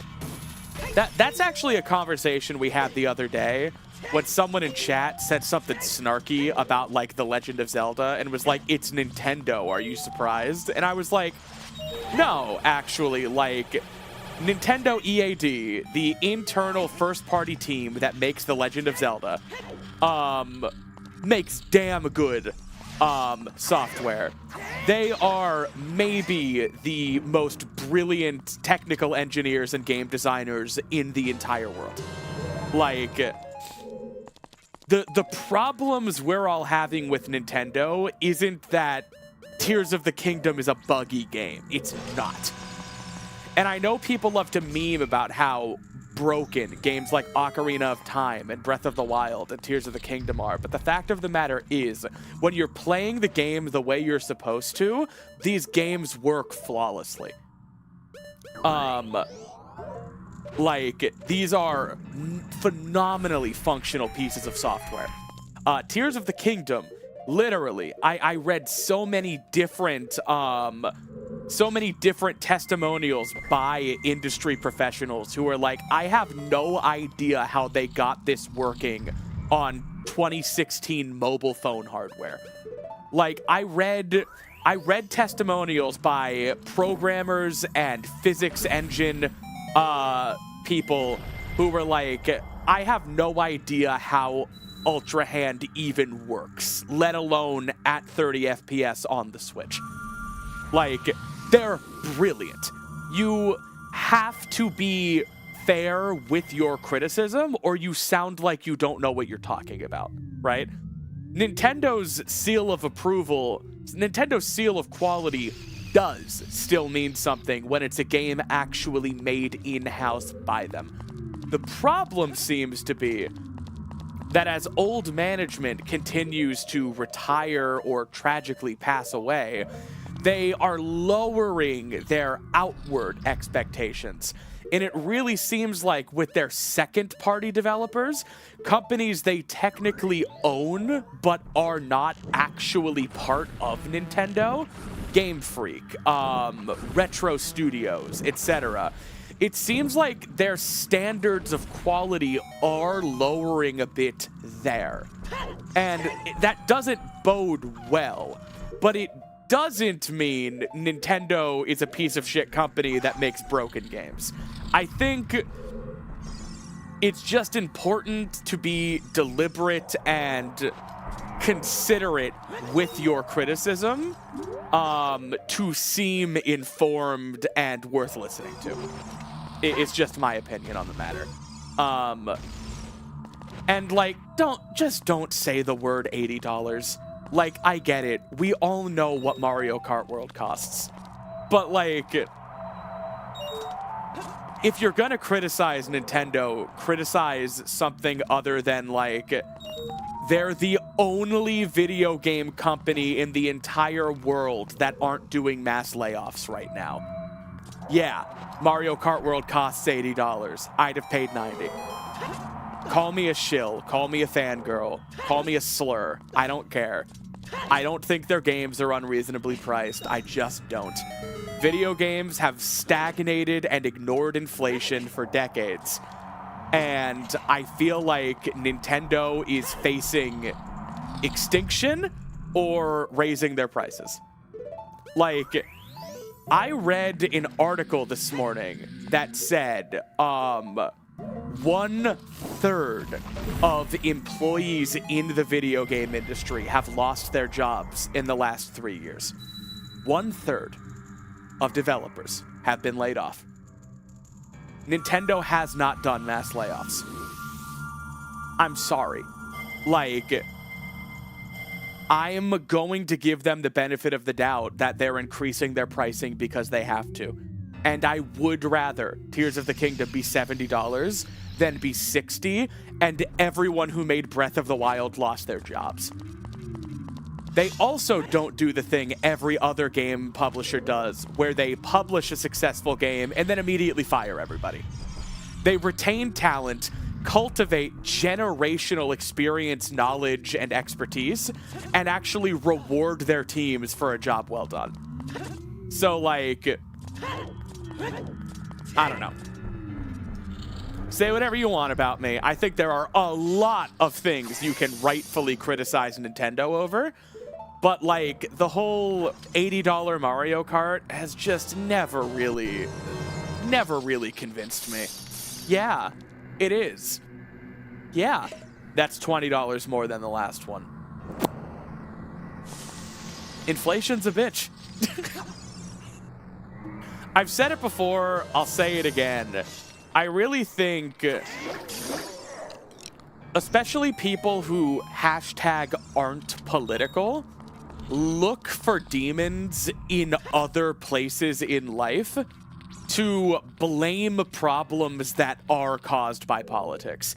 And if the economy's hurting right now, that's not Nintendo's fault. You know?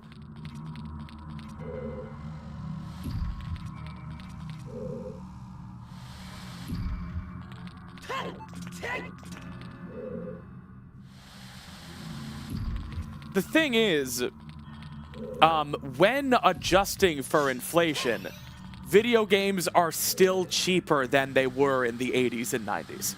They just are. The difference is you can't afford them. That's the problem. And that is a problem. And I'll never look you in the eye and tell you that that's your problem. It's the problem. But it's not Nintendo's fault. You know? Like...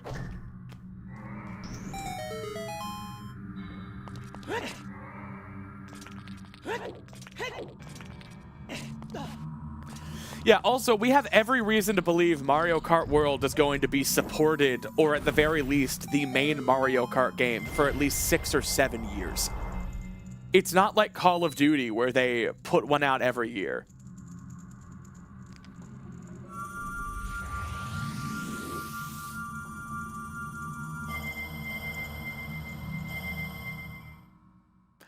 God, there are so many verbal trip mines in the year 2026. I thought about it when saying it, and I was like, no, I'm not going to say a different measurement than 6 to 7 years just because it's fucking 6, 7. And then you guys... You killed me.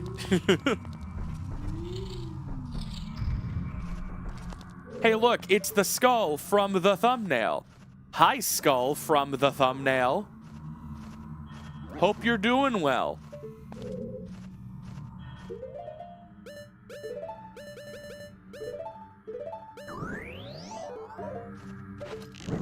Yes, sorry. Its Christian name is Bubble. Those enemies are called Bubbles. You guys, it's literally one chatter. Yeah, you're all one person to me.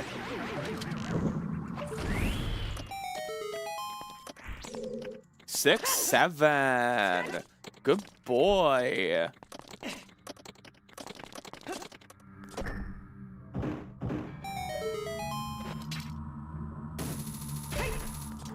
Y'all, getting upset at 6, 7 is exactly what these little shits want. Just go, 6, 7. To my understanding, the entire thing of 6, 7 is that it doesn't mean anything, and it's supposed to piss us off. Let the little cretins have their word.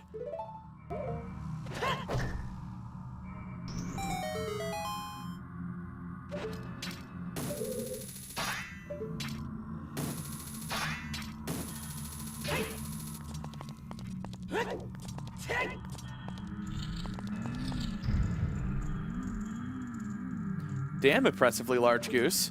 Thank you. I'm not even setting out to change anyone's mind. The only thing I want in conversations like this is for people to just be fair, to just be rational, to stop parroting the talking points they got from their engagement bait YouTubers, and to just think about why things are, you know? And with Nintendo specifically, God, do I have my fair share of problems with them. They're so litigious, and they have done things that I do believe are truly evil. their legal department effectively enslaved a man for the rest of his life because they sued him and sent him to jail, and then he owes them millions of dollars that he'll never be able to pay, so they're garnishing 20% of his paychecks basically for the rest of his life. They have literally enslaved a man because he sold tools to be used for piracy. Now, he shouldn't have done that, but yeah. Like, that's fucked up, and whoever did that's probably going to hell. I also understand whatever lawyer did that didn't make Tears of the Kingdom. Tragically, like everything, this is nuanced. And also, I just think it's important to know what you're talking about and to be fair. And I don't think the $70 and $80 price tag point is a fair criticism of Nintendo. There's a reason they're doing it, and I think they should continue to do it. I would rather their games be a little more expensive than have them lay off even one worker. I mean it. Not one. Not one worker.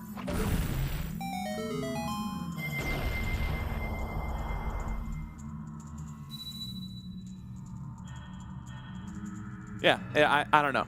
Just, Amazon laid off, what, 16,000 employees yesterday? Just,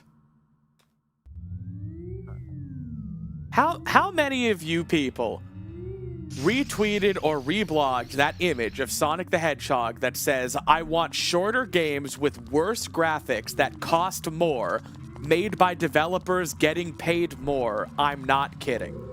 How many of you said, Yas, Queen, and retweeted that, and then also didn't think very critically and went along with the Nintendo hate about Mario Kart World's pricing? I'm not trying to gotcha right now. I'm not trying to make you feel bad. I'm trying to make you think. That's all I want. Because I'm sure someone thought, yeah, I want shorter games with worse graphics that cost more money, made by developers who get paid more. And I'm not kidding. But also, Nintendo's fucking us again. No, Nintendo is the best large game developer to work for. Hands down, bar none.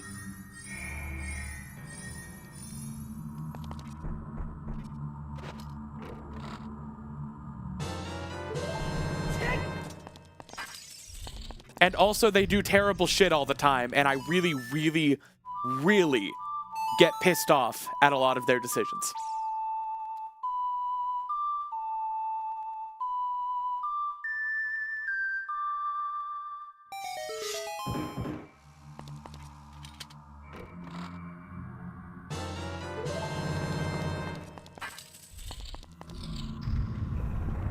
Well, I mean, my point is, we have every reason to believe that these increased costs are being used to help keep the little guy employed. We have no reason to believe that the president of Nintendo is just buying a 15th yacht.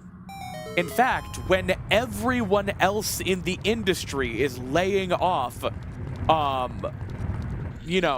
20+% of their workforce each year, Nintendo isn't laying off anybody. So, like, I think it's fair to assume they are using these increased prices to, 1, offset tariffs that are not their fault, and 2, prevent layoffs. Now, my tune will change if Nintendo suddenly lays off like 10,000 employees. Then I'll be like, okay, then why are these games costing as much as they are? But that's not happening. It hasn't happened. And actually, they have a pretty damn good track record of even taking care of their employees when times are tough. I know everybody cites this every time, but when the Wii U was a critical failure and they were staring down the barrel of a really rough couple of years before the next console generation, Iwata-san Miyamoto, and the other executives all took pay cuts to avoid laying off even one person. Not one person lost their job over the Wii U. Shit rolls uphill. It was their fault. And the little guy didn't pay the price. And I really do just think that's important. And I know that that was 12 years ago, but they haven't done anything since to convince me that's not who they still are as a company. And the fact that they haven't been laying people off over the last few years when every other major developer is, leads me to believe that is who they still are as a company. For better or for worse, love them or hate them, I believe many of their decisions are not motivated by money. I even think they're like hatred of emulation and of fan works and mods and stuff isn't about the money. If they wanted money, they would have put Ocarina of Time on Steam. But they haven't. Because it's more important to them. Something greater. I don't know what it is. It's nebulous. It's hard to pin down, but I think you guys know what I'm talking about. There's something even more important to Nintendo than money. And maybe you could say it's their very brand, and their brand is how they make money, right? But, you know. Y'all, don't worry. I'm putting Ferrari's win down after this door, and I'm getting double defense.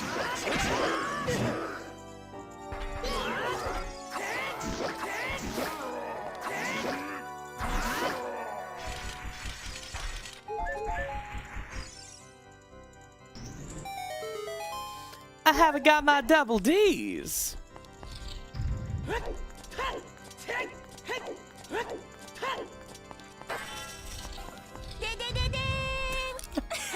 Naderdan, thank you so much for the $2 way of telling me I need to go grab double defense. Don't worry, boo. I'm going.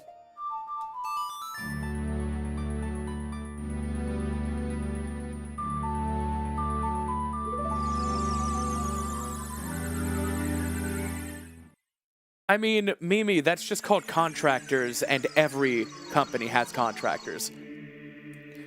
I'm talking about how they treat their employees.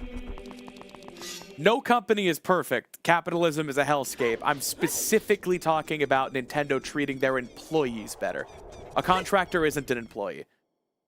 I do think contractors are the fucking bedrock that the entire gaming industry is built upon, and they need more protections. But once again, this isn't, ooh, Nintendo's a Will Baby who is powerless, but it is the mistreatment of contractors and the way they are churned through like gristle, because there is a classification of worker you are allowed to treat worse, is not Nintendo's fault. It's the government's fault, you know? It shouldn't be up to Nintendo, actually, whether or not contractors are treated fairly. Now, it would be nice of them if they treated them fairly anyway. But, like, so many of people's quote-unquote problems with Nintendo are actually problems with their government, but they're hashtag not political, so they don't realize.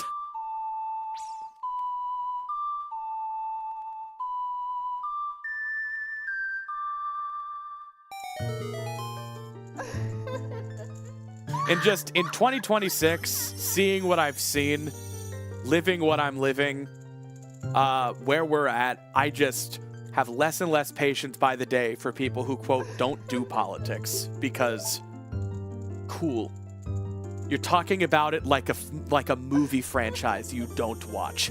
Oh, I don't watch The Avengers. Oh, you know, politics isn't for me. I don't really care about that kind of thing. Okay. Tell the federal agent who's about to shoot you that you don't do politics. Give me a fucking break. And that's as far as I'll go on that. I really don't want to go down that entire rabbit hole right now. Maybe that'll be the thing that finally gets a stream demonetized.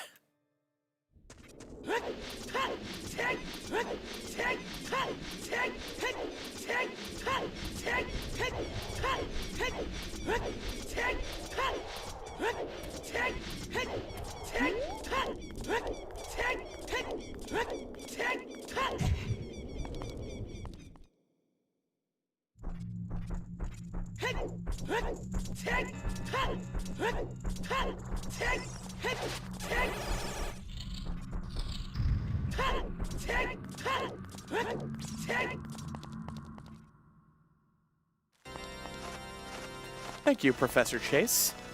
All right. Now let's beat Ocarina of Time 3D. God dang it. I like the stained glass windows. I like what you've done with the place, boss. Very ravishing. Very dashing. I like a lot of rooms in 3D have this like text, like, yeah, like that little gleam from the purple windows. I think that looks nice. I think that's a good effect.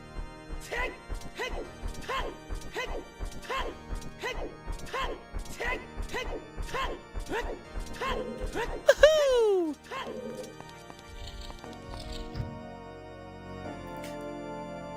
Wowie zowie!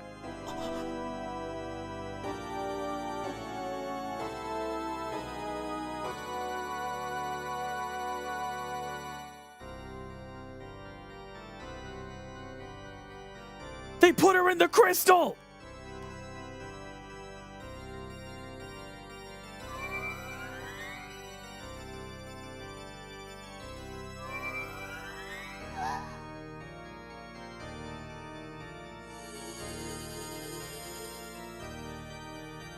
I mean, if I'm not mistaken, my banner on Blue Sky is still that Deltarune Chapter 2 screenshot, where it's like, the queen is going to take over the world and, like, enslave everyone, blah, blah, blah. And then he's like, I don't really like politics, though, so I have no opinion on this.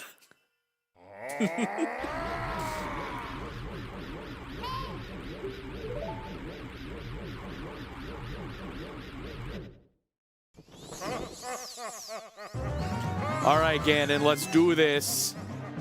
You don't want to know what I did to your frickin' descendant without touching the ground, though. Shit! 3D timing! He's laughing at me! Uh-oh.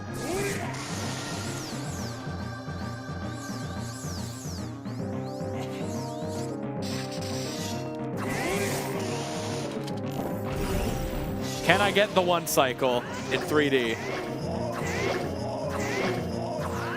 Nope.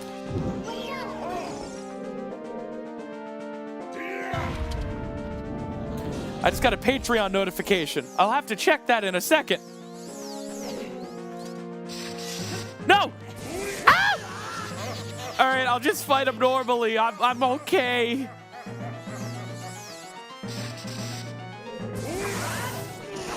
Oh, wow. One pump chump. Hey, if you're a one pump chump like me, this pill ought to give you 1 or 2 more pumps. Nadadan, thank you so much for the annual pledge of the Simping Snaps tier. It means a lot. And just for one shameless plug this stream, if y'all like what you see, if you want to support me, the best place to do that is patreon.com/simplysnaps. I post monthly creator commentaries of my scripted videos. A new one's coming out tomorrow. The Depths video is already commentated. More to come. Oh, shit.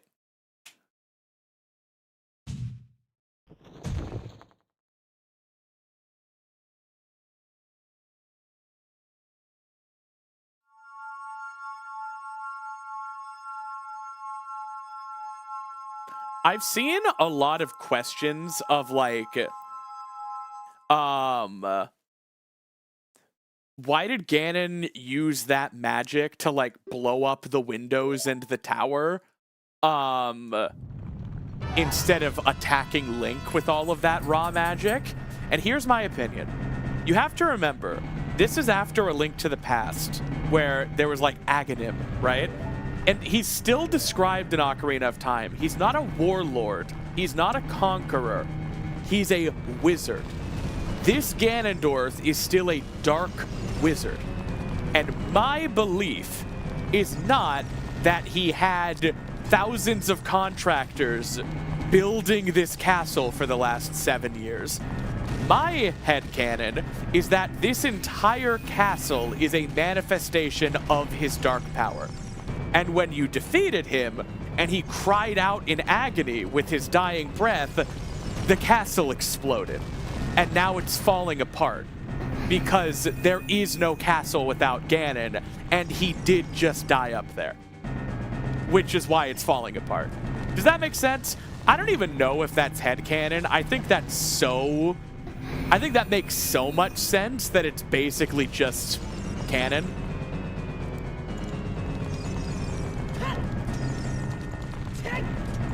Because, like, you couldn't build something like this in 7 years. And who built it for him? Who made it? Who built this? And what's that magical energy down there? And why does it leave basically no rubble? It leaves like 1 or 2 pillars. Almost like none of this is real. It's like ethereal.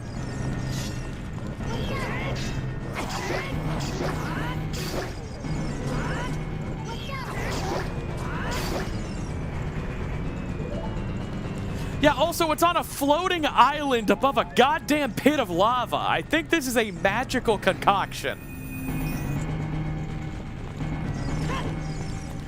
Yeah, no.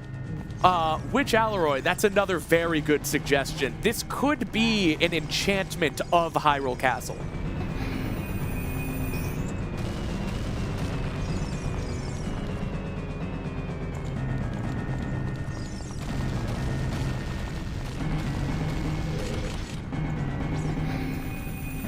He's got a really good contractor.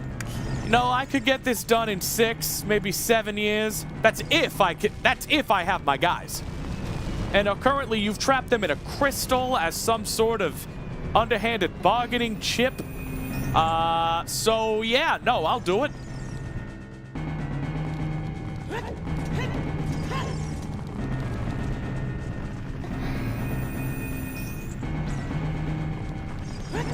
This looks like non-union work. I love it when villains are inexplicably really cool about stuff like that.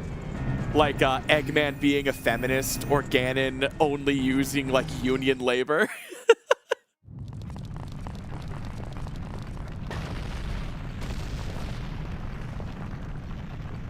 Yeah, like Bowser just being an actually good father.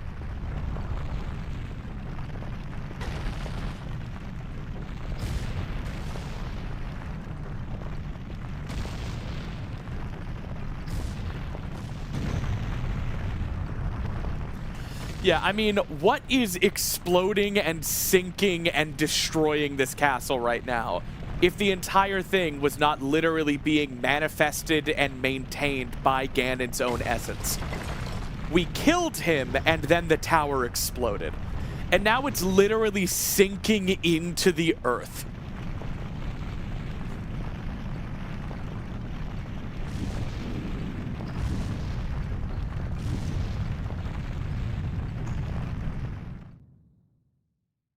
Yeah, on its floating island. And look under the island. There's not enough room for the tower to have actually sunk into it.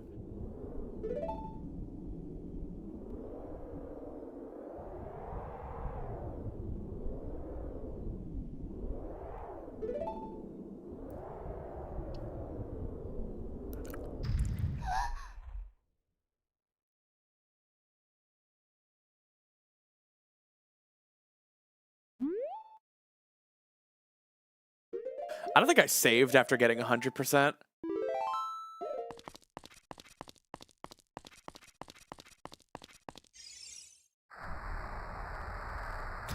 Oh, I did do it. So the final texture mod I got is darkening the textures for the Ganon fight.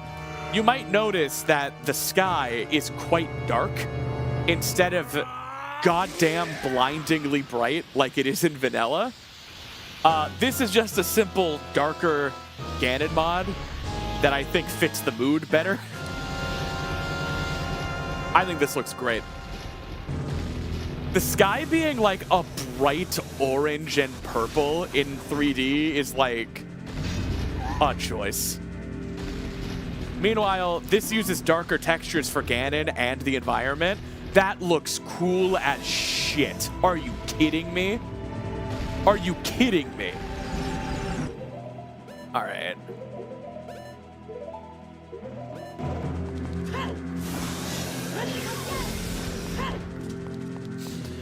You know, if we ever get another remake of Ocarina of Time, I would like for it to be like a Final Fantasy VII Rebirth style remake. And I would love for them to implement the original plan for this final fight, which was supposed to be he was 50 feet tall and you had to climb your way up his body while fighting monsters and him constantly trying to knock you off of him. And they just realized very quickly the N64 could never. But that's the kind of idea a remake is for.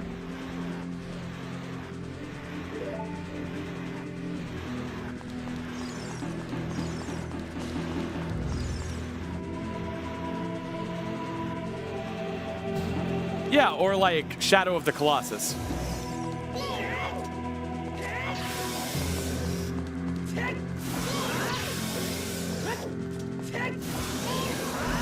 No power crouch stab means I have to land these as actual jump slashes.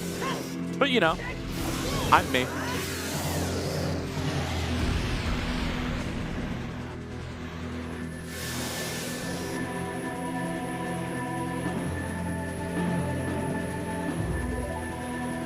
If I could have one note for this, she should have kept that beam of light up, because she said she's holding him down and then just stops. I like that she gets a lick in, but it doesn't make much sense. Oh, Jesus Christ! He stabbed him in the fucking face!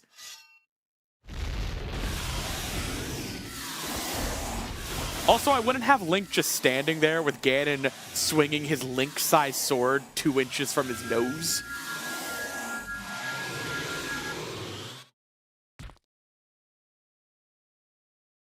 I mean, the biggest cause of remakes being too faithful to the original is that remakes most of the time are just new coats of paint over the original. Like, new models, a new lighting engine, and new textures over the N64 game that it still is.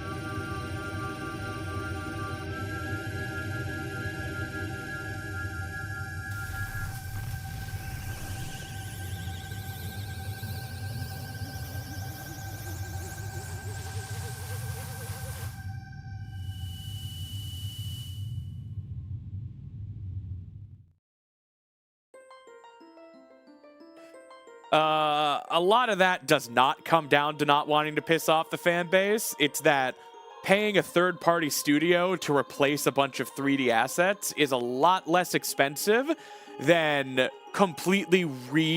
than making a new video game just using the concepts of the original. They didn't make 3D use the source code of the N64 version and just add new models because they were worried about it being too different. They did it because this was a handheld launch title, and they just wanted something to sell on release.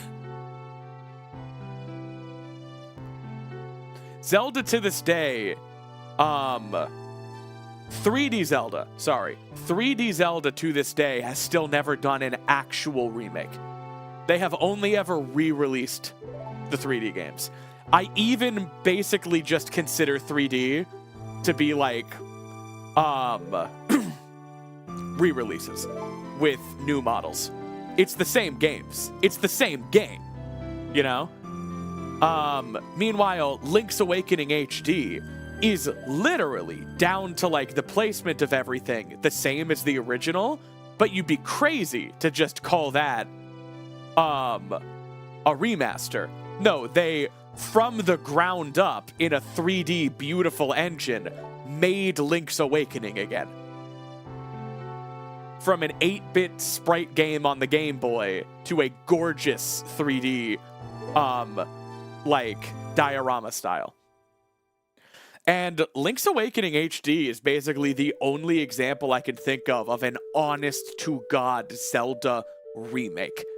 They really don't like to waste time or resources on old ideas, you know? And I get it. I like new ideas.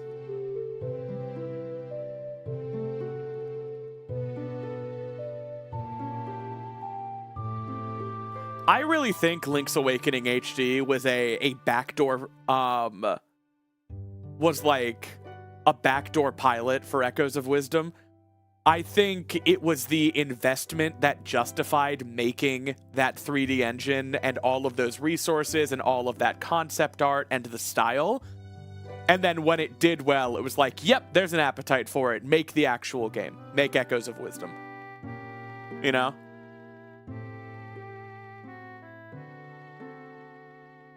Kind of like how Metroid Samus Returns for 3DS was kind of just like a backdoor prototype of Dread. Just to sort of like, okay, lay the groundwork, prove you can do it, and then we'll let you make an actual Nintendo game. I wonder what the next Zelda game will be. The beautiful thing about The Legend of Zelda is you cannot know. And anyone trying to sell you an answer right now is stupid or trying to get your ad revenue. Because barring direct sequels, which Aonuma has straight up said is not happening, they're not doing a third game in the Breath of the Wild world.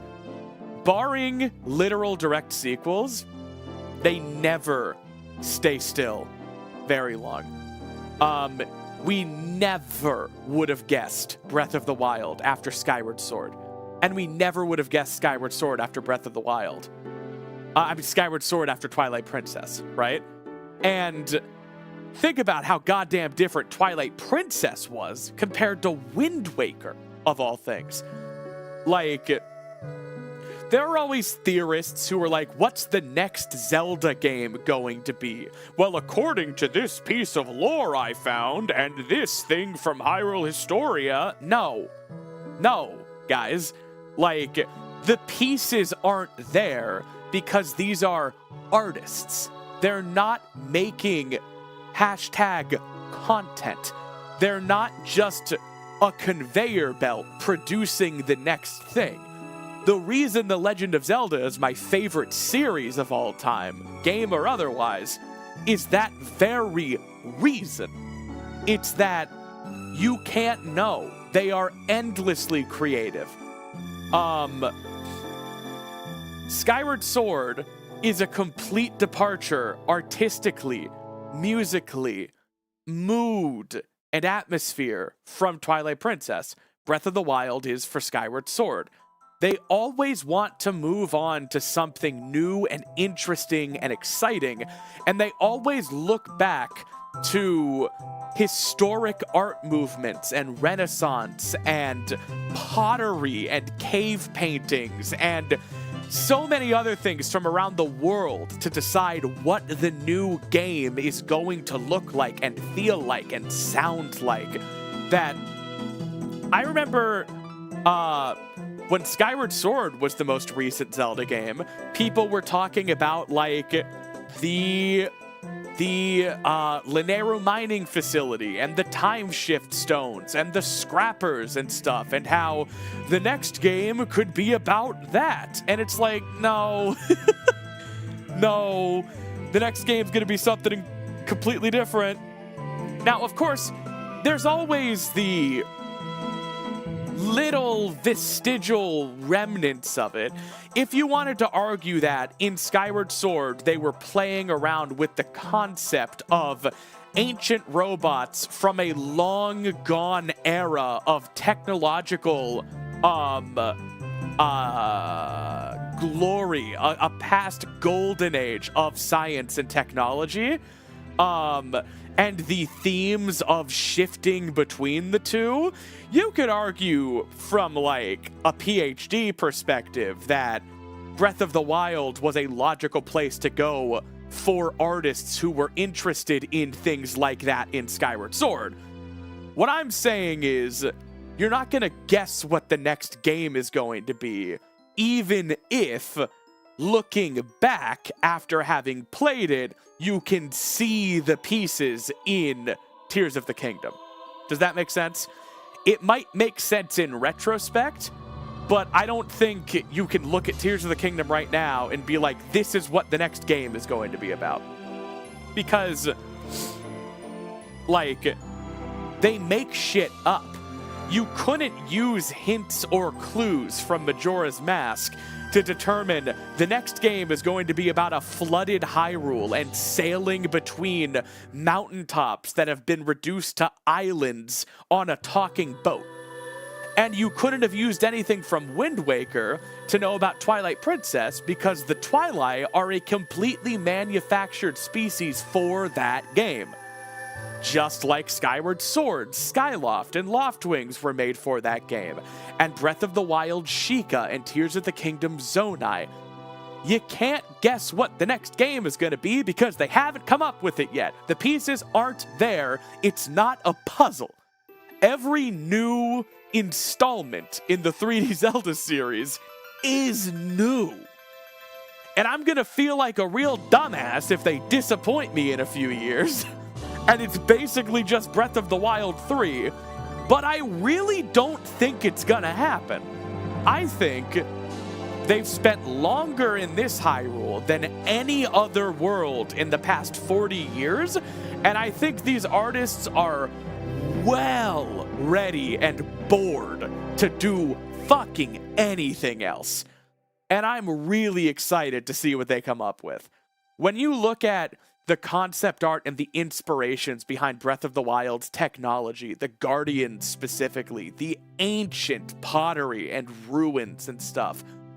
Like, these are just honest-to-God artists who are the best in the game, and no one else does it like them. And you're never gonna guess where they're gonna go, because it's going to be something brand new. There's a reason Breath of the Wild did devastating damage to the entire gaming industry, and so many companies spent the next 8 years basically making their own Breath of the Wilds. You know? It's because the team that makes Zelda is just fucking built different. They are done with their old ideas. You can have them. Because they don't need their old ideas, they'll make new ones. They always have. And even with my disappointment in certain recent decisions and my lack of interest in things like the Hyrule Warriors spin-offs and the way I think they failed as storytellers, I am not at all concerned about their art team, about their concept art, about their environments or music or themes or designs. It's gonna be a brand new world, and it's going to be amazing. And I think we might get a teaser for it this year. A teaser. I do want to say that. Do you guys remember in 2009 when we got that drawing of Link and Fi in the Twilight Princess art style, basically? And that was the first Skyward Sword teaser? Let me see if I can bring that up. So, let me bring it up. Because this is what I'm talking about. This is the kind of thing I think we could get this year. Doesn't even have a name. It's just The Legend of Zelda. So very clearly in its infancy of a game. Like, they have an idea. And I think the game is a little loud. I think the mixing on the credits is a bit poor. Anyway, here's my thinking. I may have talked about this on stream recently. I can't remember. This is the 40th anniversary of Zelda. What are we going to get? Well, I don't believe we're going to get a brand new 2D game by Grezzo, because Echoes of Wisdom only came out in 2024. The idea that they would have something ready by November of this year is honestly just not believable to me. I think Grezzo needs more time. Obviously, Anuma's team is nowhere near done. Tears of the Kingdom came out almost 2 years ago. Almost 3 years ago. Sorry, it'll be 3 years in May, right? So, Tears of the Kingdom came out 3 years ago. Echoes of Wisdom came out 2 years ago. My best guess would be a Warriors game.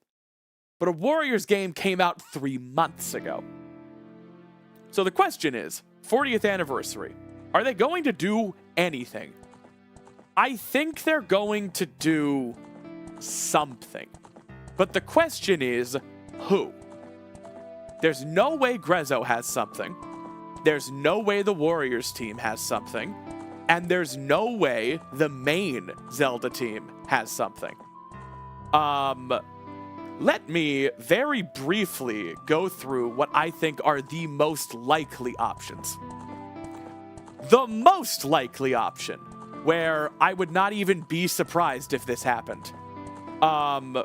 Wind Waker HD and Twilight Princess HD ported to Switch 2 at 4K 60 FPS. I wouldn't even be surprised. That'd be cool, you know? Happy anniversary. I could see them do that. They did Galaxy 1 and 2 for Mario's 40th anniversary and didn't have a big Mario game because Donkey Kong Bonanza just came out and the Mario team had been working on that.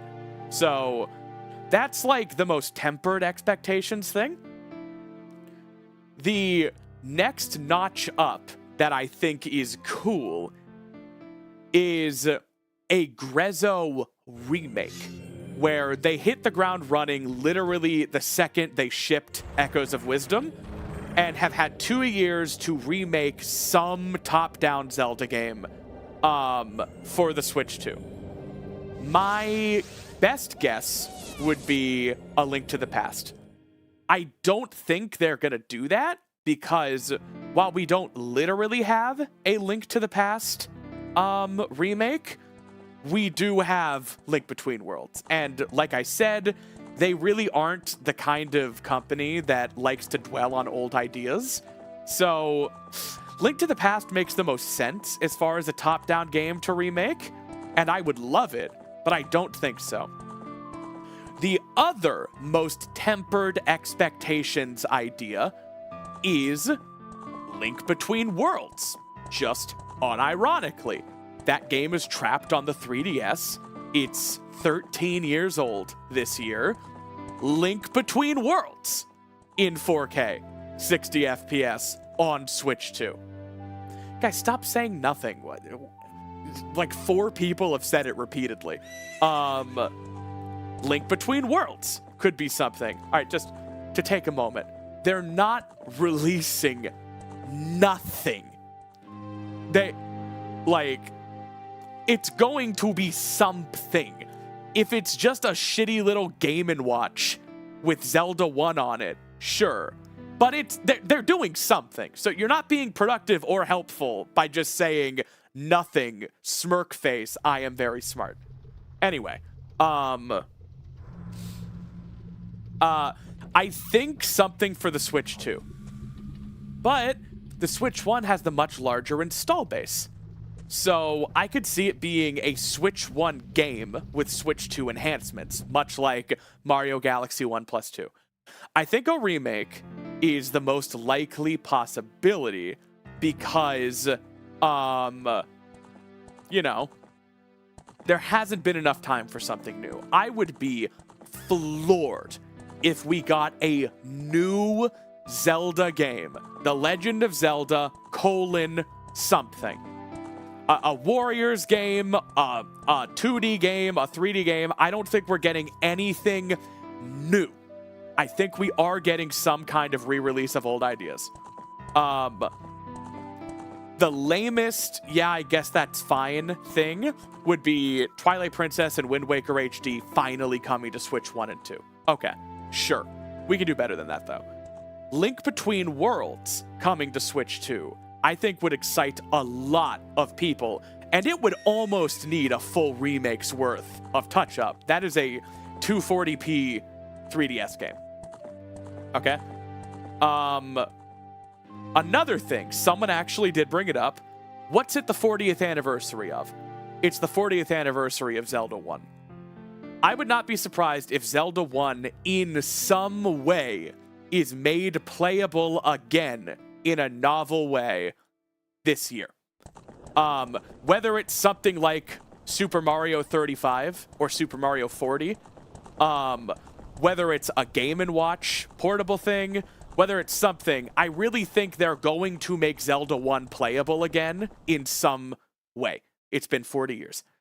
I think it would be awesome if they it's playable already on Switch Online. I said in a new novel way. I know you can play it.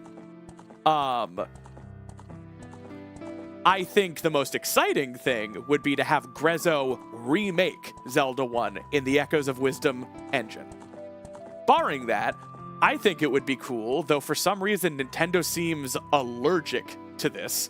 Why not just make like a 16:9 remake of Zelda 1 with a few quality of life improvements and widescreen support and a larger play space, and like just improve the controls a little bit because Zelda 1's kind of stiff. Make it play like A Link to the Past and make it widescreen. I would pay $20 for that. Whatever. You know? They're never going to do that because they've never done like the Sonic Origins thing where they've like given widescreen support to their old pixel games. They just don't do it for some reason. Whatever. I like retro games in widescreen, but whatever. So that's one thing. Remake of Zelda 1. I don't know if they would do that because a couple people have already brought it up. In my opinion, they've already remade Zelda 1, and it's called Breath of the Wild. That might sound strange, but I do think it's true. I think Breath of the Wild is a spiritual reboot of the entire series. It has its own place in the timeline. It's all about, you know, it's like, it's basically a reboot of the series, and it's all of the ideas. You have Lionel's, and Tears of the Kingdom even brought Gleeox back and stuff. Like, it's Zelda 1 in 2017. So there's that. Yeah, I don't know. My ambitious idea is I would love a like 3D All-Stars collection that ports Ocarina of Time and Majora's Mask 3D, Wind Waker, Twilight Princess, and Skyward Sword HD to the Switch 2. I think that's the most ambitious thing that is possible and would be very cool. I think that'd be neat. Make it $100 for all I care. That's $20 a game. You can't convince me any of those games aren't worth $20. Those are some of the best games of all time. And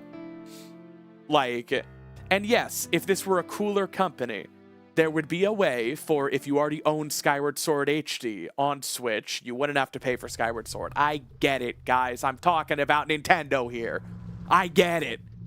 I'm not talking about what I want. I'm talking about what's likely. And also release them separately. That would be unironically cool. Much like how you could buy Galaxy 1 or Galaxy 2. This thing is actually kind of cool. If you bought 3D All-Stars and already had Mario Galaxy on the Switch and didn't need Galaxy 1, you could buy only Galaxy 2 and save $30. That's actually... They don't normally do that. So, maybe, like, if you already have Skyward Sword, you don't have to rebuy it. But I would pay for it again. I'm a shill. I'm a fangirl. Whatever. Sue me. Slur me. I'm just talking about what I think is on the table. Oracle games in the Echoes of Wisdom engine is another thing I think is not outside of the realm of possibility, but Capcom does own some of the legal rights to those games. So I don't know how that would work out. They'd have to cut a check to Capcom. Nintendo obviously owns The Legend of Zelda. They probably even own those games. But game design is something that's probably owned by Capcom, meaning they could release a game called Oracle of Seasons and not pay Capcom a dime, so long as it's a new game that wasn't made by Capcom, if that makes sense. Kind of like how the GameCube release of GoldenEye 007 was a brand new game because Microsoft bought Rare, and Rare owned the level design of GoldenEye, even though Nintendo still had the James Bond IP's permission to release a game called GoldenEye 007 on the GameCube. It couldn't be Rare's GoldenEye. So I think that could be a problem with, like, they probably do have to work with Capcom to re-release the Oracle games. Could be worth it. Could be. I think we're all just kind of waiting for it, especially since the Oracle games just used the Link's Awakening engine and Link's Awakening HD happened. But Link's Awakening HD was 8 years ago. 7 years ago. So, like,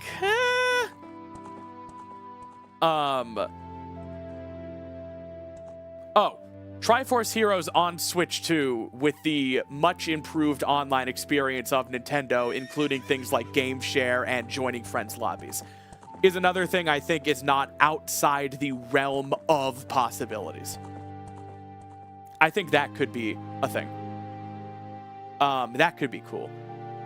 Once again, Triforce Heroes and Link Between Worlds are like, they're 3DS games, you know? And they're not 3DS games like Ocarina of Time 3D is. I really think you would just need new textures, and Ocarina of Time and Majora's Mask 3D would look perfectly serviceable on the Switch. I think Link Between Worlds would need a bit more than new textures. I think because it's a top-down game and a lot more has to be in frame on that weaker hardware, it looks a bit rougher. So we'll see. But yeah, those are just my thoughts. I figured I would discuss them. The absolute Hail Mary 3-point shot. I do not believe this is happening, but I might as well say it. Ocarina of Time. I said it. You know? Like, if you wanted a new Zelda game to sell the Switch to, and it's the 40th anniversary of the series, Ocarina of Time. Easy. So, and I don't mean Ocarina of Time 3D. I mean Ocarina of Time. I mean a remake. Who knows? That is the thing I think is the least likely of all. But not impossible. Who knows? You know I would frickin' play it. Hell, I play through Ocarina of Time quarterly on this channel. Yeah. Anyway, I worked 8 hours today, and now I've been live for 5.5. I am tired. I also haven't eaten. Because of the general strike, I felt bad at the idea of ordering food from a restaurant and crossing the picket line to pay someone to make me food, and I also felt bad about paying someone to bring me food. So I haven't eaten. So I think I'm gonna make a sandwich or something and go to bed. I'll see you all Tuesday. I'm still gonna try streaming Tuesdays and Fridays every week. So keep an eye out. I'll probably schedule that premiere soon so you'll know what game it's gonna be. And patrons, New creator commentary for the Tears of the Kingdom Digital 1.0 video is coming out tomorrow. Patreon.com/simplysnaps. It's the best place and way to support me. I love you all. Thank you so much for spending your Friday evening with me. I do not take things for granted. In these unprecedented and scary times, I simply ask that you take the time to take care of yourself, however that might be, and allow yourself the ability to sometimes stop thinking about the horrors and to just enjoy something. And I hope this stream has been that for some of you. Until next time, goodbye. Mwah.